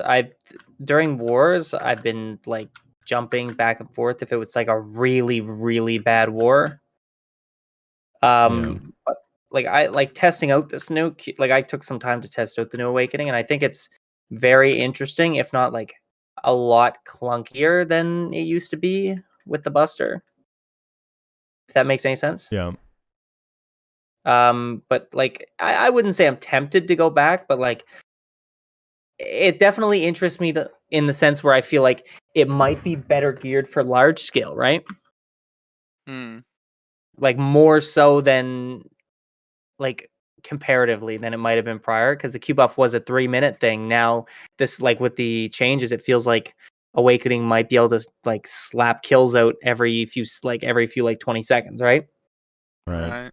Well, the changes are certainly better for something like castle defense, right, where you can shoot down into the crowd. But let's talk really quickly about the second part of the big range change, I guess, to Awaken Zerker. Titan Blow. They have a little picture there for the people that are watching the YouTube video later on in the Global Lab notes. Titan Blow is now a ranged ability. Maybe I'm the only one who never saw this coming in a million years, but what the hell? I love this idea. I saw people using it on Global Labs, and it seems like it does pretty good damage. I believe it CCs on the third hit.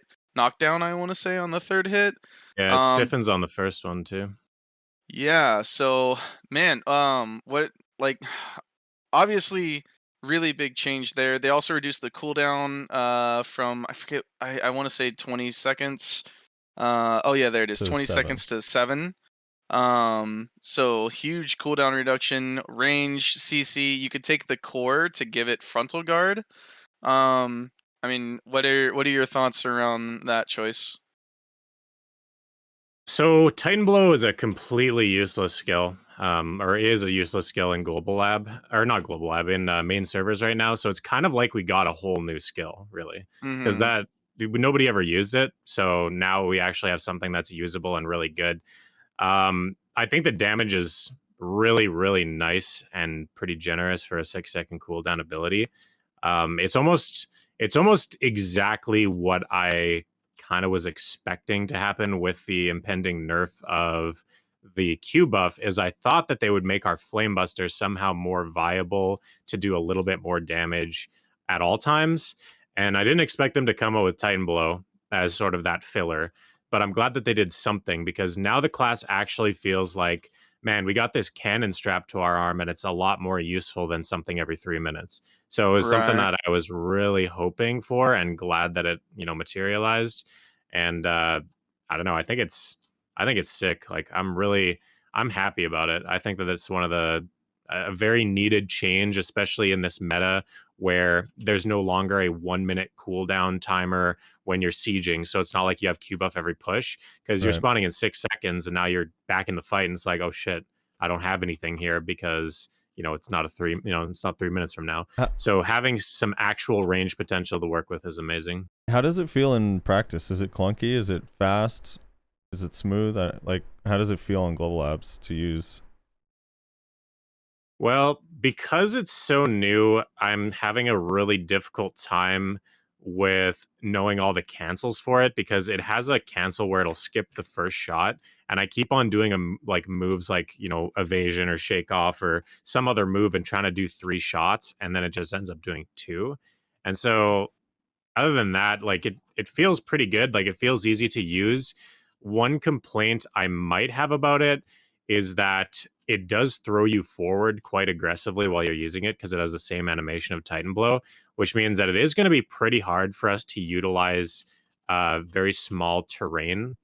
Like, for example, a wizard and a witch, they can stand on any rock, any roof, any wall, anything, and they can cast down stuff. Whereas we're not really going to be able to use Titan Blow that effectively from those types of areas, and it's going to require a lot of camera flicking or a lot of mouse Mm-hmm. movement to keep yourself on top of those structures, and that's going to feel like pretty awful to simulate the same thing that like a true ranged class like a ranger can just crouch down and start shooting.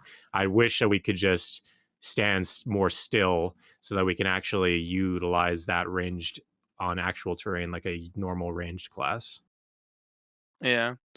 Um, Danny, give me your thoughts real quick on Awakening kind of getting some more range power overall, and then we'll move over to some succession talk. Like, do you Uh, think it's a good direction for them to go in with the Awakening kit? I actually like that they have gained a lot of range. You know, they fixed the hitboxes on certain moves like Ancient Wave, right? Um, I think it's a really good, but like with both sides of the Awaken Zerker rework, I think both Awaken and Succession were like one really good step off of being like the best reworks when it came to addressing things that we had been asking for. So Yeah. like yeah, overall I think it was like pretty good. Addressed a lot of the range issues that Zerkers had without like just busting our Q buff up and then not giving us anything in return for it. Yeah, which was such a good thing. I can't I can't talk about it enough how glad I am they nerfed Q buff and then moved some of the power to Q buff to the rest of our kit. It's exactly what me and I think a lot of us Zerkers have been saying, please do this for years now. Mhm. Like, and I think they did it really, really well. Let's move to Succession here real quick for a little bit. So I have admittedly PvP'd very little on Succession. I've done a little bit of 1v1. I've taken it to a couple node wars. Um, uh, the changes to Succession on a technical level, I can't really specify too much whether they're good or not. Hopefully you can shed some light. But one thing that is pretty insane to me and I'm really happy about is the better or more utilization of beast mode. So now there is I forget where it is in the notes, but there's a new skill in Succession. I believe the hotkey is just C, where it gives you basically beast mode light, I guess you could call it, where you get kind of all the benefits of beast mode other than super armor on claws, if I remember correctly. Um, and then you can refresh the duration on that, which I think is 20 seconds, by using certain abilities. Is this kind of the direction you were hoping they would go in with Succession, Danny, in terms of like more utilizing the beast mode side of it that you only really get in ebuff? So honestly, how would I describe this?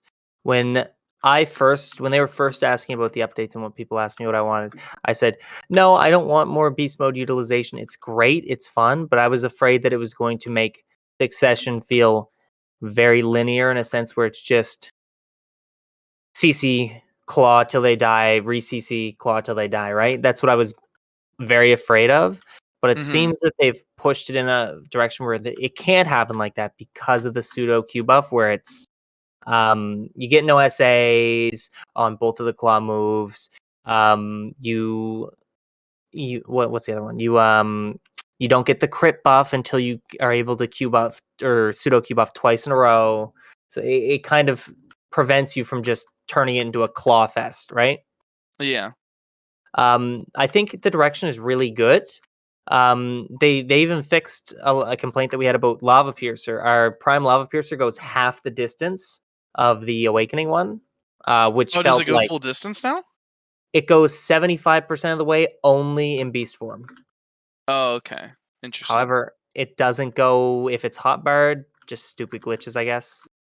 Okay. How Yeah. interesting. And unfortunately, this is one of the annoying things about Global Labs is there's no way to test how mouse movement interacts with all of these like new skills and new interactions because there's no mouse movement on Global Labs. But fingers crossed that they haven't messed up any of that stuff because that's pretty integral to everything Berserker. So I guess let me ask Danny, like, as a starting point, and I guess I should have asked this first because I actually have no idea. What were you kind of hoping that the Succession rework would do? Because I think most people would agree that Succession has been struggling for a very long time. It's always been kind of seen as the weaker spec by popular opinion, except for that short time where everyone was 200%ing in Node Wars. So like, what were you kind of hoping for? So I think me and a lot of the community were hoping for like a shorter predatory cooldown because that was like our big damage stimulus. We get that like 60% crit rate, and that would let our Fierce Strike and our Spin do actual damage.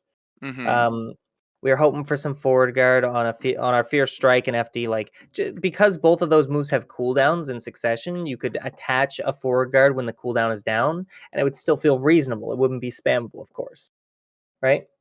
Yeah. You know, like some better flows out of stuff, natural crit rate built in, and some like natural tankiness. Zerker's supposed to be this big hulking massive man, and Succession is no exception. We get our class buff for Succession. We just get more health, but it doesn't make us feel tanky. We still feel like we get blown up by any class. It'll just throw like some little talisman at us, and we get turned into dust, right? So we were hoping for a bit more tankiness, and I feel like it's been somewhat addressed with the healing rate that we can get. We can get up to like 350 HP every 2 seconds for 20 seconds with a Q buff and a CQ buff. But I feel like it still doesn't address the, like, sure, we can get a ton of health regen, but we can't get that actual tankiness that we're looking for where we feel like we can take a hit and not just get shredded in one go. Right. Can you still do because I know they changed, which I guess we can touch on that as well, because I actually watched both yours and Choice's like kind of reactions to the Zerker changes on Global Labs, and you both had very different opinions on the animation changes in succession. But one of the things that was concerning was that apparently you can't do the predatory cancel anymore. That is true. You can no longer do the predatory cancel, and you've lost one of your hops. Yeah, but it does go, so it goes further each hop now, though, right? It does, which can be viewed as a good thing, but I find it more along the lines of like, we can't be precise with it anymore. We can't like, we used to like, if you wanted to, you could jump onto someone, jump off, jump on, then jump off again. By the third jump, you'll already be past where they once were. Okay, right? Interesting, yeah. I You would can control it in the air though, can't you? Like, yeah, well, I was gonna ask, you might be able to mouse move it to better control it, but unfortunately we can't test that. Can you mouse move it on live? Why is there no global labs on global labs? Can you mouse move predatory on Yes. live? Okay. You can, but it's more getting towards the fact of the line where like not every Zerker player ever is going to mouse move it. Sure, we love mouse moving and we love doing it, but you know, it adds that bit of inconsistency.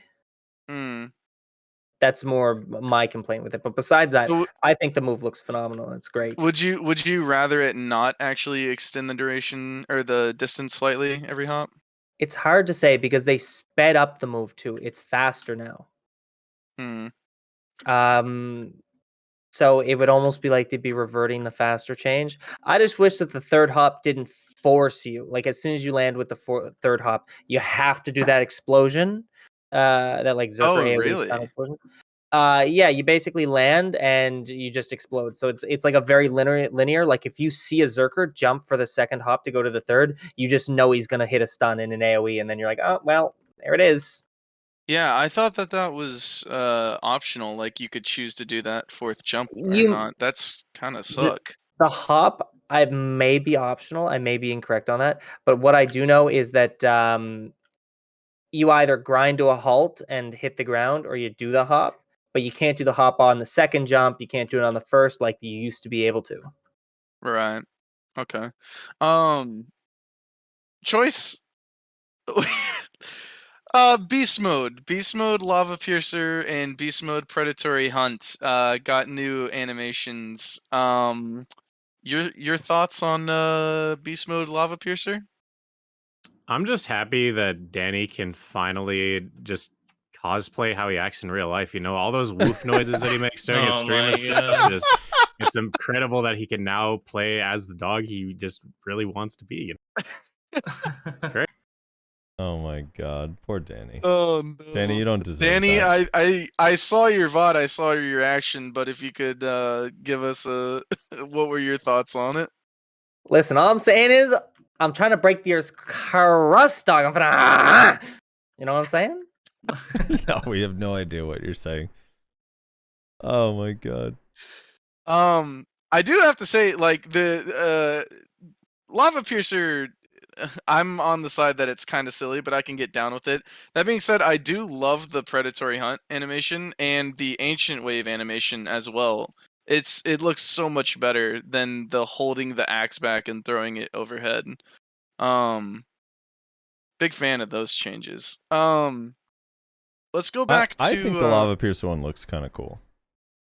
You know, you can have that opinion. You don't like it?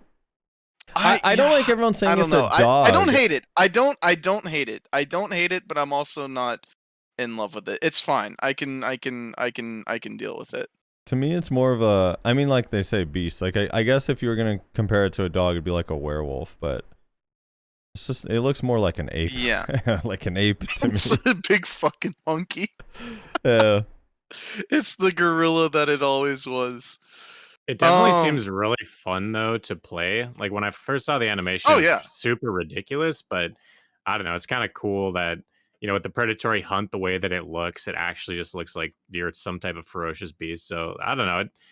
It grew on me. Originally, it was very just kind of silly, but when you look at the entire kit now and understand that, okay, now they can be kind of Q buffed all the time with the, you know, they look like a beast as well when they do SF, like everything.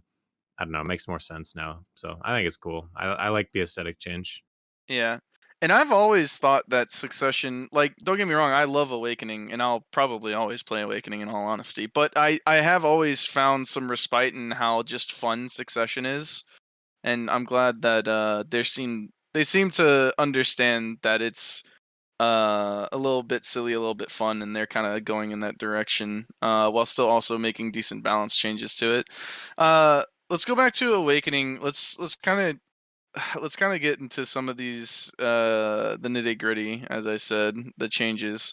Um, so sprint start action lava piercer skill has been changed to be activated before general disarray. So is this essentially just to try to allow people not to accidentally general disarray when they mean to lava piercer, essentially? I would assume so, but every Zerker that I know locks their general disarray anyway and uses it off hop. Yep. So I don't really know who this was for. I was hoping that it would also seem to have worked on like an accidental jump, but I think if I remember correctly, Choice, you tested that and it didn't seem to. You still occasionally jumped on accident. At Yeah, least I was once. hoping I would love, oh my god, would I ever love if you could just have the sprint override the jump, because one of the Yeah. biggest problems that I have as like an old school Zerker that doesn't want to put lava piercer on the hotbar is Mhm. you have to do some sort of move before lava piercing or else you're very likely to just jump. So a lot of the time I'll try to shake off into lava piercer, which poses a gap, assuming that it's not, it's on cooldown, and I get hit out of that gap a lot. So if we didn't have to use, like, a lot of Zerkers used to with whatever the F key is called, Titan Step. A lot of Zerkers, when that was super armor, they would hit F to Titan Step, which was SA, and then go straight into Lava Piercer instead of just Lava Piercing, because there's this really just clunky thing about Lava Piercer where it just seems to want you to jump every single time you're trying to input this key. And so I think that should have been a change. Whatever this general disarray thing is, kind of inconsequential overall. It doesn't really change anything. Yeah, that was kind of my thoughts as well. Um, Danny, do you ever accidentally jump in succession instead of lava piercing? Is that an issue that you have? Oh, absolutely. Too Okay, much. so We have two of them, right? So we can fuck it up twice. Okay, so this is an issue across board that needs to be fixed. I'm glad it's not just me being bad and occasionally jump of shaming. Whew. This goes back to Nyashi's request to please let us rebind the spacebar and jump. Like let us separate space for skills and the jump itself. Like, imagine having the ability to just like remove that obstacle, that little fucking annoyance. It'd be a huge quality of life buff to, I think, every class. I don't think there's a class out there that wouldn't appreciate that. Titan Step. Shift F is no longer a thing. Now, instead of doing a drop kick into a shot, you can do a knee kick into a shot, and it seems like they've gotten rid of the drop kick entirely. This makes me sad, because I use the drop kick, like, a lot in my combos and stuff. Do you ever use the drop kick, or do you just go purely knee kick, Choice? Titan Step stays locked, dude. I have not used Titan Step in years. No, I have not used Titan Step ever, dude. It's locked. What ended up keep happening to me is when I would go in to do big damage in like a siege or something, I would then go to hit back F to jump out, and I would hit F, and it would just throw me forward even further. So after getting killed to that about 17 times, I just decided to lock the ability. And the other thing is like, so I used to use it a ton when it was SA, because it actually made sense to use it, because you would go SA into a forward guard knockdown, or whatever. Yeah. Anyway, I don't know if it was an SA knockdown or not, but when they removed the SA on it, the ability became garbage. Crouching shot, the animation is so long and you're so unprotected, and the fact is that crouching shot has like a half the distance of a normal flamebuster shot. I just found like, wow, the only situation that you're ever going to use this KD is if you have a suicide wish, because you're so close to your opponent for it to actually reach that I just can't see that KD being useful. And I never used it in any combos because it is of short duration CC. It's not a KD or anything like that.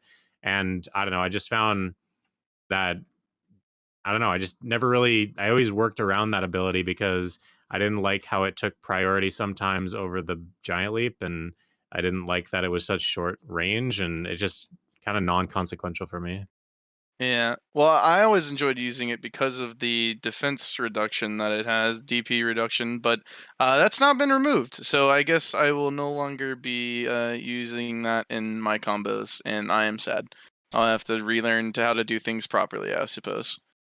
I know that Steve was really upset about the fact that they nerfed it. Not just the DP part, but right now you can hit F and then use like Shift A or Shift D to cancel it and do it over and over and over again. Right now on the global lab, apparently it's like uncancelable, so you're just sort of stuck in that animation, which some Berserkers are pretty upset about because they use that a lot for their movement. I don't know why you would want to use that for your movement because it's all unprotected, but I don't know. I feel like I should include that in the list of complaints for that ability since that seems to be something affecting a lot of people. Yeah, wow, I didn't know that. That sucks, man. Damn, what'd they do to my skill? Danny, any thoughts on Titan Step? I know you don't normally PvP in Awakening, so Sorry, I'm just fucking around with the Zerker here. Yeah, I mean, good brother. I mean, no, a Zerker. Anyway, what was I gonna say? I just got to test it out. So I guess the complaint is you can't just immediately drop kick shot. Sorry, you just can't drop kick anymore. So Shift F is gone. You can still hold F to get the kick shot, but I think the problem was people would use Shift F to go straight into Lava Piercer as kind of like a bait. As well as they could Shift F and then immediately like evasion into like a side auto into an iframe to get some like funky movement going on. Yeah. I know Steve used it a lot, and Steve is not pleased at all about it because it's kind of made our ability to fight, like to navigate fighting rats, a lot more difficult. What? You just slow us. You'd think that's how that works. We're What talking happens to me? We're talking about grab rats, not no grab rats. Oh man, yes, inferior creatures don't matter.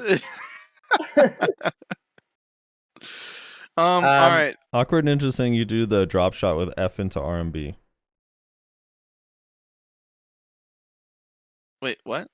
Sorry, yeah, you do the drop shot, but the problem is we're not taking the shot. We're just trying to drop onto our stomach and then evasion out of it. Yeah. It's longer now.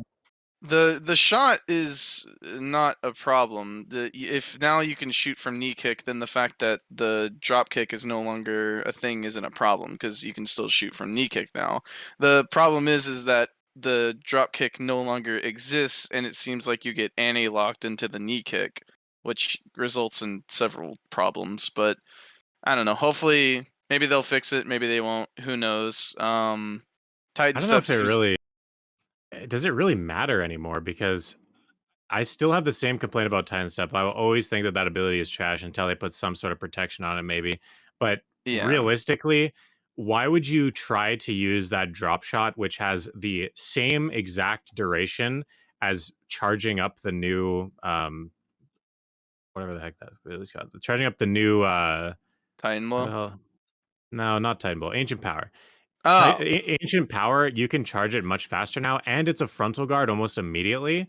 Why would you not use that as your potential KD instead of using this long unprotected thing that has half the range? Or also, Titan Blow, I think it's going to be really meta for Titan Blow users to put the frontal guard core on it, which means that now you have a frontal guard stiffen and a frontal guard KD. So, I don't know. I'm not sure why Titan Step never really fit into my playstyle, and I don't see it as being good at all, especially given the new circumstances of these new abilities. Yeah, I mean, it definitely. I would love to see it SA again. I think that having it SA would be absolutely so nice to use that as the cancel to Lava Piercer again. Just being able to hit Shift F and go straight into Lava Piercer, it would fix that jumping problem. And it would, plug up that gap and actually make it useful again. That's what I would like to see. Yeah, that would be a good change. Can I, as a non-Zerker player, I'm looking at this Devastation cooldown change. Are we going to be slowed more often by you guys? Yes. That's exciting. It now has 100% uptime, so you can slow 100% of the time. Yep, easy. It's good. Flamebuster skill has been changed as follows. Skill activation method has been changed. What is, because the text is kind of vague or confusing. It probably is a lot easier to explain when you've like practiced it. What does this mean? Does this mean anything, Choice, or is this just kind of a nothing change? Yeah, it does mean something. So if you use the LMB portion of the the Flamebuster thing, you're gonna do a really weak Flamebuster shot. Whereas if you use the RMB, you're gonna actually charge up your ancient power. So it's pretty much RMB equals Flamebuster, LMB equals ancient power now, pretty much. Okay. So this doesn't. That's all it does basically. Is your left click is weak, your right click is strong. Yeah, and also you can spam your RMB really, really fast. Like I can blow my entire stamina bar in 2 seconds, canceling with RMB. Whereas doing all those other shots, you'll probably not run out of stamina for a long time with the LMB one because there's so much charge time. But the damage on the RMB one is completely like weak and pointless. I'm not entirely sure why there even needs to be a difference because nobody's going to use just regular Flamebuster. It doesn't do any damage at all. I would personally like to see, I would love to see them just completely go back to the old way that you use your Flamebuster. I do not like this new version, how clunky it feels and how slow it is. And it just doesn't feel good. The fact that you can no longer, you know, you used to be able to, or you still kind of can, you hotbar Flamebuster. And then that was what allowed you to, you know, shoot more fluidly and it felt a lot better. But now, that doesn't really do as much whether you spam one or not. So I don't know. I don't love that change at all, and I think that they should probably just go back to the old version, in my opinion. Yeah, I'd probably agree with that. So let's talk about. Well, we got some more awakening changes to go, but we should cover the main weapon things that are shared between the two specs. They combined a lot of our flows into our normal skills, so just requiring less SP, which is nice. A lot of these. When I read this, I was like, all right, there's gonna be something this breaks on Zerkers. I was worried about that. I haven't heard of anything being broken. Danny or Choice, have either of you guys heard of this breaking anything? The combination of the flows into the normal skills? It's rocket jump. Rocket jump? Rocket jump. It's giant leap. Reawaken skill. Yeah, we're talking about the combination of the main hands flows. Oh, I thought you were talking about all of them because they combine the flow of giant leap into one. Yeah, we'll get to that. Trust me, we'll get to that. My bad. They did mess up Beastly Wind Slash. They did. How'd they mess it up? So Beastly Wind Slash now can't be held indefinitely. It forces you to do the Beastly Wind Slash with a double hit. Then it forces you to do the Flow Windstorm, and the Flow Windstorm does not flow back into Beastly Wind Slash. They are two separate moves now, and they do not flow. I thought they specifically had that in the patch note where they were like, yeah, you're not allowed to do this anymore. Yeah, no. Maybe? Has been changed to make the last attack stronger once more when you learn the Flow Windstorm. Ultimate Beastly Wind Slash skill has been deleted, and the Beastly Wind Slash skill has been changed so that it cannot be activated consecutively. Yeah. Damn, that's in the patch notes. That's stupid as hell.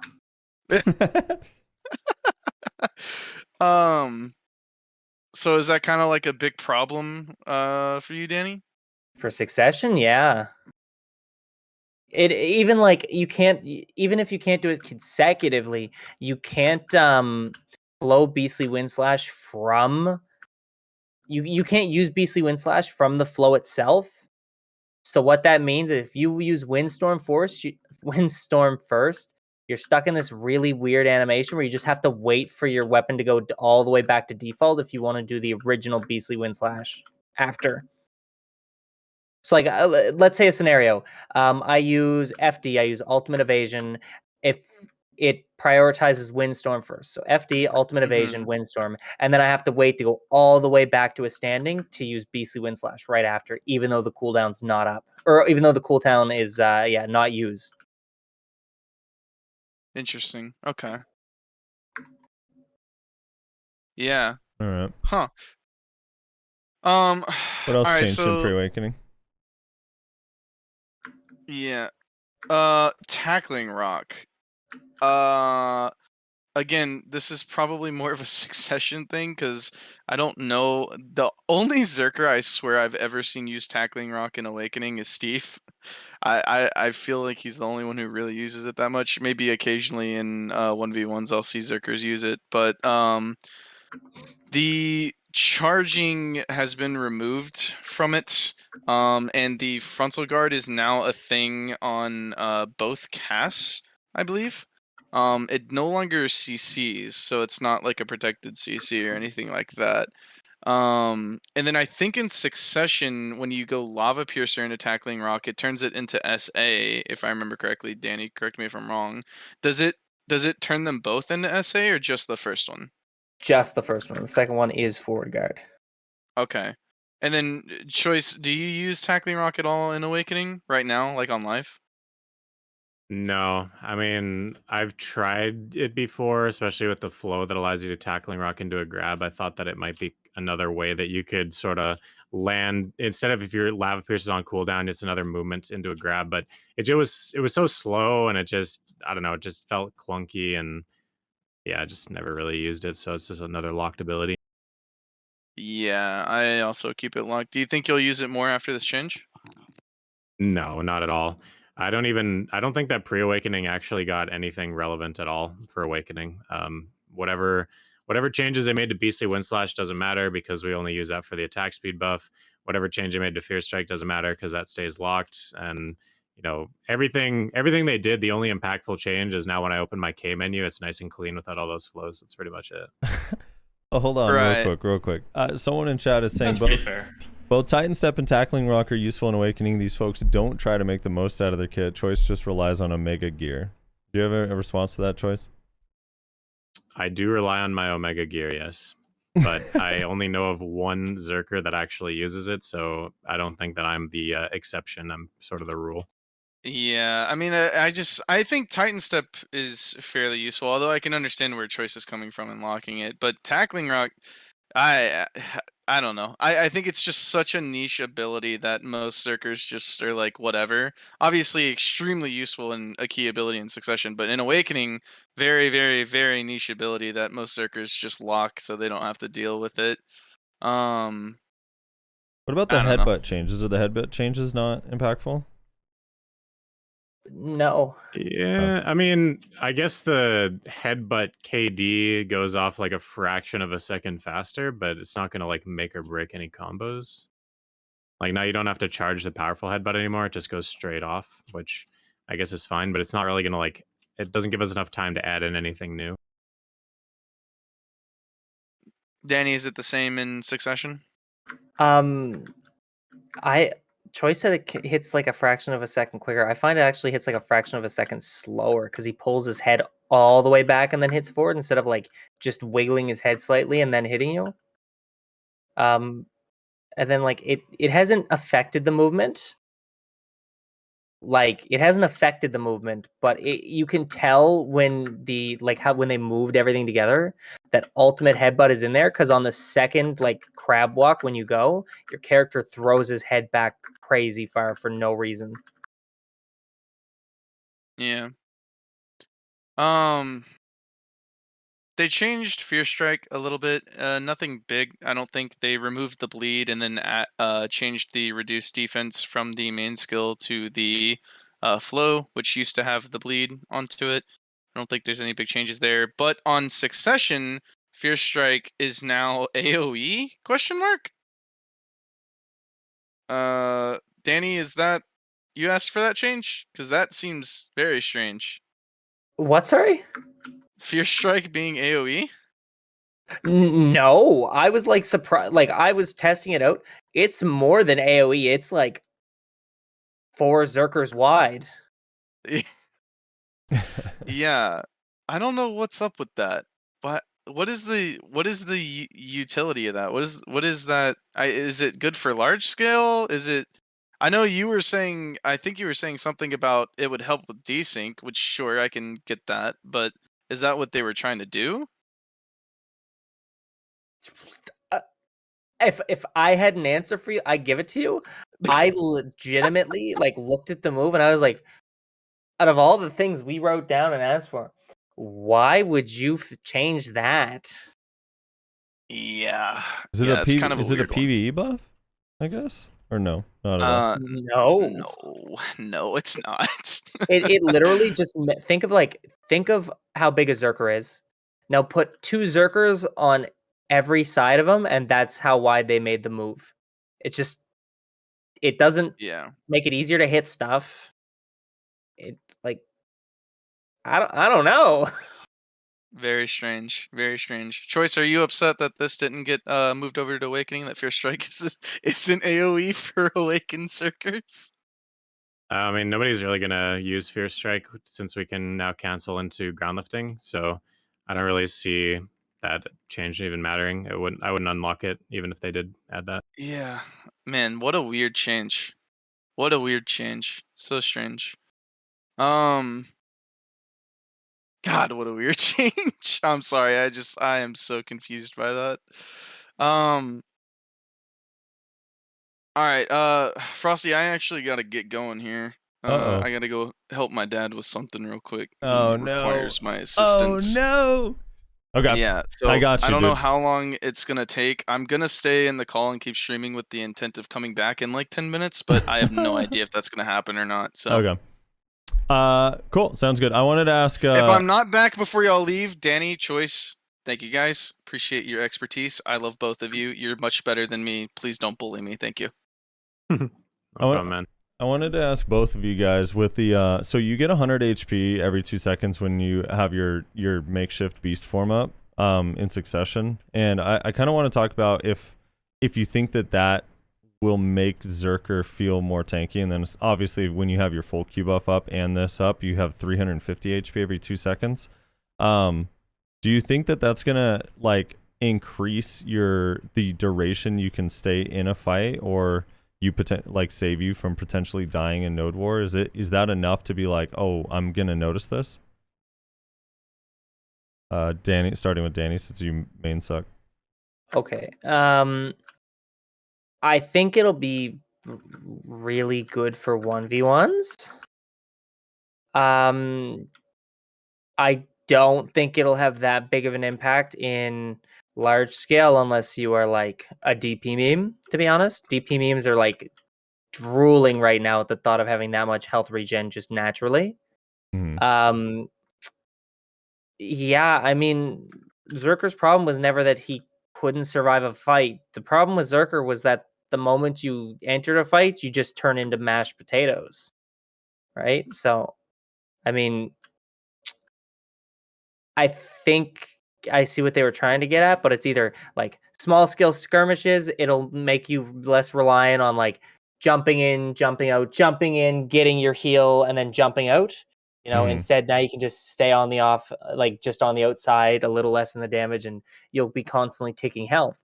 But for large scale, it's still just going to be a matter of you have maxed out DP, a single Nova is going to hit you with like her dash, and then you're just going to lose half your health, and then a wizard's going to drop meteor and you're dead. That's it.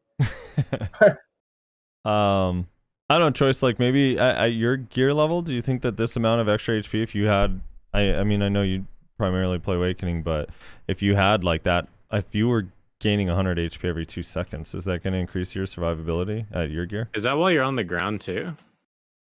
It's just forever. Yeah, it's just a passive. Yeah. A buff. Yep. Okay. I mean, it's not a nothing change. Especially, I do agree with Danny that it's more of a 1v1 change. You really can't do much to help Berserker. Yeah, like it's all about positioning and being able to get in, do damage, and get out these days in large scale, and that's for every single class. So I don't think a small little HP thing like that's going to make a gigantic difference in large scale, but in 1v1s for sure. Like if you can get caught and you can survive because you have maybe an extra 300 HP that you've received over the duration of their combo, that could amount in you actually being able to stand up at the higher gear levels. Right. I don't think it's going to make much of an impact for, lower geared Zerkers when they're getting one comboed, because they're just going to die in a combo instantly. But if somehow they're taking chip damage and they can heal that up a little bit quicker, or a little, without having to heal, right? Because our heals are very hard to use in 1v1s. I guess it's kind of, it's a nice way to get a little extra benefit. But I would much have rather seen Zerker's HP pool in general keep up with the meta. Thing that I, have said for a long time and complained about for a long time is Zerkers back in the day used to have 2,500 HP. Like, that was our cap before Garmoth Shards, before Cup add-ons, before Kaffir Stones, before, the 600 HP from Journals, before we had HP pots that would only heal every 3 seconds instead of 2 seconds, etc., etc. All of these HP bonuses have made us to now where we're rocking, 6,000, 7,000 HP. We're no longer at that 2,500 anymore. Zerker's passive has remained a flat amount of HP, which means that we effectively, for a long time, had like 20 to 25% more HP than any other class. Right. Whereas now, our HP passive gives us like not even 10% more HP in some cases. So that really never kept up with the times, and I would have rather, if they were going to really try to fix the tankiness of the class, or wanted to make it where the HP was relevant, actually make that passive perhaps scale with HP, where now maybe Zerkers would build more HP accessories or build more HP cups, or actually make us have that 20 to 25% more HP like it used to. But that also does... Things have sort of changed a lot as well, where Zerkers are kind of just a ranged class now in the global lab. And so I don't necessarily, range in itself is kind of a protection. So I don't mind that Zerker is now this squishy class, but I do mind that Succession Zerker is still not that class and probably should deserve to have that extra HP. Danny, can you break down for the audience the changes to Ancient Wave and how that kind of feels? Yeah. So on Succession, Ancient Wave used to be you could fully charge it, or you could cancel it with certain moves and it would come out instantly. Now it still comes out instantly, but if you do it without it, it has a short animation and then he throws it. There's no longer a charge on it, which is good, because what they did is they removed the charge and basically took the middle ground of the least damage you could do and the most with charging and just put it dead on the middle. And so now, if you are unQ-buffed, you just toss out your thing. You swing your arm downwards and then you throw out this thing. They fixed the hitbox. They made it so it wasn't so janky. Before, the damage was inconsistent. It would throw out random cones of damage. Right. Now it is equalized in front of you. Everything's very streamlined. And if you're Q-buffed or pseudo Q-buffed, you actually, instead of swinging down, you swing up like you're scraping the ground up at the person. It's much quicker than it was before if you do that as well. Right. And then I guess this is more towards both of you, because sometimes when I read, so for example, the way this is written, the attack range is applied differently for each distance, has been unified to the widest range. And then they say the damage of this skill has been adjusted accordingly.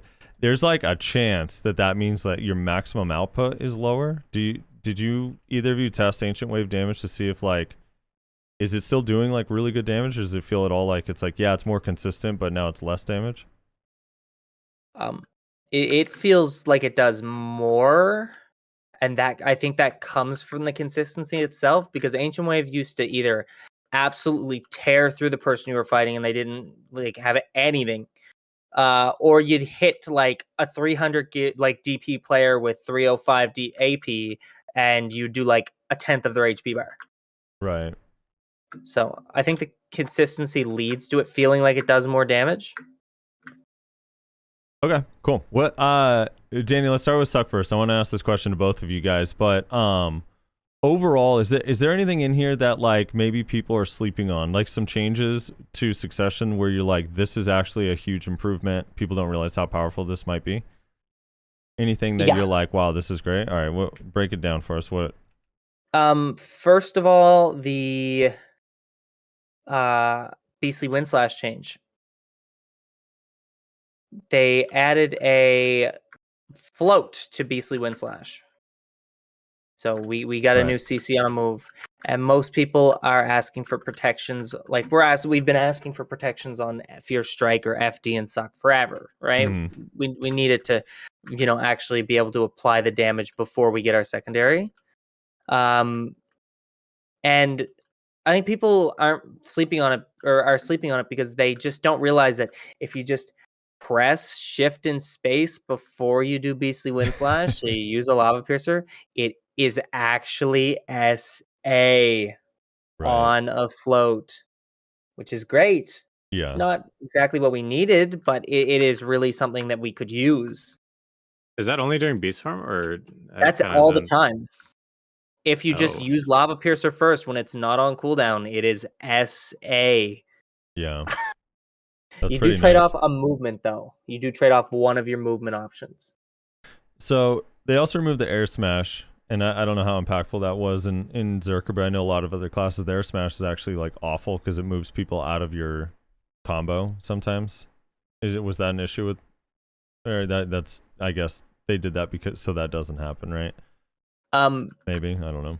Actually, Air Smash is like one of the worst things in the game. Unlike like down like not even, it wouldn't really move people out of the way because we're moving forward with you, so we just go with you anyway. But down smash, when you down smash someone, it extends the combo. Air Smash is actually the opposite. If you air smash someone, it actually makes them stand up quicker. Right, yeah, which sucks. So removing that is actually huge because you don't have this, you don't KD someone go straight into a Beastly Wind Slash and the dude stands up after like 0.3 seconds of the CC. Right? So choice kind of for Awakening. A little bit of the same thing. I know like Awakening, some of these changes like the Titan Blow is really obvious and the Q buff nerfs, but is there anything in here that like when you were reading it, you were a little bit surprised and like this is actually going to be really good? Not really. I think that Awakened Zerker's changes are very obvious. I think that we're gonna have very good range potential, and you're gonna find a lot more Zerkers playing like rats, I guess, like standing on top of buildings and probably getting a knockdown followed by a Titan Blow for a second knockdown, running up and ancient waving or trying to do some seismicking and ancient waving on you. So you're probably gonna find a lot less Zerkers really playing super aggressive and you're going to find a lot more Zerkers playing like those little rat witches on the walls and RBFs. But other than that, I don't think anything else is going to be super surprising. Yeah. Based on the changes, do you feel like they listen? Like when you read through this, does it look like they actually listen to Zerker feedback, or a lot of these kind of completely random? I mean, they listened to one thing. We wanted our range potential to not be all loaded into our Q buff and spread out amongst the kit, and they did that. But they pretty much didn't listen to really anything else. Like the class was a good large scale player and is going to continue to be a good large scale class, but we're still going to struggle with the 1v1 scene. Like any rat class we struggle with. We don't have like really any protected CCs compared to certain classes that have a ton of SA on their CCs. We really rely on just whatever core we're running at the time. We also kind of got this it's a really weird sort of nerf to our 1v1s that happened in this latest Global Lab as well, where they took away our core on Giant Leap, which was used as a protected float, which is really weird. So I think our 1v1 is just like nothing was addressed in our 1v1 and it was mostly nerfed over everything. Yeah, what's the CC they added, or what's the CC on Seismic Blast core? They changed it to Seismic and they added a knockdown on it, which is completely pointless because every Seismic is followed, like before Seismic is the ground lifting. Everybody Lava Piercers ground lifting into Seismic, which is a CC. So nobody's going to take that because it's already a CC. And so what's the point? It's just really weird. I would have rather they just left Giant Leap as the CC. Yeah. What was the other thing? So Giant Leap being changed into a single skill. Seismic Blast has been changed to skill required level up to 3. Does that make any differences, or what are the impacts of that?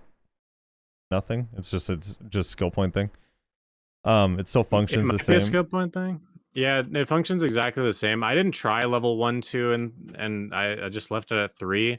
But I'm guessing that maybe there's a lower. I'm only speculating that maybe the lower levels can now be used before you hit level 57, so that might help. Or what I think it was level 58 skill or 59. So maybe at like level 56, when you get your awakening, you might be able to get level 1 instead of having to wait a few levels. That's the only thing I can think of as to why they would do that. Right. I know one of the things Reslar, I'm sad he's not here to talk about it, but one of the major things Reslar was hoping for is your rocket jump to be fully protected a little bit earlier on and being full iframe in the air.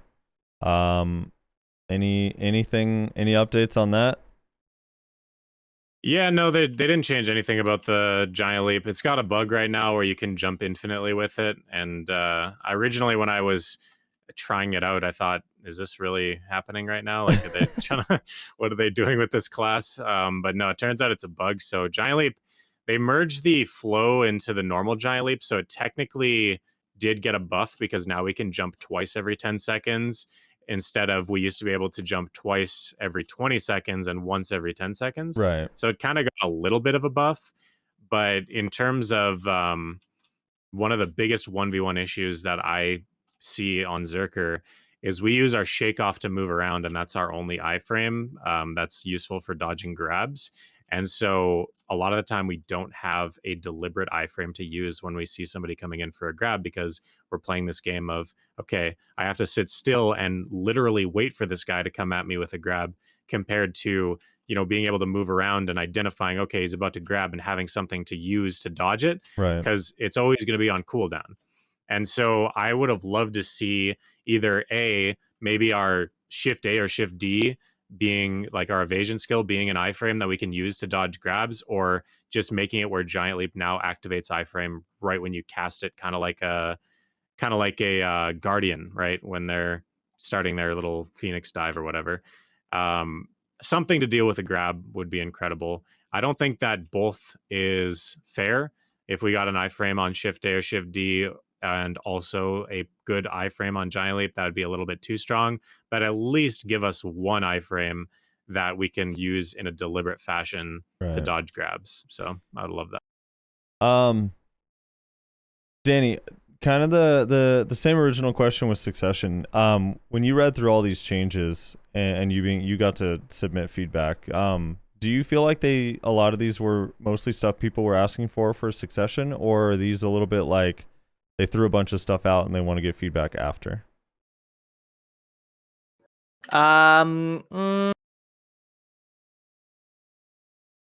They address some of the things, but not in the fashion that some of us may wanted.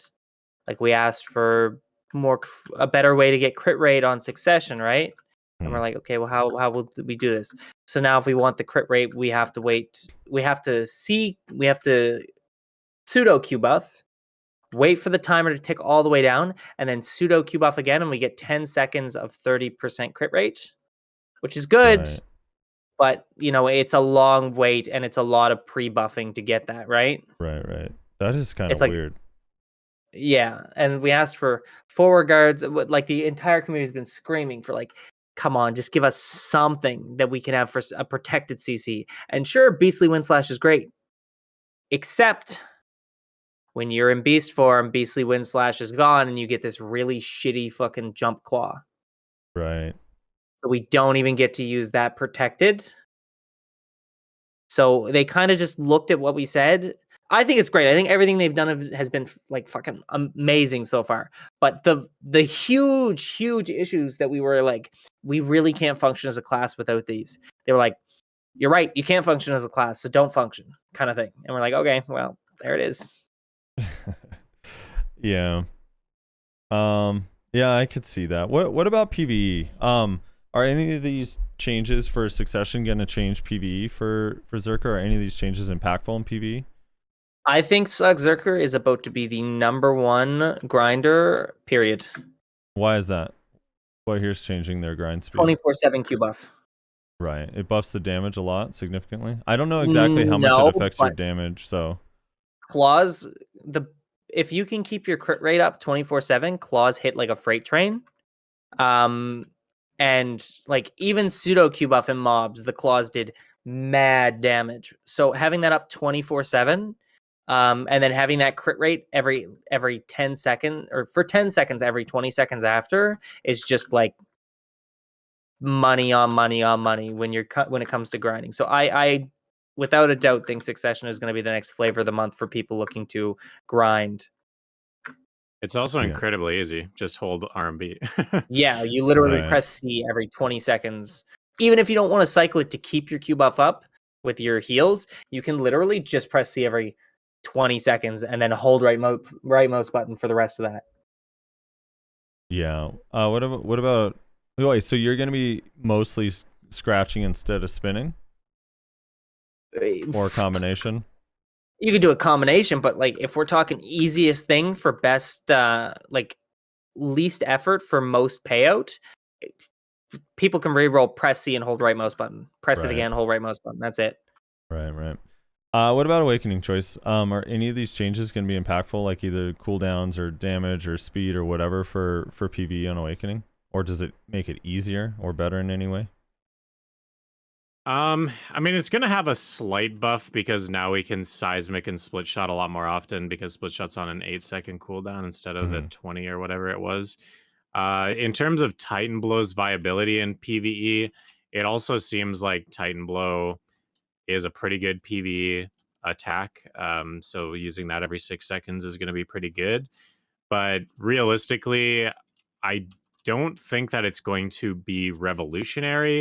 It's not going to make us, go up in any sort of grind tier list or anything like that. I think just our PvE style is going to be different, really. I don't think it really sped us up or slowed us down in a significant margin.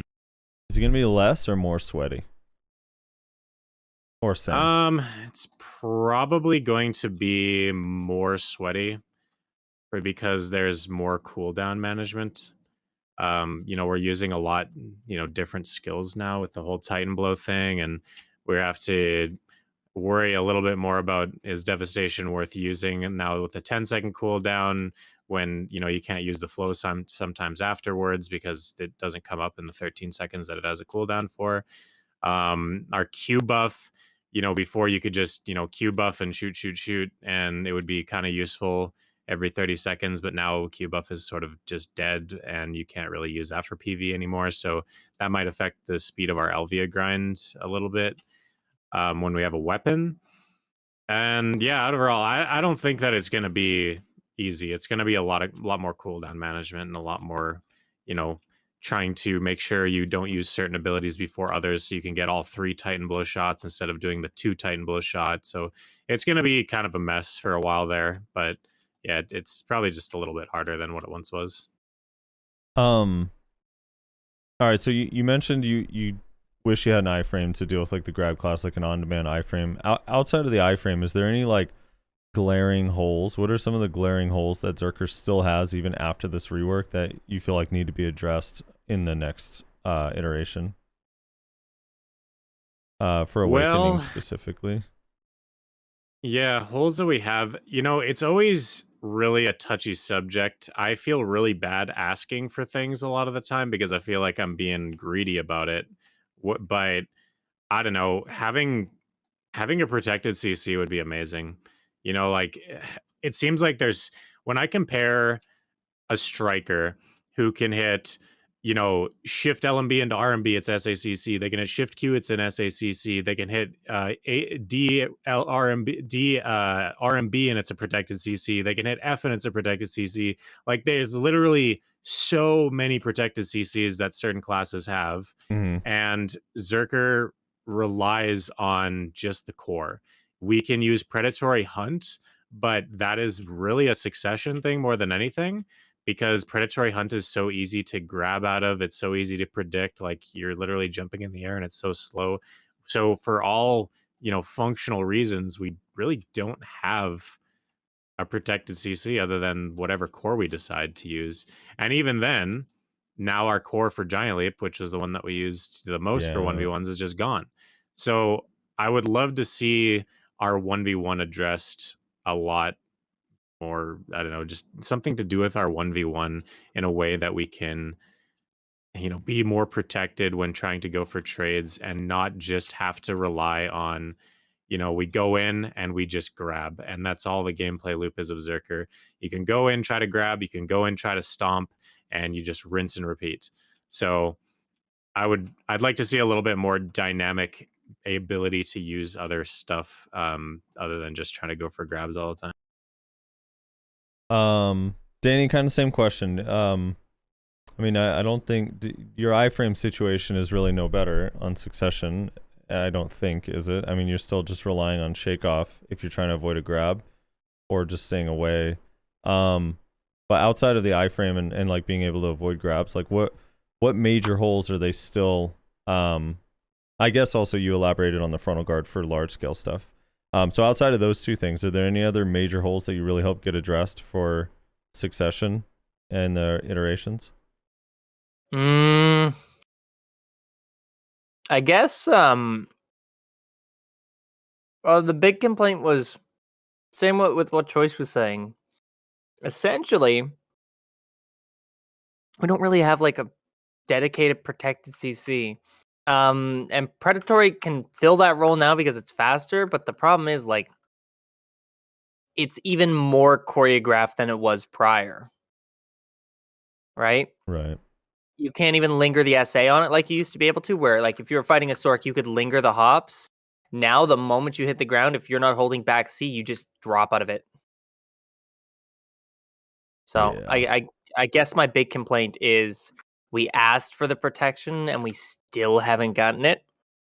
And it's not like what I sent up wasn't out there. I'm not asking for full SA rotations. I'm asking for a forward guard on a cooldown on a 6-second move, and they're still dragging their feet on giving it to us, right? Right. I don't think it's that far out there where it would absolutely destroy or make or break Berserker's kit, but it could give Berserkers the potential, like, to use their skill and leverage it instead of just being, okay, well, we're just going to rotate all our SAs, CCs 24/7, drop 4 grabs, and then, Yeah. Let me ask you is this, because a lot of people are saying this in chat. Now, there's kind of a two-parter. It's like, one, the counter argument is a lot of people like you have 4 grabs, a couple of them are protected, so you like already have protected CCs. It's one of the counters. Like people, when they hear you ask for protected CCs, they're like, what? You guys already have this, whatever. Separately, but it kind of ties into it. Do you think that it's necessarily a protected CC that you're missing, or quick catches that you're missing? So, for example, on Succession Ninja, their only protected CC is Smokescreen, right? But Behead is a fantastic CC that you guys don't have. Like this just quick AoE stun that's very difficult to react to. Or Malice, where they just kind of throw it out and they're already on to the next thing. Is it a protected CC that you're lacking, or is it like a quick catch that's hard to react to that you're lacking? And then on top of that, I guess if you have a response to like, when people say, well, you have grabs, why do you need more CCs or protected CCs? I got a response for that really easily. So yeah, Berserkers complain about, or a lot of people complain that Berserkers have 4 grabs. Okay, here's the thing though. Strikers have a 7-second KD grab, whereas Berserkers grabs are all bounds and they're all on very high cooldowns. One of our grab is 40 seconds, the other one's 23, the other one is 20, and then our E grab is 12. I've said before, time and time again, you can have all those grabs if I can have Strikers grab. I would much rather have a 7-second ball and ass KD grab than I would have 4 shit grabs. So that's my response to that. And hey, guess what? Striker is the one with all those protected CCs that I was just talking about. So not only do they have a baller ass SA grab, now they also have all those baller ass SA forward guard CCs. So I don't know. I don't think that us having 4 grabs is a great argument when all of our grabs are very mediocre in comparison to Mystics and Strikers and all these other 7-second grabs that are very quick to get off, and some of them even being KD grabs, I would rather have that for the class. Just the quantity of grabs doesn't necessarily make up for the fact, it doesn't necessarily make them more broken in comparison to one really good 7-second grab that's also a KD. So that's in response to that. In response to your second question about does Berserker need a fast catch compared to an actual protected CC? Yes, it does. Sure. Yeah. Well, sorry, Reslar, to catch you up real quick. So, like Choice and Danny were saying that they would love to get like a protected CC, especially like now that Giant Leap core got changed, which you didn't get to share your opinion on that. But I was asking because like Ninja as an example has Smokescreen is really in Succession particularly is their only protected CC. Is it the lack of protected CC that Berserker has, or is it lack of just quick catches that are hard to react to that Berserker is missing? So if you want to add to what Choice was saying. Well, first of all, I interrupted him, so yeah, that was Choice, rude. Go ahead, finish Choice, your if you thought. could finish your No, thought. I just want to, I was thinking about making a grand entrance, but then I heard the question and I was like, well, that has an obvious answer. But sorry, Choice, continue, please. Yeah, so the thing is that Berserker already has a fast catch. We can hit F after Lava Piercer, and it does an AoE stiffen, and it's unprotected, and it's useful. I use it all the time, but I don't think anything about Berserker's movement is unpredictable. And so I really feel like an SACC would work better than a really fast unprotected CC, because I just think that you would have there's nothing in the kit that would make a fast CC make sense in the kit. Like there's no real, I don't know, there's nothing that could be just unpredictable enough like a ninja, because ninjas, what they can do is with a lot of their CCs, they're moving around in their forward guard, positioning, repositioning, and they can do that forever, and then all of a sudden they just throw out a really fast CC, whereas Berserker is not really going to be ever doing that. We're not going to be moving around in this unpredictable fashion because we're going to run out of stamina, and we're also going to be completely unprotected in a lot of this movement if all we're doing is just shaking off moving around. So I don't know, it makes sense for ninjas to have that, but it kind of doesn't make sense for a class like Berserker too. Danny, do you feel that the same is true on Suck? Because I do think Suck Berserker movement is a lot different than Awakening, but it's not ninja movement. Obviously, it's very different. But Danny, do you think like it is kind of same thing as Choice, or could I address the questions differently? Yeah, please. Back to the question about grabs. Right. Berserker has 3 instead of 4. One of them we shouldn't even consider it. Corpse Storm is useless in the sense where if you grab someone with it, you're stuck in the animation for half of the CC timer. So basically, the moment they stand up, you have to do your secondary, right? Cool. Okay, so we're down to like 2 grabs. We can consider the third. I don't like comparing our grabs to other classes. I don't like saying like Striker has a 7-second grab, and so Berserker, like it's not that bad. I think we should look at it in a way where Berserker has 3 grabs. Sure. Berserker is also one of the only classes in the games with a single iframe.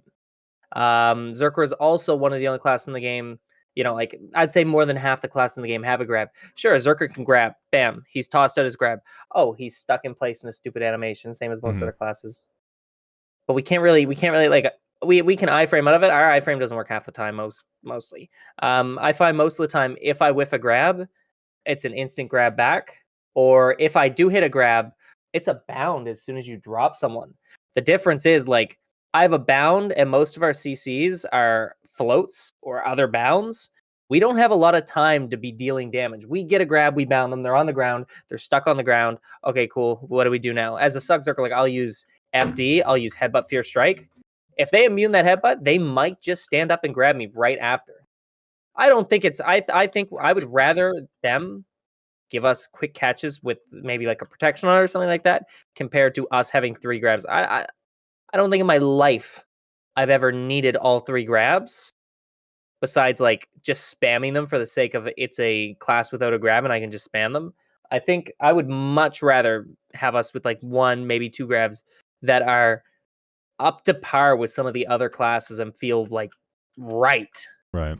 Like when I get an E grab, I throw someone on the ground. And if you're on Awakening like Choice, sometimes you can get this really cool glitch where you E-grab them, throw them, and then you're just not allowed to move until they stand up. That one's pretty cool. If you play Awakening, I'm sure you know about that one. So what about the CC thing, like with the protected CC or a quick catch? For Succession, yeah. I think Succession has some good quick catches, but like I think Succession has quicker catches than Awakening and better mix-ups, but it doesn't help us. Most of the time, like if we decide to use like some weird mix-up to get a CC, most of the time we end up just getting stiffened by some class's throwaway move, and then we lose. That's it. So I'm really adamant on us having those like a forward guard. Even like when we get a CC, the problem is like generally I'd like to have a forward guard in case there's anyone around or something, or even just in 1v1s. It'd be nice to be able to throw to move that does damage where I'm not sacrificing my entire combo. Like if I throw Predatory to try and catch someone and I don't hit them, I cannot one combo them because I'm lacking the damage. And I've lost a 20-second movement ability, right? Right. So I am with Choice. God fucking damn it! I'm with Choice very adamantly on the protection on an attack comparatively. Protected CC. Rez, do you want to talk about I mean, you could also address those two things, the grab. So one of the things was like, well, why do you guys want a protected CC? You have 4 grabs. There's a lot of people in chat were saying, you hear that all the time when Zerker's talked about, but also oh yeah, the giant leap stuff, the core change, and the fact that it didn't get what you were asking for. Yeah, so the fact that it's not actually iframe in the air is fucking infuriating. It's really the main. If they fixed giant leap, then I would probably have no complaints whatsoever about the rework. But like, dude, why is that thing not iframe while in the air? It says iframe while in the air. It is in fact not iframe in the air, and it bothers the shit out of me. As far as like the grab quick CC thing, I mean, I can't really explain it any better than Danny or Choice did, in all honesty. It's just like, at the end of the day, if you think that because we have 4 grabs, we don't deserve a quick CC, like, I don't even want to bother talking to you, in all honesty. Like, it's such a weird concept to me. People don't even want to bother, like, learning the different grabs and, like, the openings that they have. They just about 4 grabs constantly, in which, like, the lowest one is, what, a 14-second cooldown, I think? I don't know. It gets annoying. It gets old having to deal with that kind of shit. And regarding Giant Leap, did you guys talk about the backwards Giant Leap yet? The core skill change?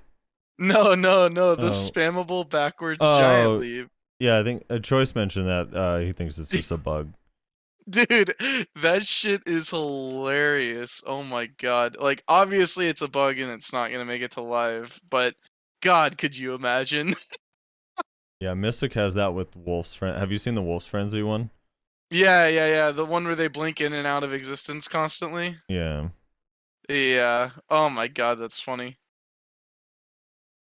So yeah, we kind of mostly covered everything. Rez, is there anything major in the reworks that you are still kind of hoping for on iteration number 2 and 3? The other thing I wanted to ask too, to kind of everyone here, did any of the bugs that you guys that kind of bother you guys get fixed? Were any of the bugs addressed, or did anything on Global Labs feel like, oh, okay, this bug isn't here anymore?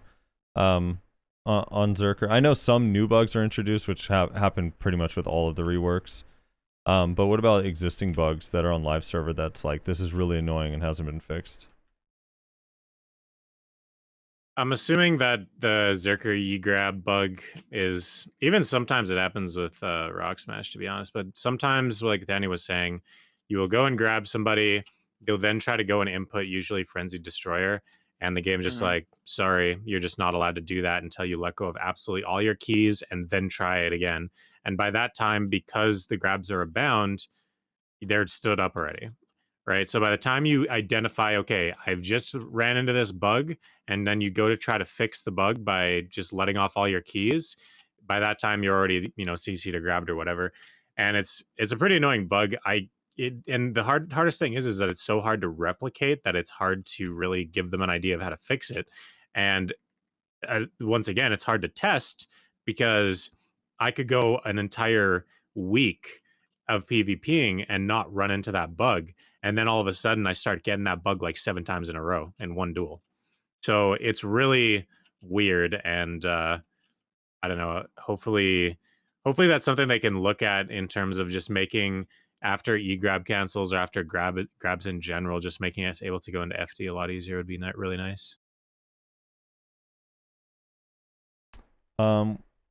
Russ? Sorry, I was reading things. What was the question? Well, mostly about like were any of the bugs actually addressed, or does it not really look like any of the bugs I are don't addressed? think so. Were any bugs addressed? Man, Berserker's such a buggy class. It's one of like the weirdest things about it. It seems to have infinitely more bugs than any other class in the game for some strange reason. I think part of that is also that it's especially vulnerable to desync as well. I think it's kind of another aspect of it. And for whatever reason, they just don't ever seem to be interested in fixing any of those issues, which is kind of confusing. But like, sure, I think most Berserkers just kind of come to live with it over the years. Like you occasionally get desynced or something bugs out, and you're just kind of like, ugh, that's annoying. But whatever, it's the same thing it's been for years now, so who cares? It'd be nice if they fixed it, but I doubt they will. Yeah. I don't know. Rez, what are you expecting for the iterations? I mean, are you, I guess like Titan Blow is kind of a new skill. And then the C buff thing is kind of a new skill. Were you guys at all bummed out? I know some classes feel a little bit sad they didn't get entirely new skills. Were you guys hoping for something just totally new? Or... I mean, a new skill would have been nice, but Choice like nailed it earlier when he said like, well, Titan Blow is basically a brand new skill. Like it definitely is. How does the BSR work on it? Does that terrible? Yes, BSRs don't work on Global Labs, I don't think. Yeah. Yeah. The BSR is still melee, and it also does no damage. Okay, so it's totally pointless. Is it just not updated, or is it actually a new BSR and it's just bad? I don't even know. Like I can't. I didn't compare the tooltips, but to me, I don't know. I don't think anything really changed because actually, in fact, Reslar saying that the BSR doesn't even work can make sense because I swear that ability at least did some damage on live, and I'm didn't do pretty anything. confident it just does not work, dude. I swear. Danny, did you put in input for any like new abilities on Succession Zerker? I'm curious. Danny, hello. Sorry, I had a bit of an issue with my computer. I was struggling to get to Discord. I've been recording this whole time, and I filled up my hard drive. I didn't even mean to record. No. So no, I did not fill out for a new ability. Just because like there was no suggestions from the community. I couldn't think of anything, and what they did was they basically made a new ability out of old things we already had and clumped it into one amalgamation.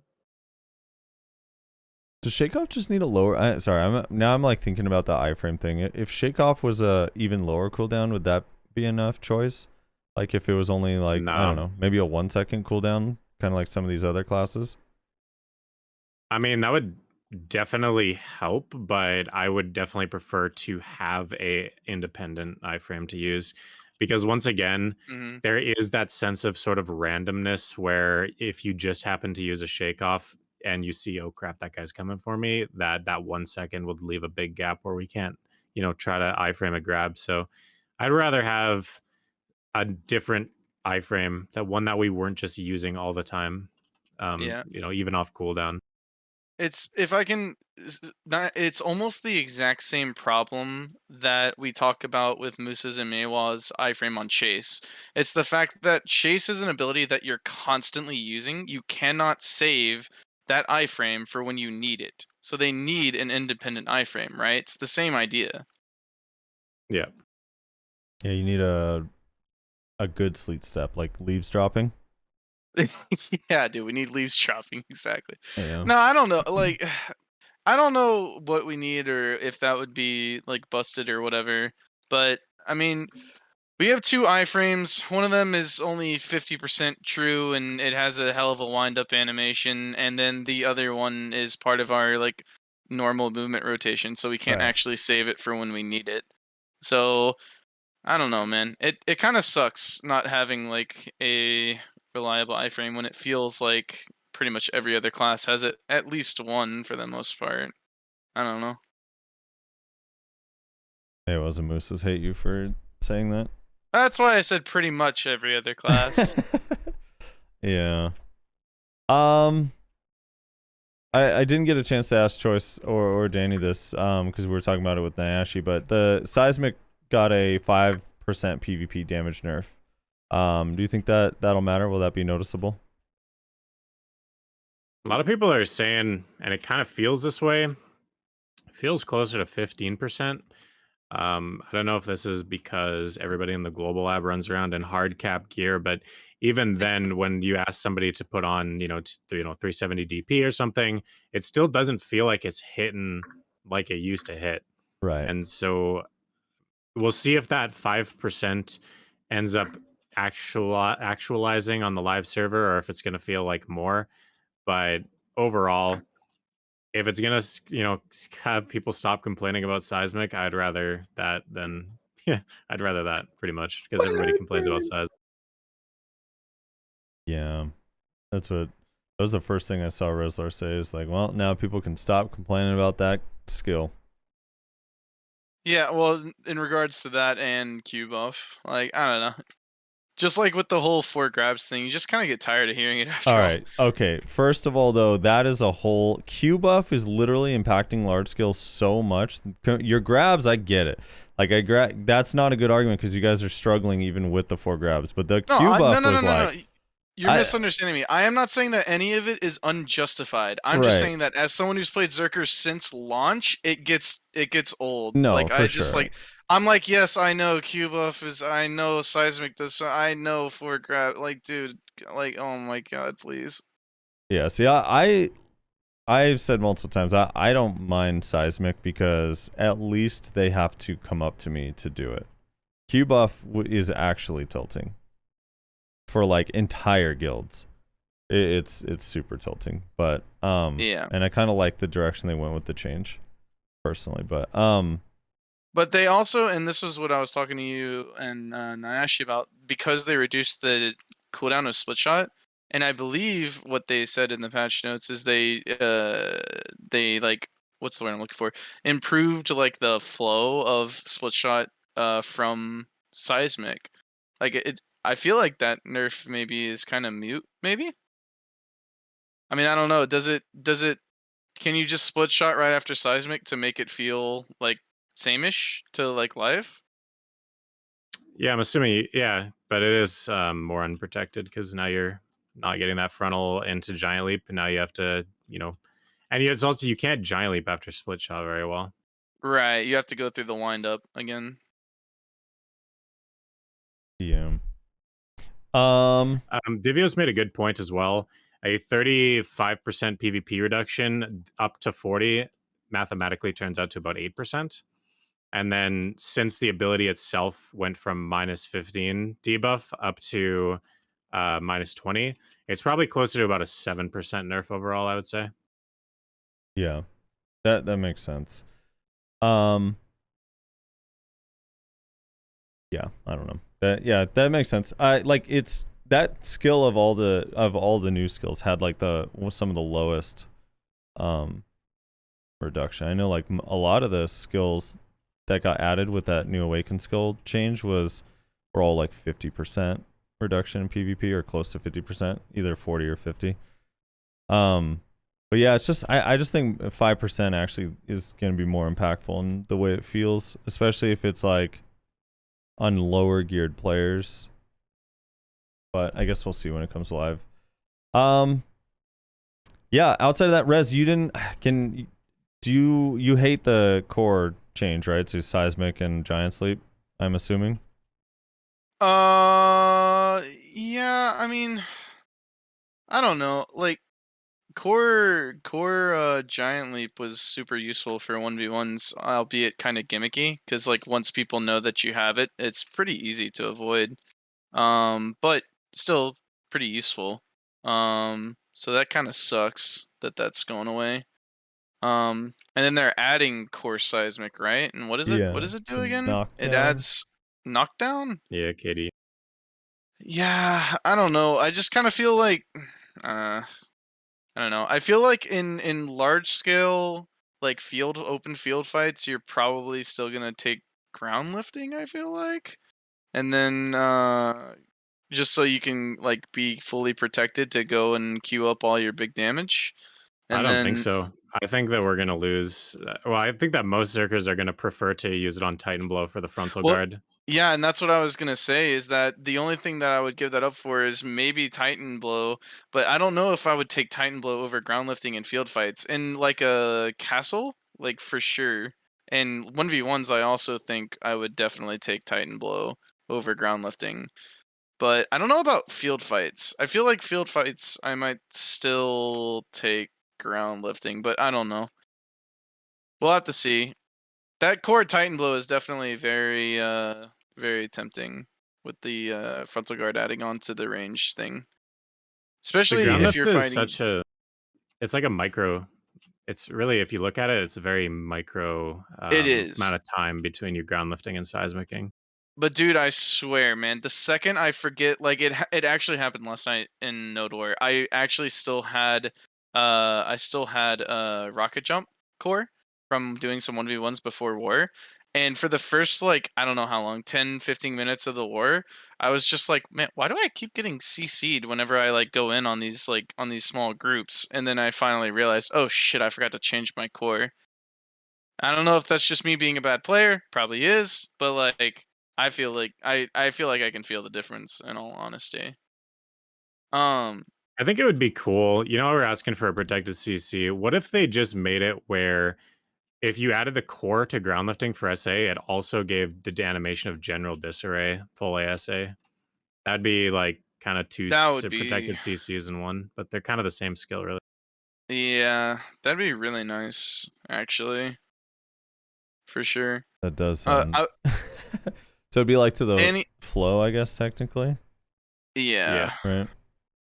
Danny, I wanted to ask you, man, because I've tried playing Succession, Berserker, and PvP before, and maybe I'll talk about this, and if you did, I'm sorry. I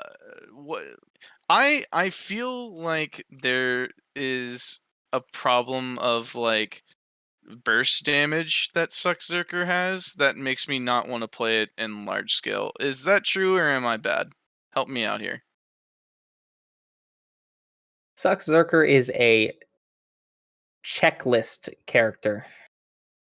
There is burst, but you need to hit a checklist. Pretty much you need to have hit them with predatory and get that 60% crit rate.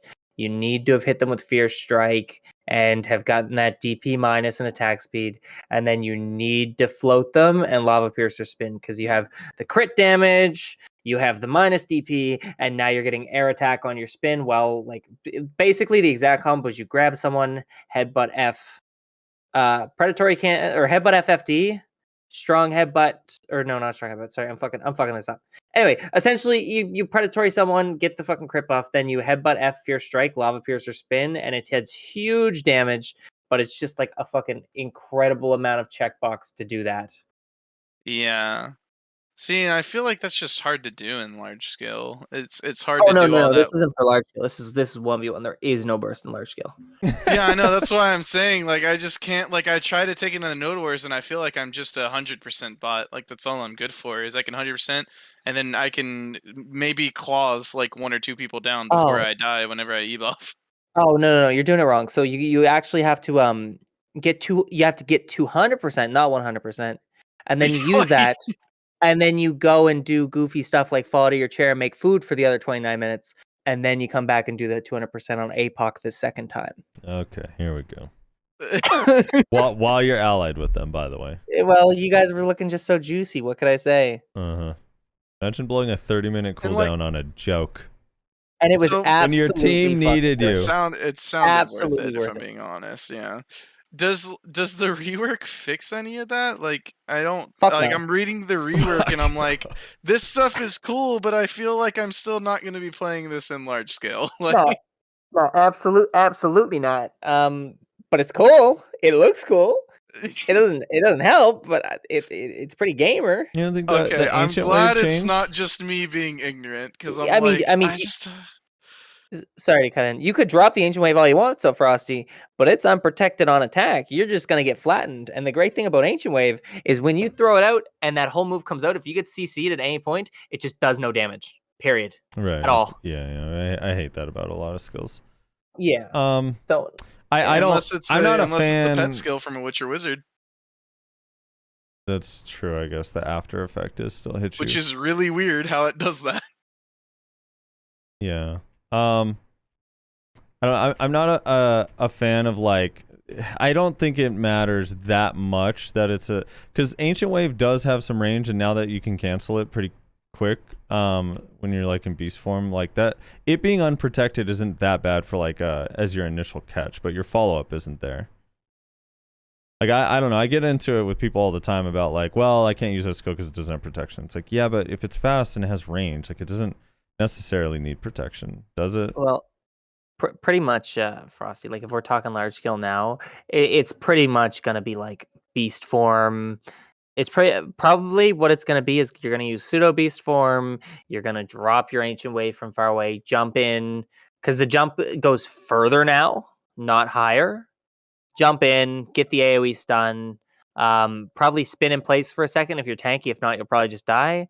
And then yeah, use your real Q buff, get like a 3k health stim right off the bat, and then die. That sounds You fun. know how it is. Yeah. I'm I excited. just don't know what even could they do to better Berserker in large scale. Tankiness. Give him seismic blast and maybe a little bit more tankiness. Yeah. Claws need to like I don't know. If you slow a Zerker, all of his legacy animations are so incredibly slow that they're unusable, and all his new animations are just like if you get hit by a 10% slow, your claw damage is like halved. It makes no sense at all. I don't even understand it. Yeah. Yeah. I don't know. I want to like Berserker so bad. And like I watch your stream, Danny, and I see you running around in BA and having fun. And it's like, dude, it's so much fun, but God, it just seems like it is just bad. Like I don't know how to explain it. Just man. It sucks. One thing I'm jealous about with Suck though is like the side RT spin thing is the AoE is so big. What's the side RT spin? Oh, he's talking about Raging Whirlwind. Thunder. Yeah, like the well, Raging Thunder side thing where you'd like have a KD and it's I don't know, it's like if you hit side RM like A or D RMB and then you do LMB, it does that little spin to the side and it's a KD. Yeah. that is SA in beast form, but like it's still not helpful because sure now you have 10 people knocked down and you got like another 15 just staring at you, pissed off that you just knocked down half the guild. Yeah, but it's the hitbox on it is so wild that a lot of the time it's kind of like having a fast CC, really. Like I would love to have that shit on Zerker. I'll agree to disagree on that one. I'll say its hitbox is huge and it's goofy, but I would not call it that choice. Well, yeah, I don't know. It's a nice thing to have, but it is still like unprotected, at least on live. And so you have that move in Awakening too, right? Yeah, but the hitbox is dog shit. I don't know. It could be a quick CC choice. But that's basically the only difference between the two is the hit, and I guess you can I feel like you can cancel out of it a bit quicker in Succession than you can in Awakening, but yeah, I don't know. I also hate that. That's one of the things that I was hoping they might change with Succession. Is that whenever you use your spin, you can't use that ability anymore. I was really hoping they would change that in Succession and the reworks, Because it really sucks when you use your spin to do your DPS and now you can't use that catch anymore. It's like, well, fuck.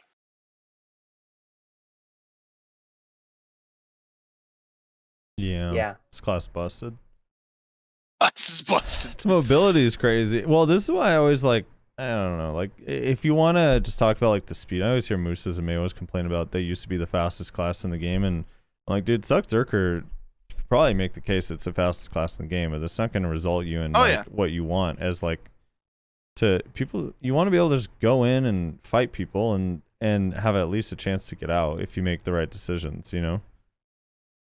I don't know.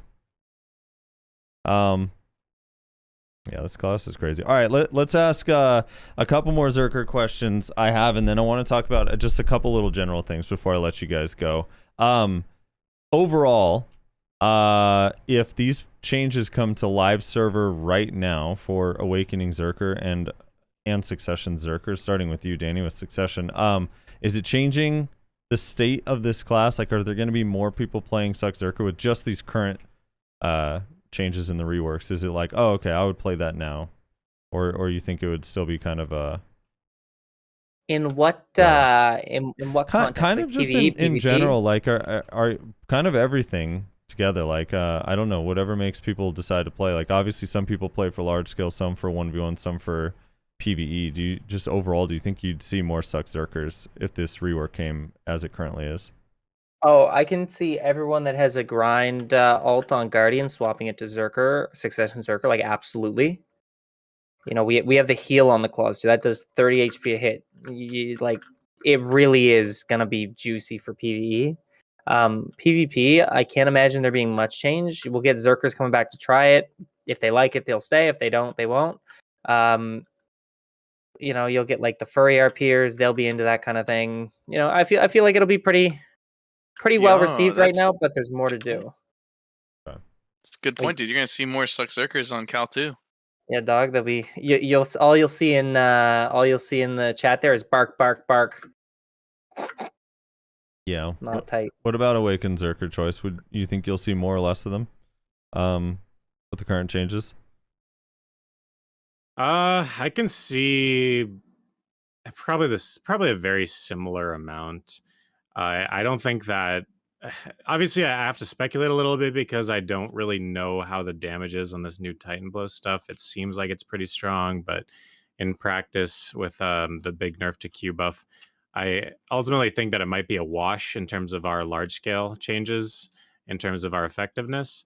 So I could imagine a very similar amount of Zerkers and only really having an interest for more of the large scale thing. And because a lot of people, I'd say most PvPers are kind of doing the more grinding 1v1 type of PvP and maybe some RBFing, I don't necessarily see that Zerker is going to be, you know, a flavor of the month.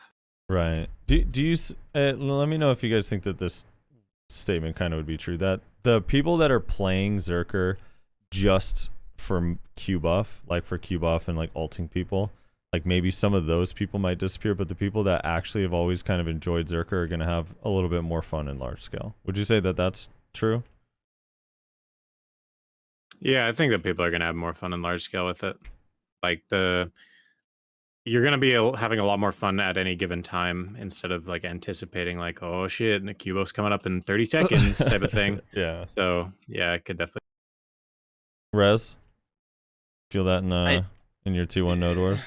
I'm just saying that to tell you. I'm sorry. Is anyone playing Zerker just for the Q buff? Yeah. I feel like everyone who says I'm just gonna play Zerker for the Q buff, they quit after like 2 days because they're like, this class is too fucking like clunky or like gross looking or like whatever else buggy. Yeah. Like, you try to teach people how to like mouse to move, and they're like, yeah, no, thank you. I think I'm just gonna go back to Nova. There's definitely people that exist that are only playing because every few minutes they can kill a bunch of people. Yeah, it's just how I feel like are. those people are playing Nova though. Like, you just play Nova and get Excel and E-buff, and it's like maybe, but there's the people same that thing. like the range, you know, just killing people. I guess from range. I don't know if those people do exist. Then yeah, they're not going to be playing anymore once Q-buff gets nerfed. But I don't know how many of those people there are.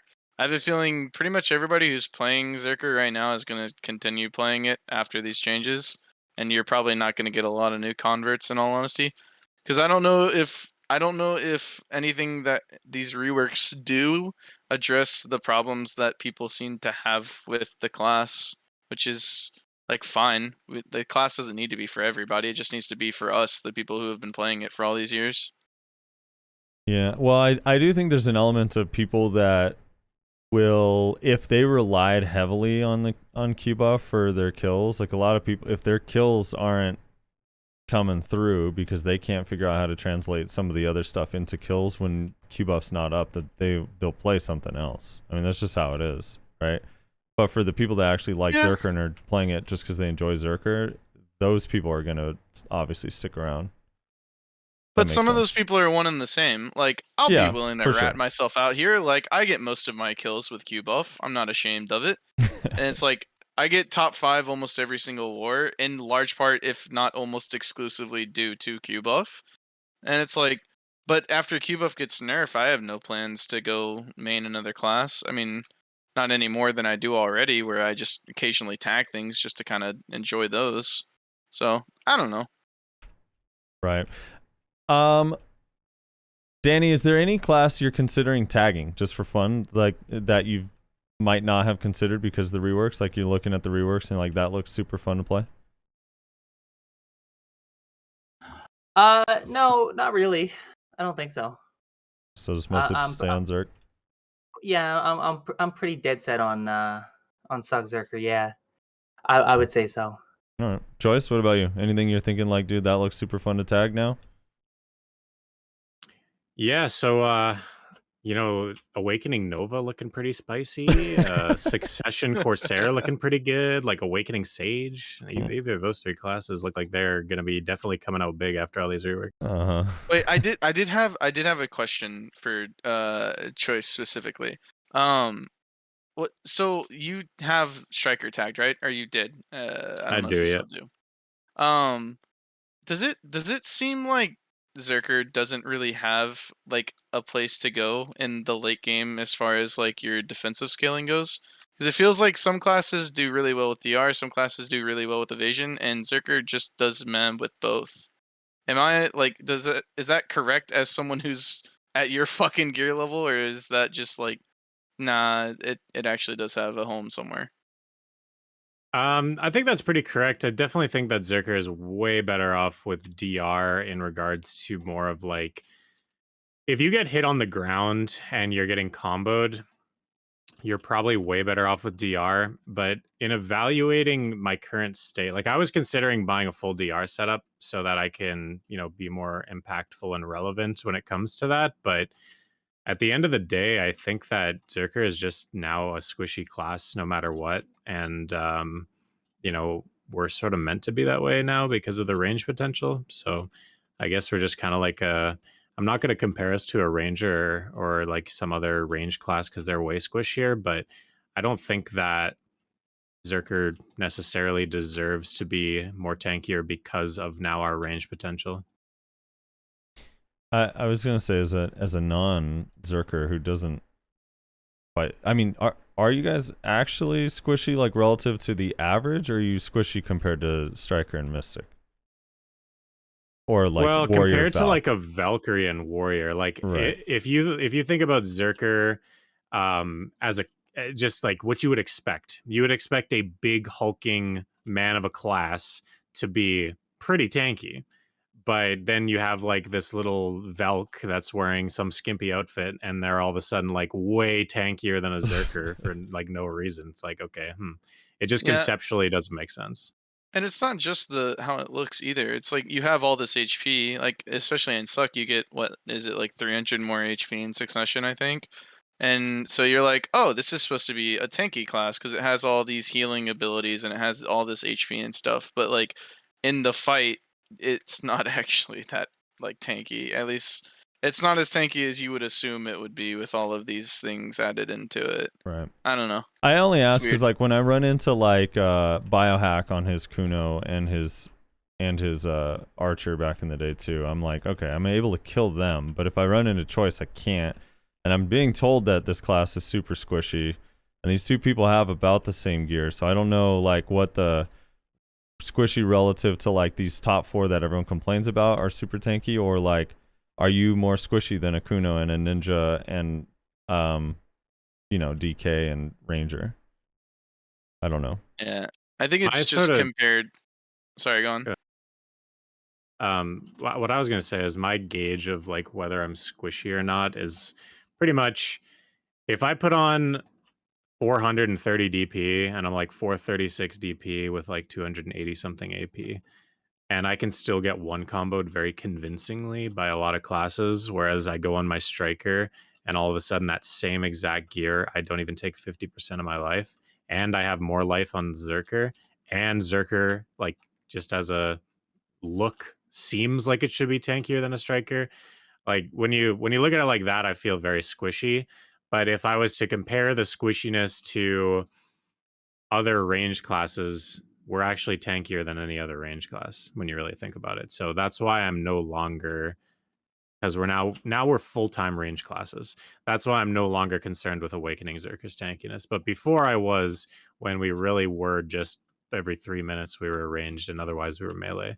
That's when I was more concerned about Berserker's tankiness. Yeah.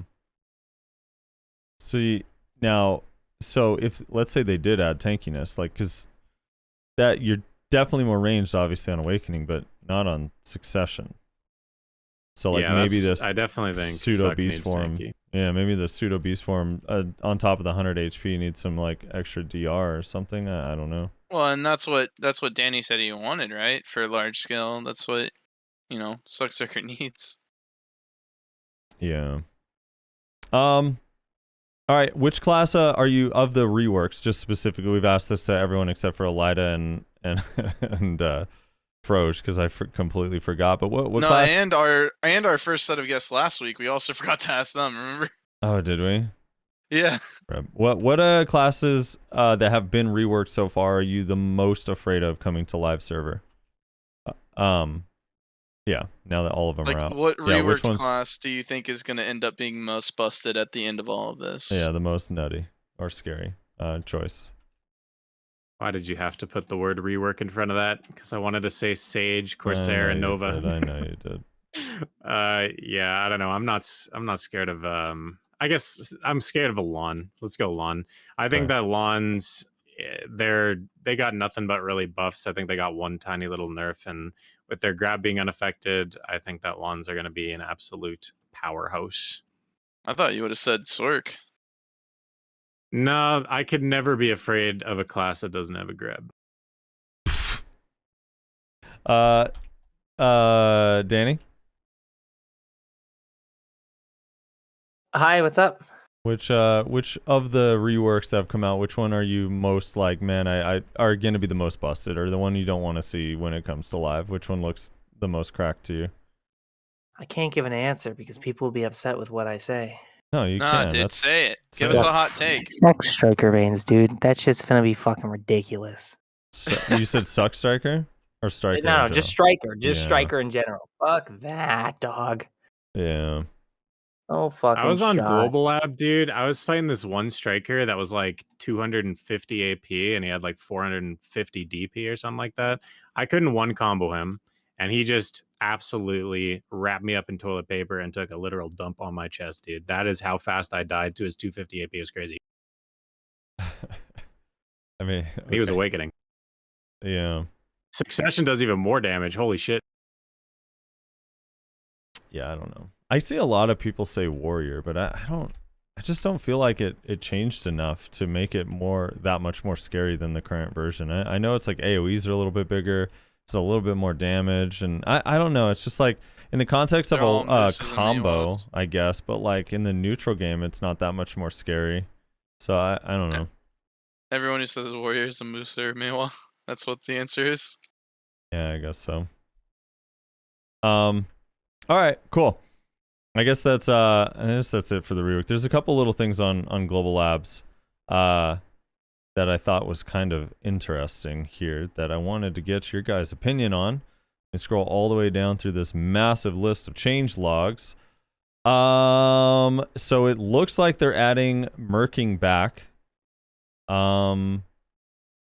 2 wars and stuff. Oh wait, where's the Oh, here we go.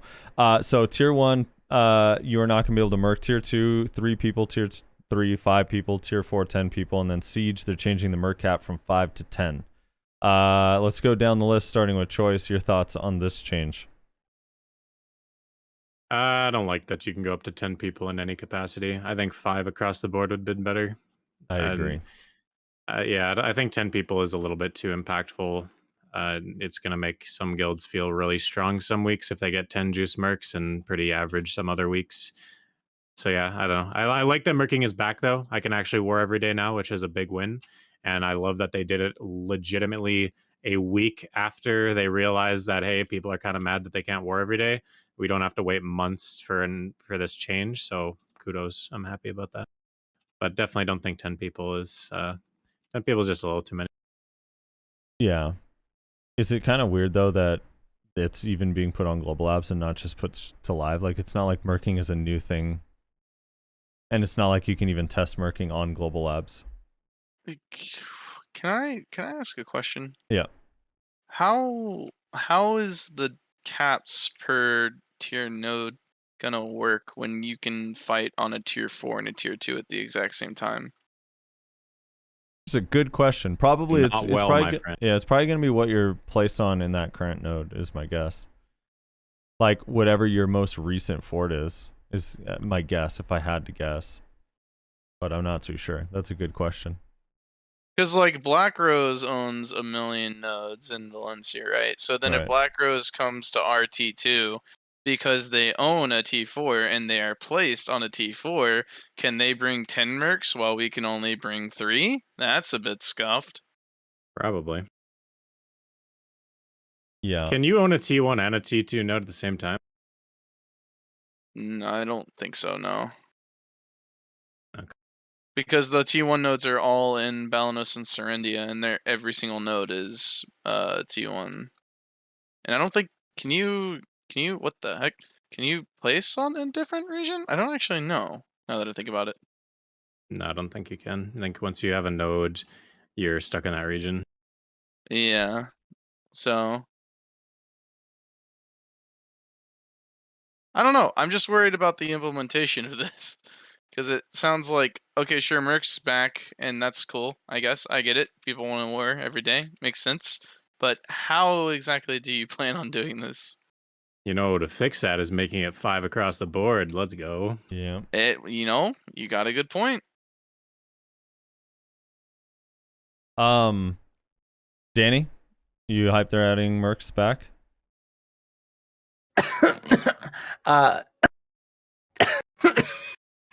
Yes, actually, yeah. Because not being able to merc out is like a big issue. I found at least like for someone who merked out a lot. Yeah. Everyone thinks you have COVID now because of that cough. Sorry, I hold may have like inhaled a shit ton of Febreze on my stream by accident. What are you That's what wearing happened there, by Danny? accident. They're my gamer goggles. Don't ask. We're talking about G-Lab changes right now. Just so you know, during this interview, I put on a maid dress at some point, and I built a table. Wow. I know. I'm sorry. At No, least that's you amazing. didn't go shower on us. I could have. Do you want me to? No, I'll take you're- that as no. Anyway, I good. am pretty excited for it. You're good. All right. What was the other? Was there another Conquest War change? I thought there was.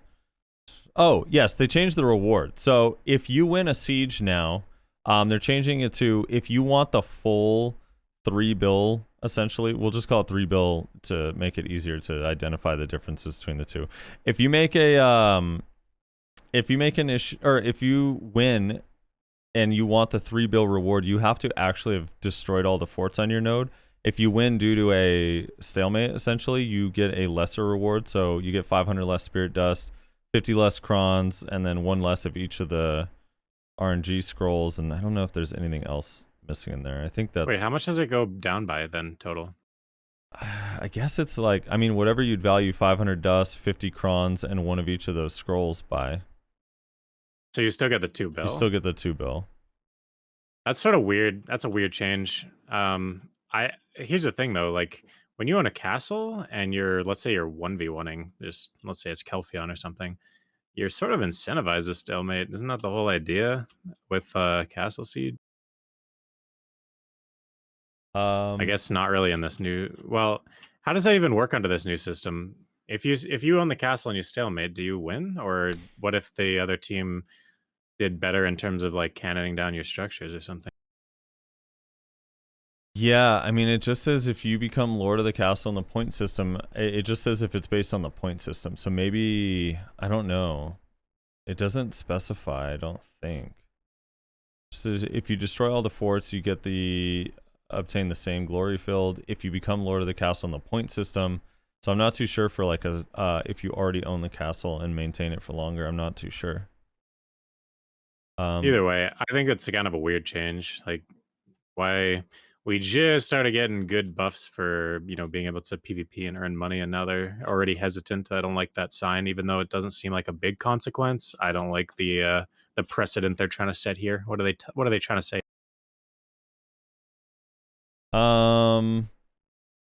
Yeah, I don't know. Let's see. Let me see if the blue text points it out.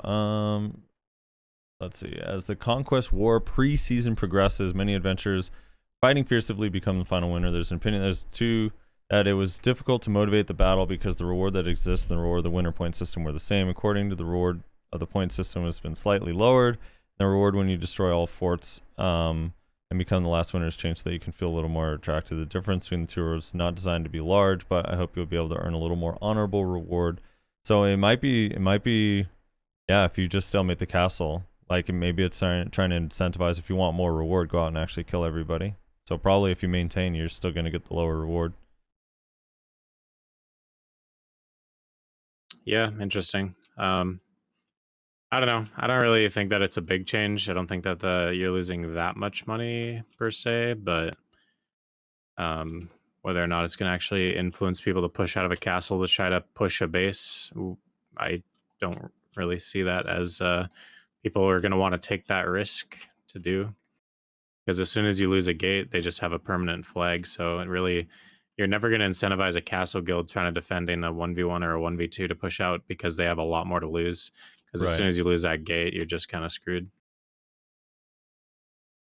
Right. And then lastly, the last kind of major change on here is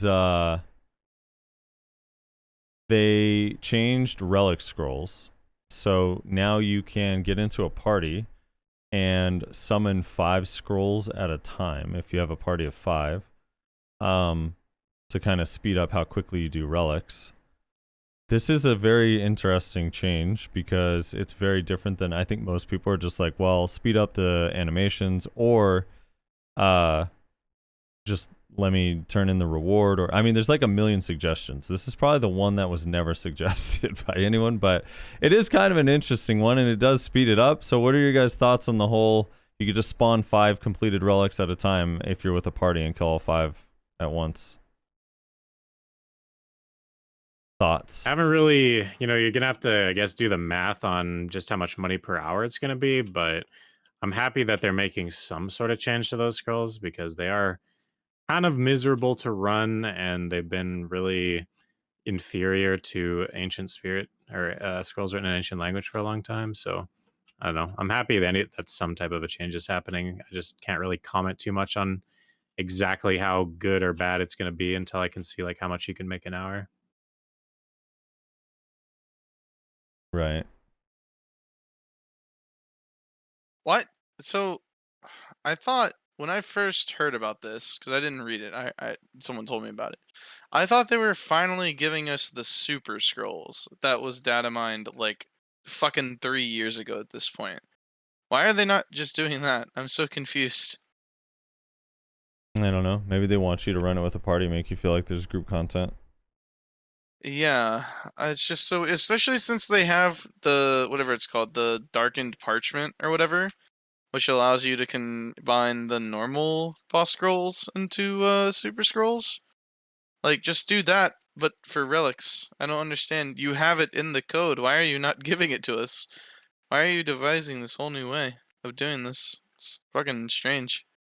Yeah. I don't know.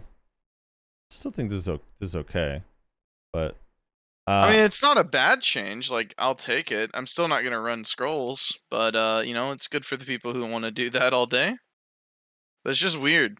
Yeah, it's unfortunate too that it's not happening to Peel of Face scrolls. Maybe in the future, but yeah, Peel of Face kind of outdated as well. They added this Era's Tome so that it gives you all the adventure logs and HP and buffs and stuff, which is super nice. You can also level up to 63 on Global Labs now with is it an item? Oh no, when you create it, it's level 63. Does anyone know, did they make it so you can just have Awakening or Succession when you create a character, or do you still have to pull that book out? Because if you have to pull that book out, there's no point in like deleting your character to make a 63 because you're just gonna have to run the quest line, which is annoying. Probably, I don't know. Yeah, I don't know. It's a very weird thing. I didn't know. They're probably gonna keep it annoying. I didn't know you were such a noob to Global Labs. I don't know why. I just assumed you were on there all the time. My Global Lab character is level 60 still, because I had like a legacy one from when they released Succession, and I haven't been on Global Lab since they released their Succession. Right. Oh, they're saying it does affect PLFA and Forbidden Books. Okay, my bad. I guess I thought it was only Relic since that's the one that they name in there. Okay, so it does affect all the That'll be scrolls. good for the market, Yeah, it does then. affect all the scrolls, sorry. So yeah, Karshins, Spellbooks, and PLFA. My mistake. Cool. Well, that's good. And choice, are Ibidor scrolls good, or you think they're a waste of time? Are those the ones from Odraxia? Yeah.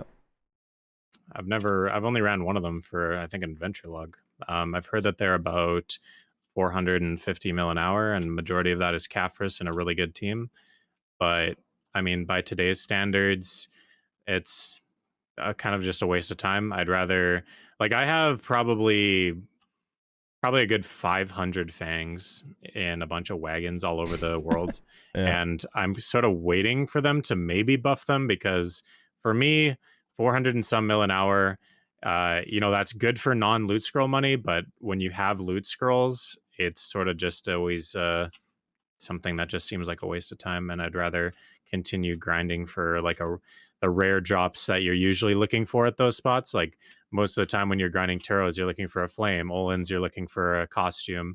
It just seems like such a secondary thing in those cases that a lot of people just don't bother running them. Right.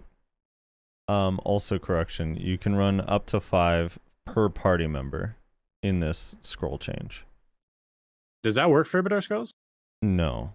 Ibidor's not Okay, if it did, that'd be busted. That would be insane, but also probably extremely difficult, wouldn't it? Because that would be like 25 bosses are out at once? Or is it just like a stronger version? I don't even know how it looks. I think it's a stronger version, because I've ran the those scrolls that Rezar was talking about where you combine 10 into 1, and it's just like 3 bosses instead of 1, and it's like they're all in a sequence. They're not all at the same time. So this one's recommending for like the PLFA, these scrolls, it's recommending 260 AP if you do it with a level 5. So, I don't know. Maybe it'll be a fun boss fight. I'm kidding. Yeah, I guess that's really it. That's everything. That's all the reworks. This is crazy. Like, we're gonna get, I guess they're gonna start doing every Global Labs from now on is just iterations on the existing reworks. My major questions with it is like, how much more is Warrior Ranger getting, or do they consider those two done? And like, how much is everyone getting? And also, are they gonna meet the timeline? Do you guys think that they're actually gonna, this is gonna hit live in December like they said their goal was? Does anybody think they're gonna make the December deadline? I guess Unlikely. No. No. Yeah, I would also say no. I don't know. It's I wouldn't put it past them to rush it out like unfinished, but if the question is it all going to be finished by the deadline? Probably not, in all honesty. I just don't see how.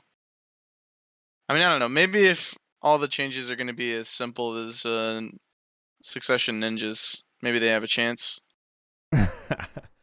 Yeah. I don't know. I'm like, I mean, on one hand, obviously, I don't want it rushed. I want the changes to be like meaningful and helpful and actually make people feel good about the reworks that they're getting. But on the other hand, I'm like, Kuno Awakening feels so weird to play, knowing that all this stuff is there, and I want that new stuff so badly.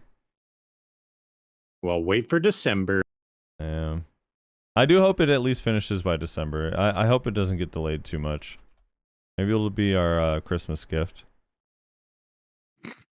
Wait, let me see what the December. Yeah, so it would, if they wanted to release it, I mean, it could come out December 22nd, Wednesday, December 22nd. That'd be kind of interesting. The other thing is, like, I really, really, really am hoping that PA gets back now that these are done, and I guess they're just working on iterations. Hopefully they get back to releasing content, because yeah, we haven't gotten anything new for a while now, and there's, like, Choice, you and I were talking about this the other day, but there's a lot of new games out and a lot of updates to existing games coming out, and there just hasn't really been new content in BDO for a minute outside of the Secrekia dungeon. I think that specifically for if anybody from PA is listening, yeah, you've been releasing content, but I think like repeatable content is the big one for me. Like, I appreciate the progression pass, I appreciate the dungeon, I appreciate the quality of life stuff that that PA has been putting out. And if you do look back, they have been putting out stuff. It's just nothing has been put out that changes the current gameplay loop of the game. And I think that's what makes it a little bit stale, is the gameplay loop has not really been affected. And even though I love the hell out of the dungeons and I do them every single week, in fact, for a long time there, I was doing the normal version of the dungeon as well as the Elvia version of the first dungeon because I just wanted more dungeon content. And hell, dude, I think my average is probably 2.5 dungeons a week, because sometimes I do it just for no rewards, just because I liked it. And so, yeah, just something that will change a lot about. We need some like Shadow Arena to come out.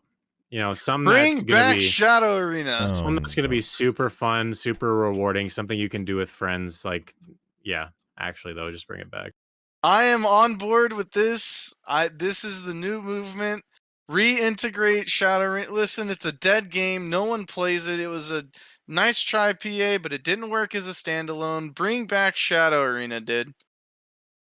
Yeah, I just want, like, they said that they were going to do 1v1, 2v2, 3v3 arenas, and I really, really want those, and the 10v10 arena, but they also said that they were going to do 2 new RBFs, and one of them was going to feel like it was going to be an RBF that was comparable to a Conquest War, and I really want to see what that meant, because I think that would be super fun.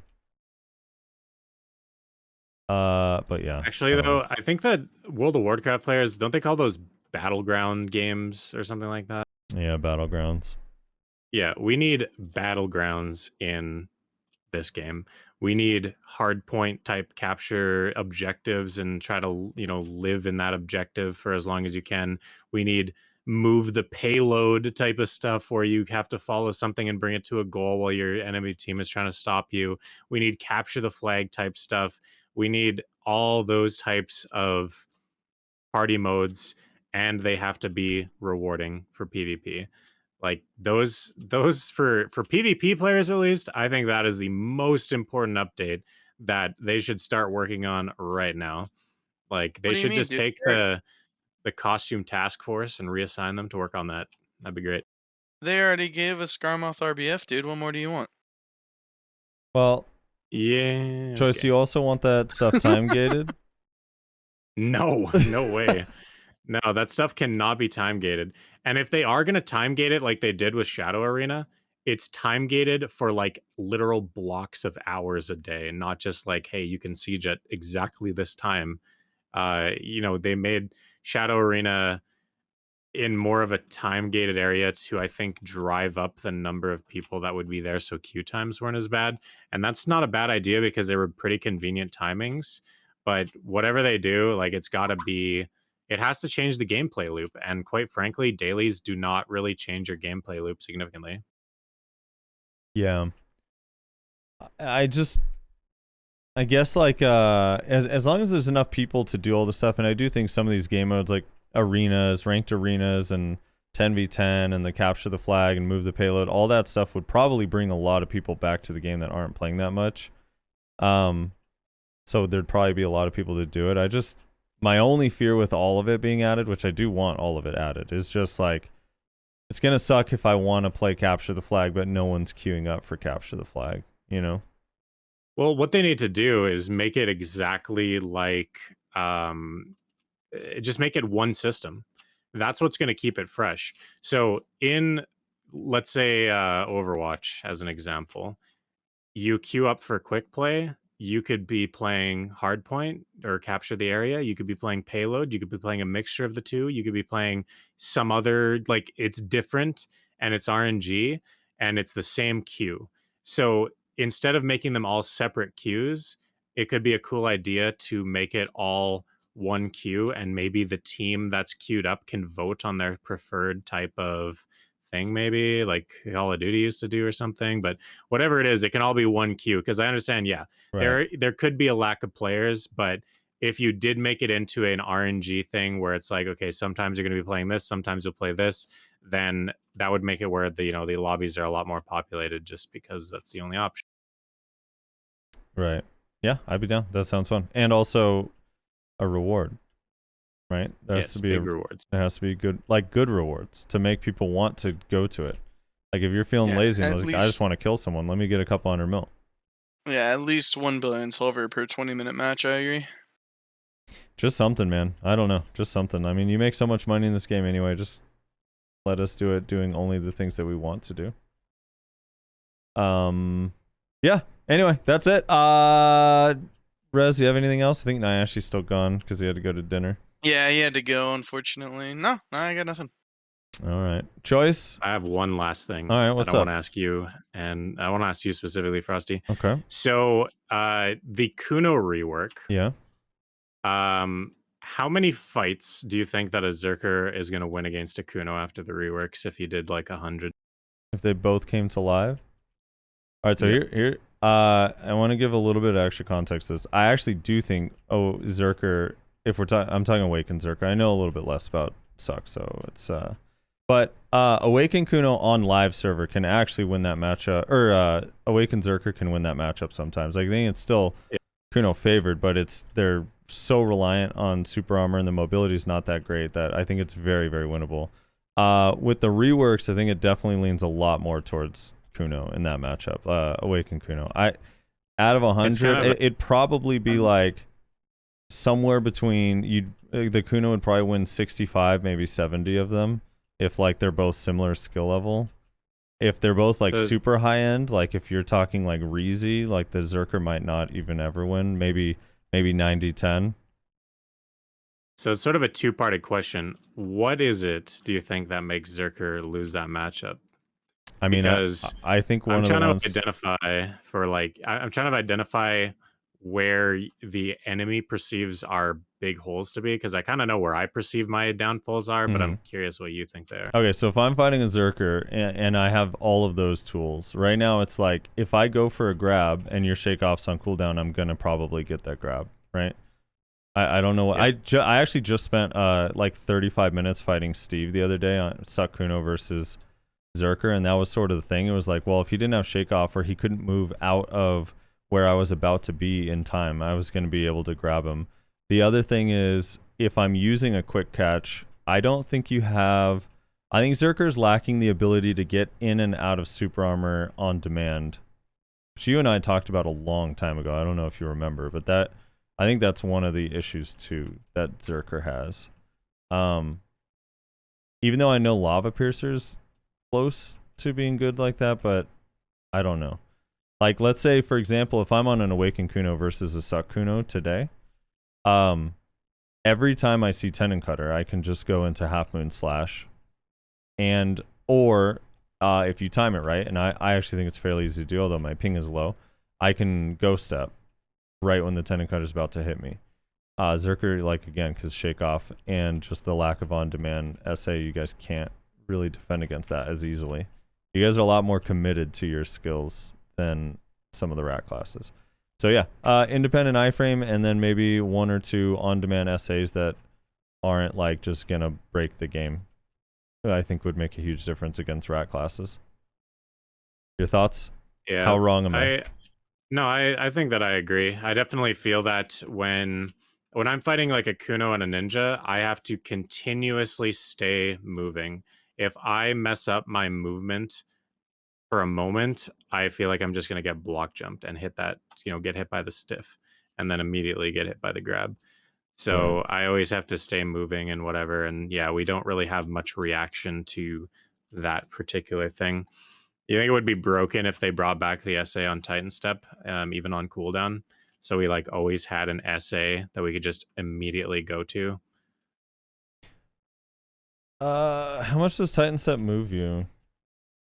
Not far at all. Not very far. I mean, probably not even as far as a shake off does. Probably not. I mean, the other thing, yeah, it probably wouldn't be that broken. I mean, I guess you'd have some classes. Here's the thing, though, is like when you're not against a Kuno or you're against like a Dark Knight or a Sork, they're probably going to be like, well, right? Like, what the fuck am I supposed to do? We're not tanky though, like those other like SA classes, like a striker. We're not tanky like them, so we can get chipped really hard just trying to rotate SA.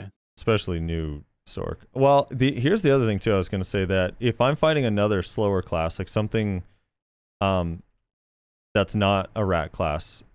For example, if I'm fighting a Valkyrie, like they're like Judgment of Light and Shield Throw are like real threats that make it so I can't just dance around right next to the Valk forever, because that shit's gonna hit me. And I feel like Berserker also doesn't really have that threat to like keep you out of an entire zone for a second. Like I have to play far away so the Valk knows when I'm coming in to do something, because I have to keep some distance, if that makes sense. Whereas like against a Berserker, I can just kind of rotate in a circle around you, throw out all my CCs once they're on cooldown, then I back up. Whereas like a Valk, I'm going to go in, try to get 1 or 2 CCs, and then get out before Judgment of Light or Shield Throw hits me, if that makes sense. It's another thing. We do have our AoE slow, though. That's usually enough deterrent for me against rat classes, is being able to just put that big slow in a circle. Nobody... After they get by the slow, it's almost kind of like you back off, because you're not going to try to engage on me when you're 37% slowed. Right. It definitely makes a big difference. And I guess you guys will have that up a lot more too. It definitely plays a huge role when I was fighting Steve too, because I can't get to every skill. So it's a lot more difficult even when I do catch you to finish a combo when I'm slowed. But yeah, I mean that's true too. But I mean I'm not opposed to what you guys are saying about protected CC. I can't see them ever adding one to Awakening, because they just are against it still, outside of like the cores. And a lot of people right now feel like the game has become sort of just a super armor trade damage meta, and that would lean more towards that. And I don't know, that might upset people. But and then the other thing too is like, let's say they did give you a protected CC in pre-awakening, it'd be great for suck, but on awakening, like how comfortable are you having to C-swap or go into pre-awakening for a protected CC? It depends how easily it could be used after a grab, because usually when we end up in our pre-awakening, it's because we just failed a grab. Yeah. I don't know. Yeah, I think the mobility thing would be a huge difference, though. If you guys were just a little bit harder to CC, it just doesn't feel at all like it's difficult to CC a Berserker. I mean, there's times where I'm fighting a warrior, and I feel like I've been in the fight for, a minute to a minute and a half, and even like he's just iframing the grabs or avoiding the grabs, or he's slow debuffed me enough, or he's just not getting CC'd. That Berserker just doesn't feel like that. Like Berserker fights, at least for Kuno and Ninja, feel pretty quick because they eventually are going to get caught by something. Yeah. I think that if they added back the old Titan step and they made it where it was the CC is debatable, because a lot of people, obviously they're not a big fan of giving Berserker protected CC, but if there was CC every 6 or 5 seconds or whatever the cooldown is, and SA when you used it off of cooldown, then I think it would fix quite a bit about us. It would give us that ability to go into a quick SA whenever we wanted. It would give us the ability to go into that before our lava piercers, which would stop the jumping problem. It would give us that, protected CC that, we kind of, I don't know, would be super, super nice to have. And it would like make the ability something that I would actually unlock. So I think if they made that one change and they left Berserker alone otherwise, I would feel pretty great about the class. Would Titan Step need a stamina cost though if it's just going to be SA every time? I think it does. No, it only requires WP, at least according to the tooltip. 15 WP. Ah, yes, it is WP. I don't know. I mean, Berserker does have a little bit of stamina problem, but only really when you're trying to Q buff. We're not really doing that anymore. Yeah. I don't know.